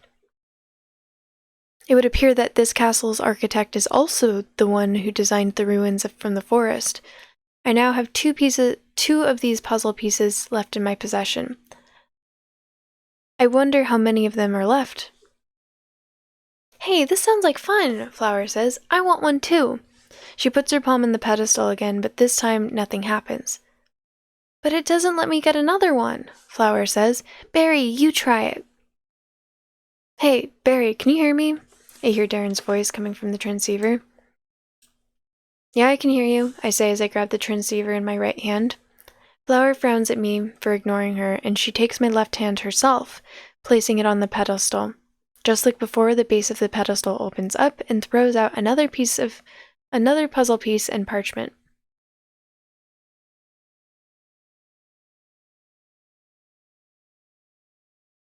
Flower takes both items and puts them in her pocket. The castle servant came back, Darren says. He said the king will see us now. Hurry up and get back here, will you? Yeah, we're on our way, I say. After we make our way out of the dark room behind the wall, Flower puts on the lever again, and the bricks go back into their original position. She then grabs the brick off the ground and carefully places it back into the wall. We wouldn't want anyone else to discover the secret before us, would we, Barry? Flower says with a smile. I suppose not, I say as we start to head back to where everyone else was waiting for us. Well, Darren says when we reach him. Did you find what you were looking for? Yep, Flower says with a cheerful smile. Spectacular, Darren says. Now let's get moving. We open the doors that the castle servant used earlier, and we enter a long empty hallway that seems to lead directly to the throne room. Before opening the last set of doors, Darren looks at each of us in turn to confirm that we are ready, and then we all step inside of the throne room one by one. The throne room looks just as empty as every other part of the castle, except there's a long, narrow red carpet leading to the throne on the opposite side of the chamber, where the king is currently sitting. Standing beside him, we can see the servant from before, and on the other side, an old man that I do not recognize, but who appears to be rather important, at least judging by his expensive clothing. The gnome is now dressed in a more kingly manner than when he made his last appearance, having a golden crown on his head and a red mantle on his shoulders. When we arrive in front of us, he greets us courteously. "Welcome, friends," Golmik says. "Please, make yourselves at home. I'm sorry for the lack of chairs, but I've been told repeatedly that it would not be fitting for ordinary people to be seated in the presence of a king." "Skip the formalities, King of Thilius," says the important-looking man says. "This isn't the time and place to observe proper etiquette." Now, Ambassador," Golmik says, "proper etiquette is always important, lest we descend into barbarism.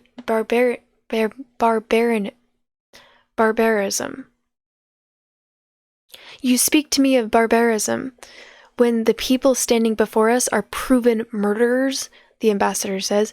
"I did not come here to hear your lectures. I came here to have the name of I came here in the name of King Allendor in order to make sure that the murderers of His Majesty's brothers are rightfully punished." "Murderers they may be," Golmik says, "but they are also our esteemed guests, and I would like to at least hear their reasons before deciding their punishment." He then turns to us. "What say you, brave warriors?" the gnome says. "What was your reason for killing the Earl of Allendor?" The guy was asking for it. We didn't kill him. We're innocent. We killed him because he placed absolutely no value on human life.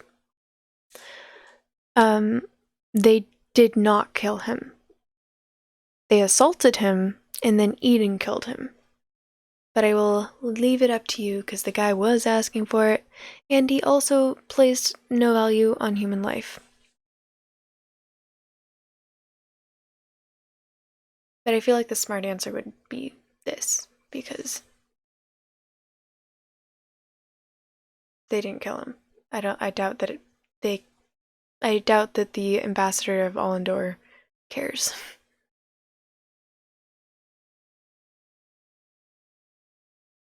Y'all have a minute.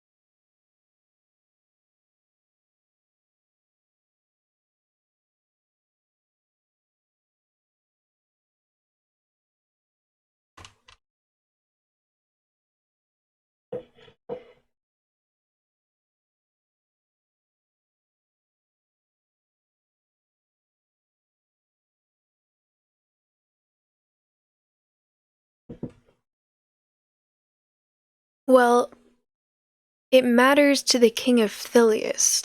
It doesn't matter to the ambassador of Allendor. Achievement unlocked. Half-breed. "We didn't kill him, we're innocent." "Innocent, you say," Golmik says, while stroking his chin. "Now that I think about it, our reports did show that there was also another person there with you when you attacked the Earl. Are you saying that this other person is in fact responsible for the Earl of Allendor's death?" "Yes, exactly," I say. "Eden was the one who killed him, not us." "And who is this Eden, may I ask?" Golmik says. Right after hearing me speak Eden's name, the ambassador let out a squeal, and since then he's been sweating all over, looking quite agitated.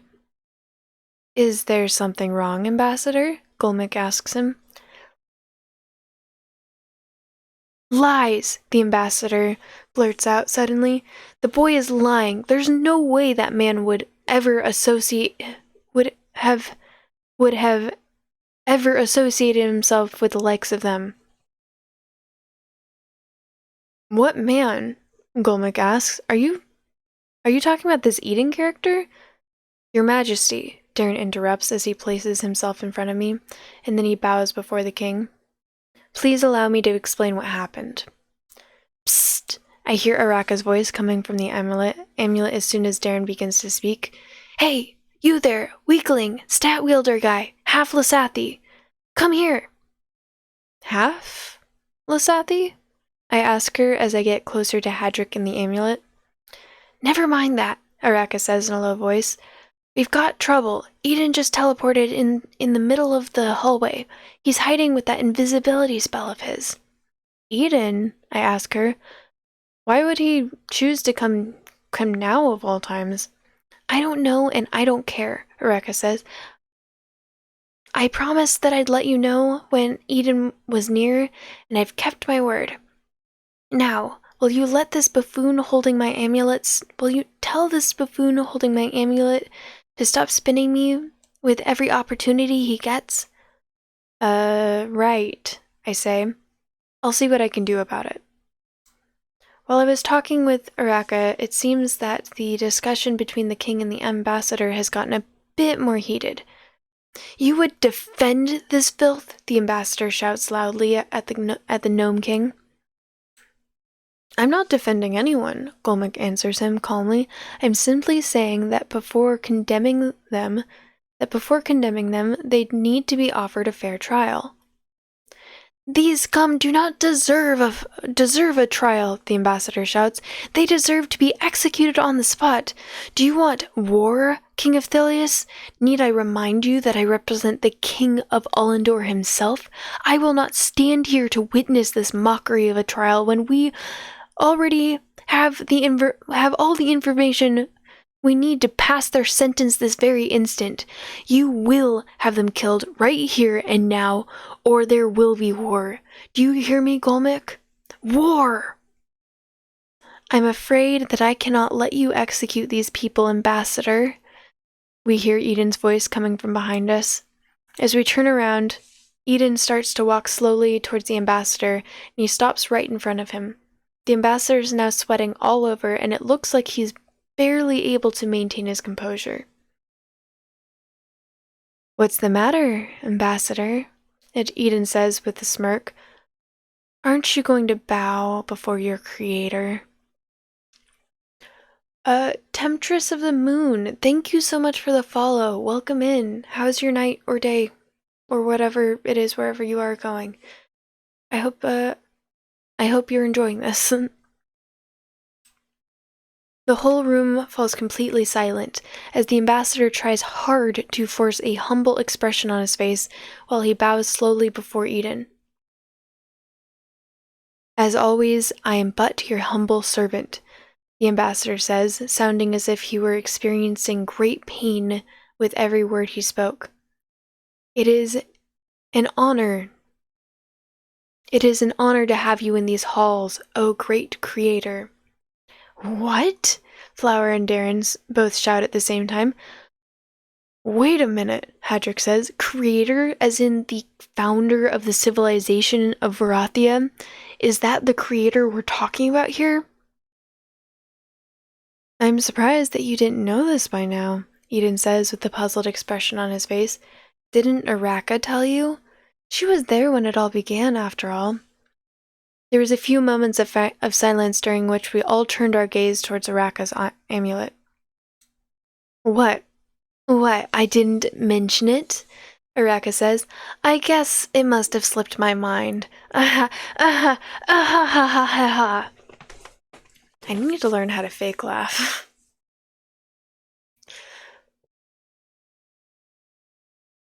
So you are the creator that I've been hearing so much about, Golmik says while stroking his chin. I am indeed, Eden says, and I must say that I am a big fan of your work. I heard that the first thing you did when you moved into the royal castle was to strip it of anything of value, sell everything, and then give the money to the poor. The nobility in all of Varathia have been in uproar for months after the event. It was a most entertaining spectacle to see.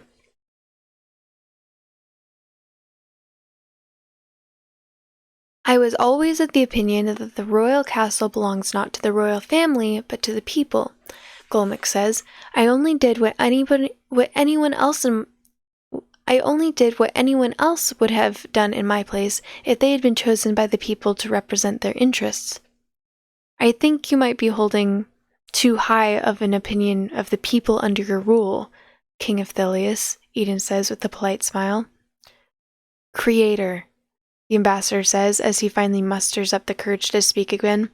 I know that your word is law throughout the whole continent of Varathia, but I must insist.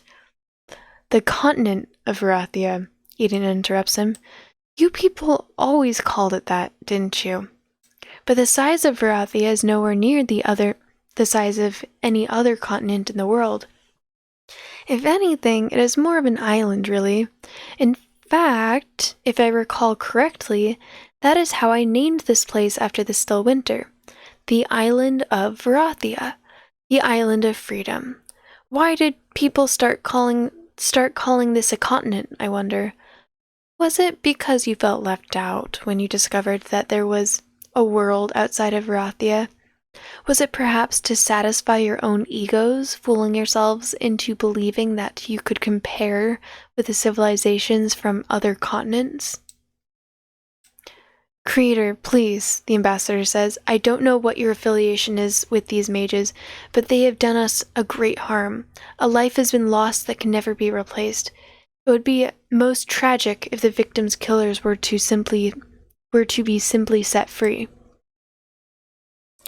Oh, Eden says with an evil smile, and what if I told you that I was, in fact, both the one that gave them the ability to hurt the people of Varathia, and the one who killed your beloved Earl. The ambassador is now sweating even harder than before, and he seems to be too afraid to give Eden an answer. Seeing the expression on his face, Eden starts to laugh. Do not worry, Ambassador, he says. I never suggested that they should be set free. However, I believe we can all agree that the execution would be a dull way for such powerful mages to meet their demise. What do you have in mind, then? The ambassador asks. The arenas, of course, Eden says. Have them thrown in the arena, and if they somehow manage to survive until the end, then it will mean that the gods have seen fit to acquit them of their crimes. The rules of the arena state that you may not use magic during the fights, so they won't get any unfair advantages over the other gladiators. There are even magic detectors placed all around the fighting area to make sure that there's no cheating. Yes, but, the ambassador says, if they somehow manage to survive, the King of Allendor will... Are you trying to say that the fabled arenas of Varathia, the pride of your continent, are not enough to stop a mere handful of mages that can't even cast any spells? Eden says with a wicked smile. No, the ambassador says. No, of course not. The ambassador stops for a few seconds to clear his thoughts. Very, very well then, he says finally. The criminals will face their sentence in the arena, but I will oversee the proceedings personally. I want to make sure that nothing goes wrong. Of course, Ambassador, Golmik says. The arenas are yours for the duration of these events. The ambassador pauses again. 3 days, he says. In 3 days I will arrange the greatest arena event in the whole history of Varathia. Until then, the criminals are to be locked in the cells beneath the arena of Thelius, along with the other gladiators. It is settled then, Eden says. I look forward to seeing what you will have in store for us, Ambassador. I will be seeing you again on the day of the main event. Do not disappoint me. With these last words, Eden teleports out of the room without a trace, as he always does.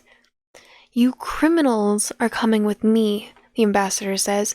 I don't want you roaming the streets and putting any more innocent lives in danger. Actually, Ambassador, Golmik says, I would like to have a word with them in private first, if you don't mind. I'll be sure to have one of my servants escort them to their cells shortly afterwards. The Ambassador says, do what you will. I'm not planning to waste any more time here. I've got business to attend to. Just make sure that they're all in their cells by midnight. The Ambassador then walks away from us and out of the room, slamming the door shut behind him on his way out. All right then, Golmik says as he gets up from his throne. Follow me. I'd rather not have our discussion in this dull place. I'm now going to lead you to my real castle, where we can talk to our heart's content, until it is time to lead you to the arena.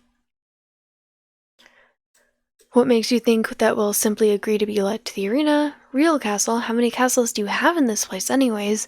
So, what exactly are these events we need to win in order to be set free, then? So, I think Smartberry knows that he will eventually be told this information. So, and Smartberry, well, one of these. I'll give you a minute.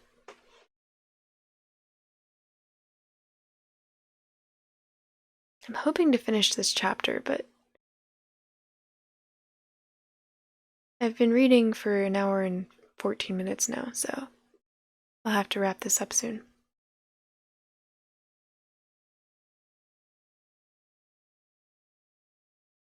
Oh, I've been recording.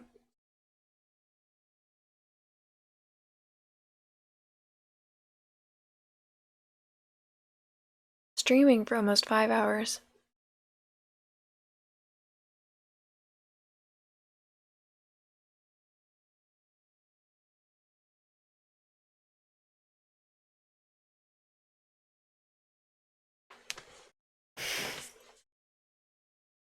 I mean, he did say he has a real castle. Like, this is his castle, but let's go to his real castle.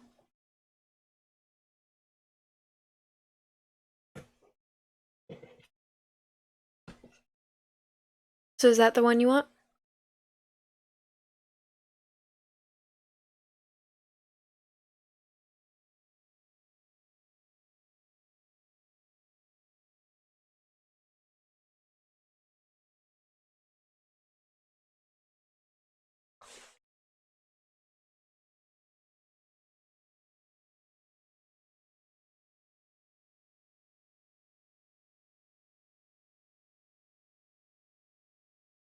Alright, I'll go with this one then. Real castle? How many castles do you have in this place anyways? Oh, I didn't mean that in a literal sense, Golmik says. You'll understand better once we get there. Now, where was that hidden lever again? Yes, here it is. The gnome reaches behind the throne with his right hand, and he pulls on a lever. This causes one of the stone blocks forming the door in front of us to move aside by itself, revealing a hidden staircase that leads to the lower levels of the castle.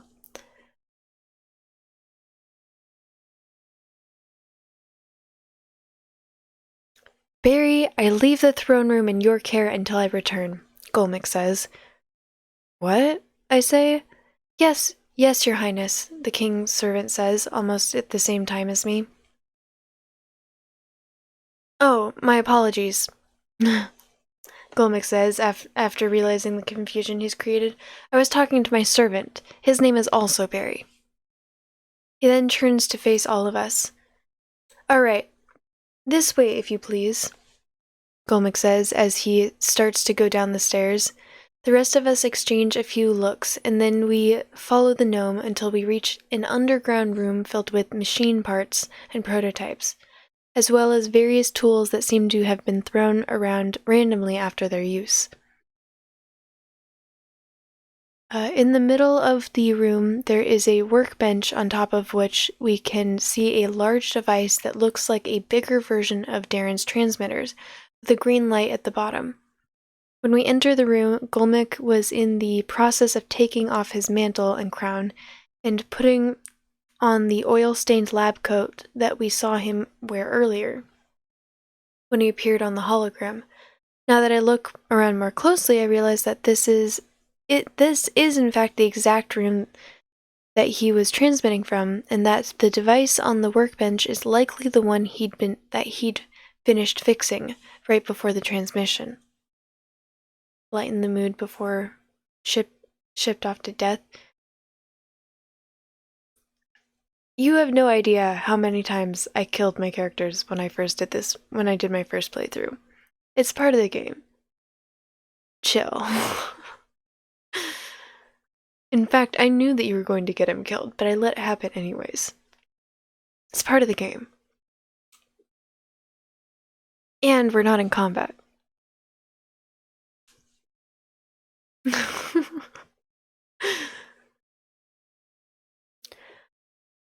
Welcome to my castle inside my castle, Golmek says. I found the secret room shortly after moving in here, and I quickly decided to take advantage of the large unused space in order to set up my new workshop. I haven't really been tinkering with devices as often as I would have liked since I became king, but I find this place always relaxes me after a heated discussion such as the one that I had with the ambassador earlier. Actually, you only get 19 save slots.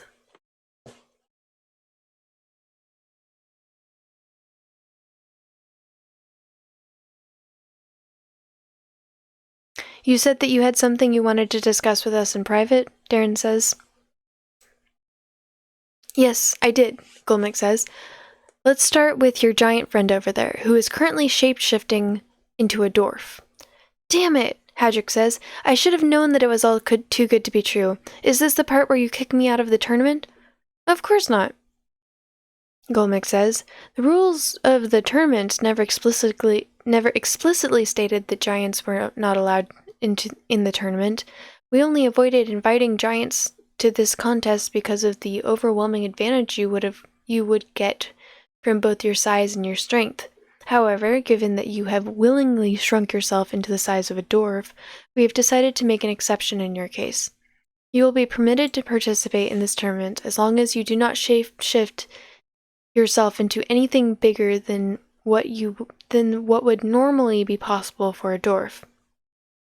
And also, since you seem to be so fond of your dwarf form, this is how you will present yourself to all other participants from now on. I don't want any other mages finding out that you are, in fact, a giant. Are we clear?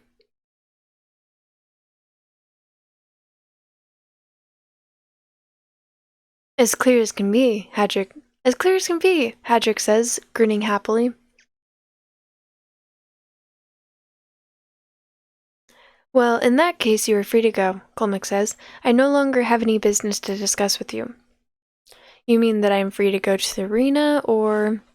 No, I mean that you're free to carry on with the first round of the tournament, Golmek says. Unlike your friends, you were not present at the scene of the crime, so there's no reason for us to incarcerate you. There is no need for you to go into the arena. The hell there isn't, Hadrick shouts. Do you think I came all the way here to go looking for pine cones? I came here to fight, damn it. I swear, if you don't let me fight in this arena, I'm going to start thrashing the whole neighborhood until your guards throw me in there themselves. I like to over-exaggerate sometimes as a form of humor, and I like to recognize that people are over-exaggerating and then take them at their word, or then respond as if you were speaking literally to fuck with you.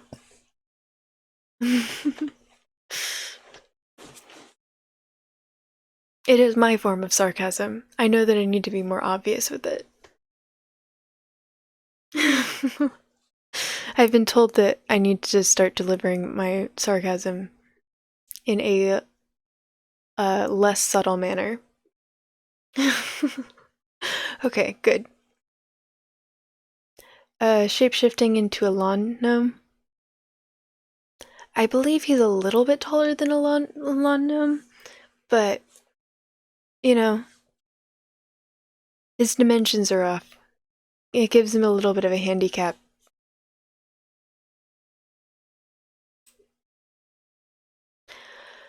Well, if you insist, then I can write a letter of admission for you. Oh wait, he's a dwarf, not a gnome.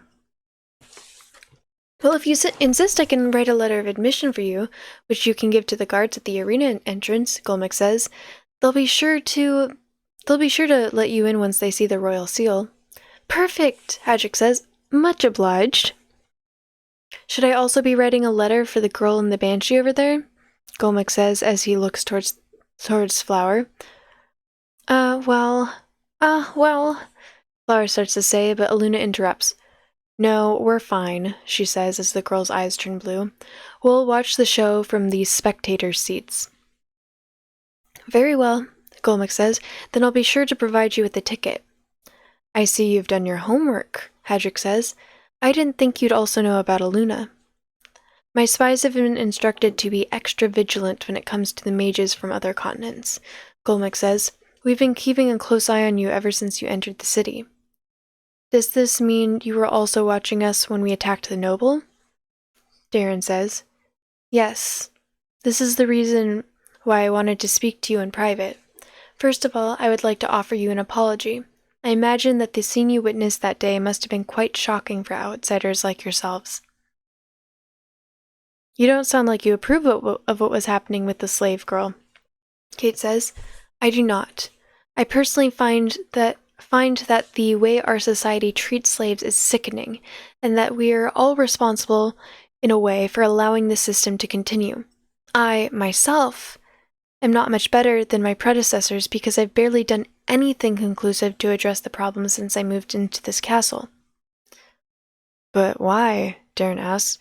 Why haven't you done anything? You are the king. You could do so much to help these people. I believe he's able to get slightly larger than a dwarf, but he's not able to massively massively change his size into something bigger. Honestly, this shit is cool. It reminds me of a story set in EQOA. I think that I said that before, was an MMO I played for years on PS2. You may have said it, but I don't remember offhand. It's really good. I highly recommend it to anyone who's interested in reading it themselves, or you could just watch the video.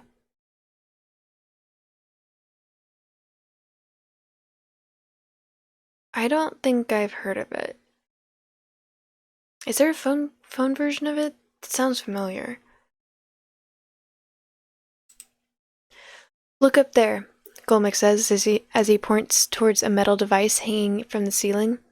What about it? Darren asks as he gives the device a cursory glance. What you see over there is an invention of my own making, with the sole purpose of blocking communication towards the outside, Golmek says. I installed it here shortly after my arrival into the castle. You're saying that someone could be trying to listen to our conversation? I say. Oh, they're most certainly trying, Golmek says. You might not have noticed, but the room above us is littered with dozens of hidden devices, made for spying on conversations. Make no mistake, I am not the only person to have an information network in this city. And the control I have over my kingdom is in fact a lot more limited than you might think. And who are these people that are keeping tabs on you exactly? Hadrick asks. The other kings? Yes, in a way, Golmek says. The ones in charge of keeping an eye on me. The ones in charge of keeping an eye on me are the group of Lasathi who are allies with the other kings. The ones in charge of keeping an eye on me are a group of Lasathi who are allies with the other kings, who work independently. They control a vast underground network of spies and assassins who rival my own, and their purpose is to make sure that I don't take too many initiatives that might endanger the future of Varathia. If I try to make a decision as bold as freeing all of the slaves in my city, I may well get assassinated before I even manage to sign the decree. So, you're just going to stand there and do nothing then? Darren asks. Not at all, Golmick says. In fact, I've been working for years to improve our relations with the animal kingdom for this exact purpose. Their territories have been getting smaller and smaller due to the increased number of monster attacks in recent years. Their negotiators have become a little less rigid lately. I promise to provide them with shelter within our walls on the condition that they help us clear the Lasathi threat from our city. I will have a meeting in this very room with one of the representatives of the animal kingdom in a few days, where we will discuss this exact topic. If everything goes well, it is likely that we will be reaching an agreement in the next few months. So what you're trying to say here is that you've got everything under control and that we should no longer interfere, Hadrick asks. Yes, exactly, Golmick says. I want to make sure that you are aware of the whole situation in case you'd be tempted to do something rash again. Actually, I think we've already had I think we've already filled our quota of rash actions for the week. A few months is too long. Maybe we can take care of your Lasathi problem instead. I feel like good Barry would make this decision. Smart Barry would probably be undecided. But good Barry would do this. So I'm going to make this decision.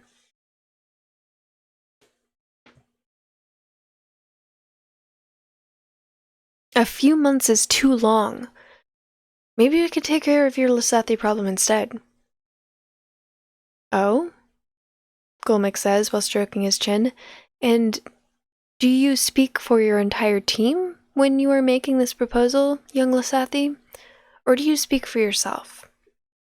Or do you only speak for yourself? The gnome's words took me off guard. While we've already been traveling together for a week, I'm not sure if everyone would agree to join me in this potentially suicidal mission. As I stand there trying to think of an answer to give the gnome, Darren takes my side and he puts his hand on my shoulder. He speaks for me as well, Darren tells Golmick. And for me, Hadrick says as he steps forward.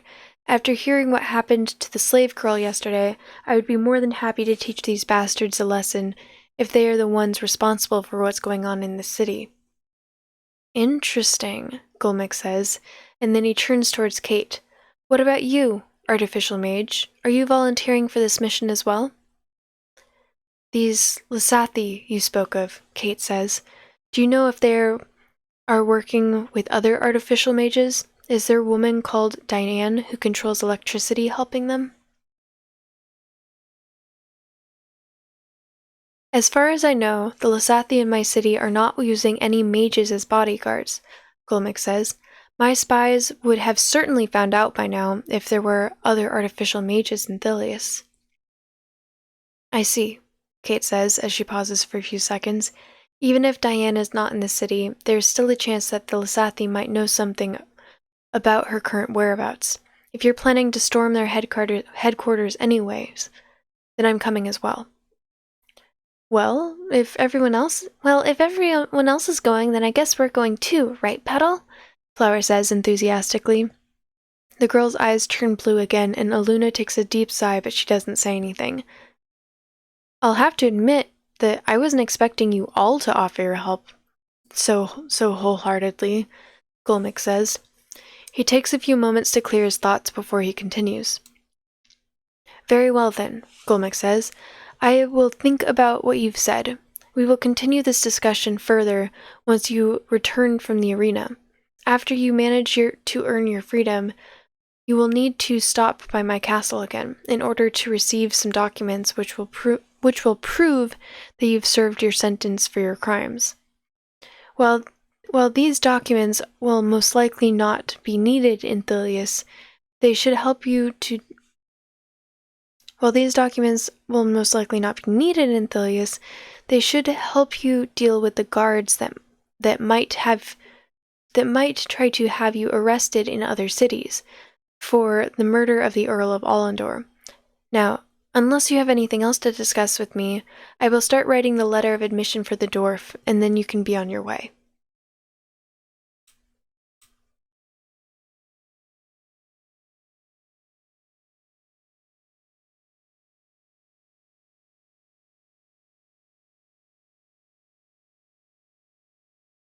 Oof.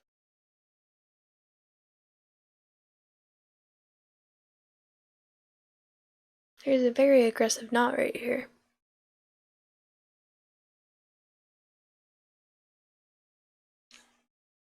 Once he's done talking, Golmick writes a few words on a piece of paper, stamps his seal on the letter, and then gives it to Hadrick so he can show it to the guards at the arena. Just as we turn to leave, the gnome suddenly remembers something that he forgot to tell. Suddenly remembers he forgot to tell us something. Oh, and one last thing, Golmick says.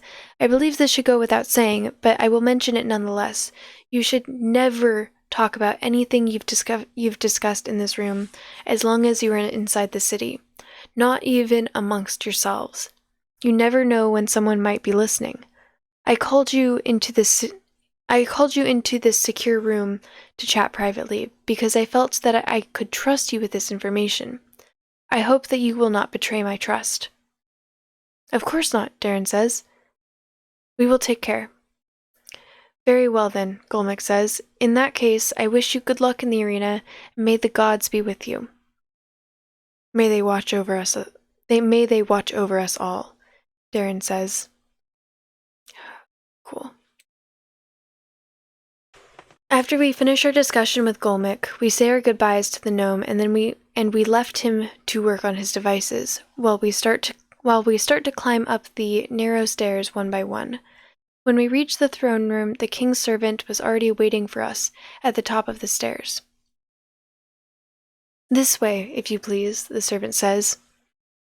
This way, if you please, the servant says as he starts walking toward the exit. Make sure that you follow me closely so you won't get lost. Don't worry, Barry. We'll be right behind you, Hadrick says, and then he grins at me widely. Isn't that right, Barry?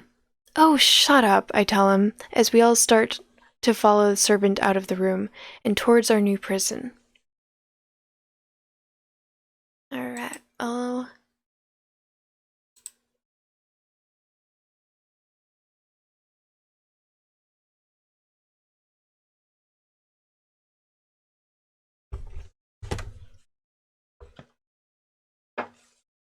save here.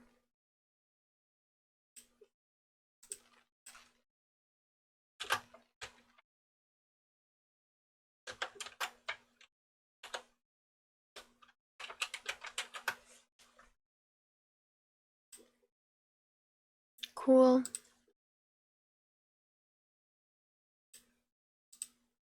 Oops.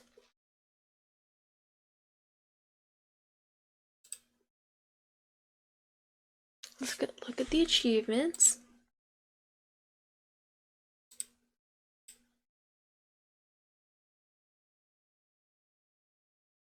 This is not one we would have been able to discover. Cool. 3 out of 4.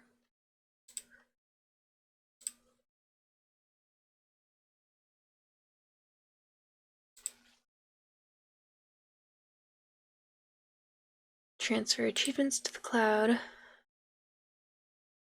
Transfer local saves to the cloud.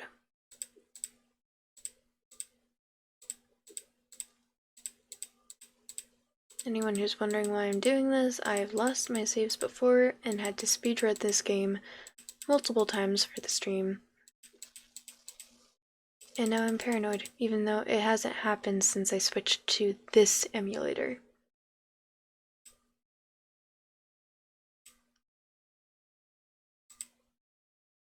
Oops. Cool.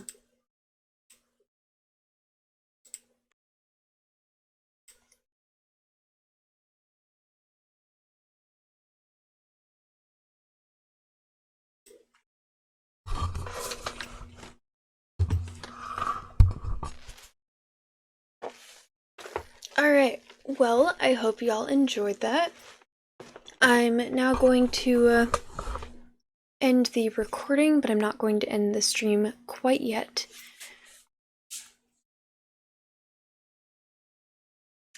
So for the people who are watching this, and anyone who's been here for the stream, if you guys, you can download this and play your own playthrough yourself for free, or if you're feeling too lazy, you can always watch my previous streams of Magium, which are all on my YouTube. Wow.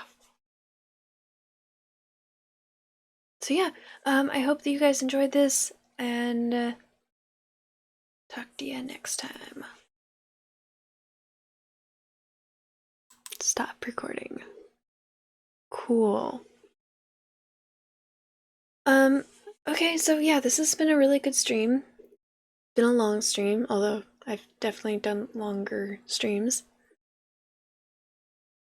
I've got a lot of new followers this stream, so that's really cool. I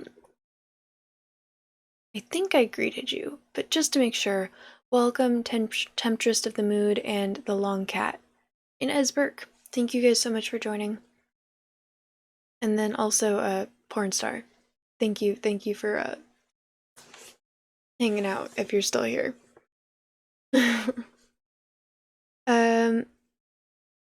Yeah. So next time I stream, I'll probably be starting Little Nightmares 2. Oh right, they're changing their name, I forgot. But their new name is just so long. I'm gonna stick with Porn Star until they officially change it. No. No, I normally play 2 different games at the same time and alternate so I don't get bored. So, Little Nightmares and then Resident Evil 0. I'm getting close to beating Resident Evil 0 from what I understand. Resident Evil 0 is the type of game that tries my patience. Yeah, I beat Portal 2. Okay. Yeah. It's just so frustrating because Resident Evil 1 is so good. I know that it's older and that the controls bother people, but it's still so good. And the item box thing, it works really well. Being able to, like, picking things up is so much easier. The map function is so much easier because it will tell you, it will actually tell you when you're missing, when there's still something to interact with within a room. But as it is, like, it's so easy to miss things. It'll tell you the room is green and that there's nothing in there as long as you don't look at it. And it's just, so now I'm wandering throughout trying to see if I've missed something when really in reality I just don't fully understand a game function that wasn't fully explained.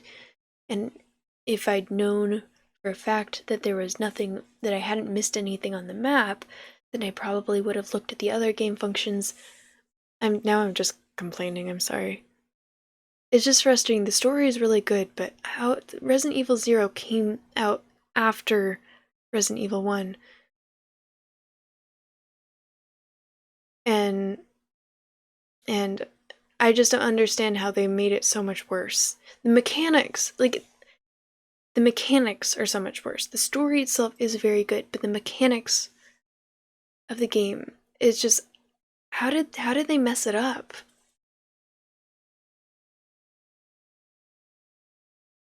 Anyways, that's what ended up happening with the thing I was having issues with. I looked it up to try and figure out what was going on, which is how I realized that it was just a function of the game that wasn't fully explained.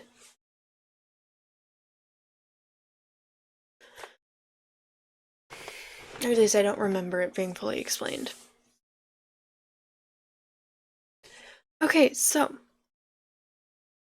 everyone, thank you so much for hanging out and participating or lurking or just being here. I really appreciate each and every one of you.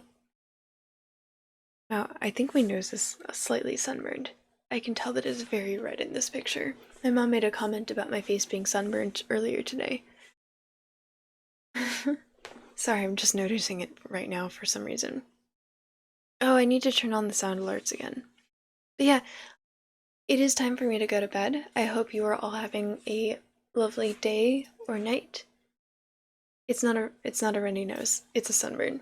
My shoulder was burned yesterday, but either it's my burns are bad enough that they peel, or they turn into a tan overnight, with the exception of my nose. There is no in between. My burns don't last very long, except for my nose. Anyways, time for bed for me, theoretically.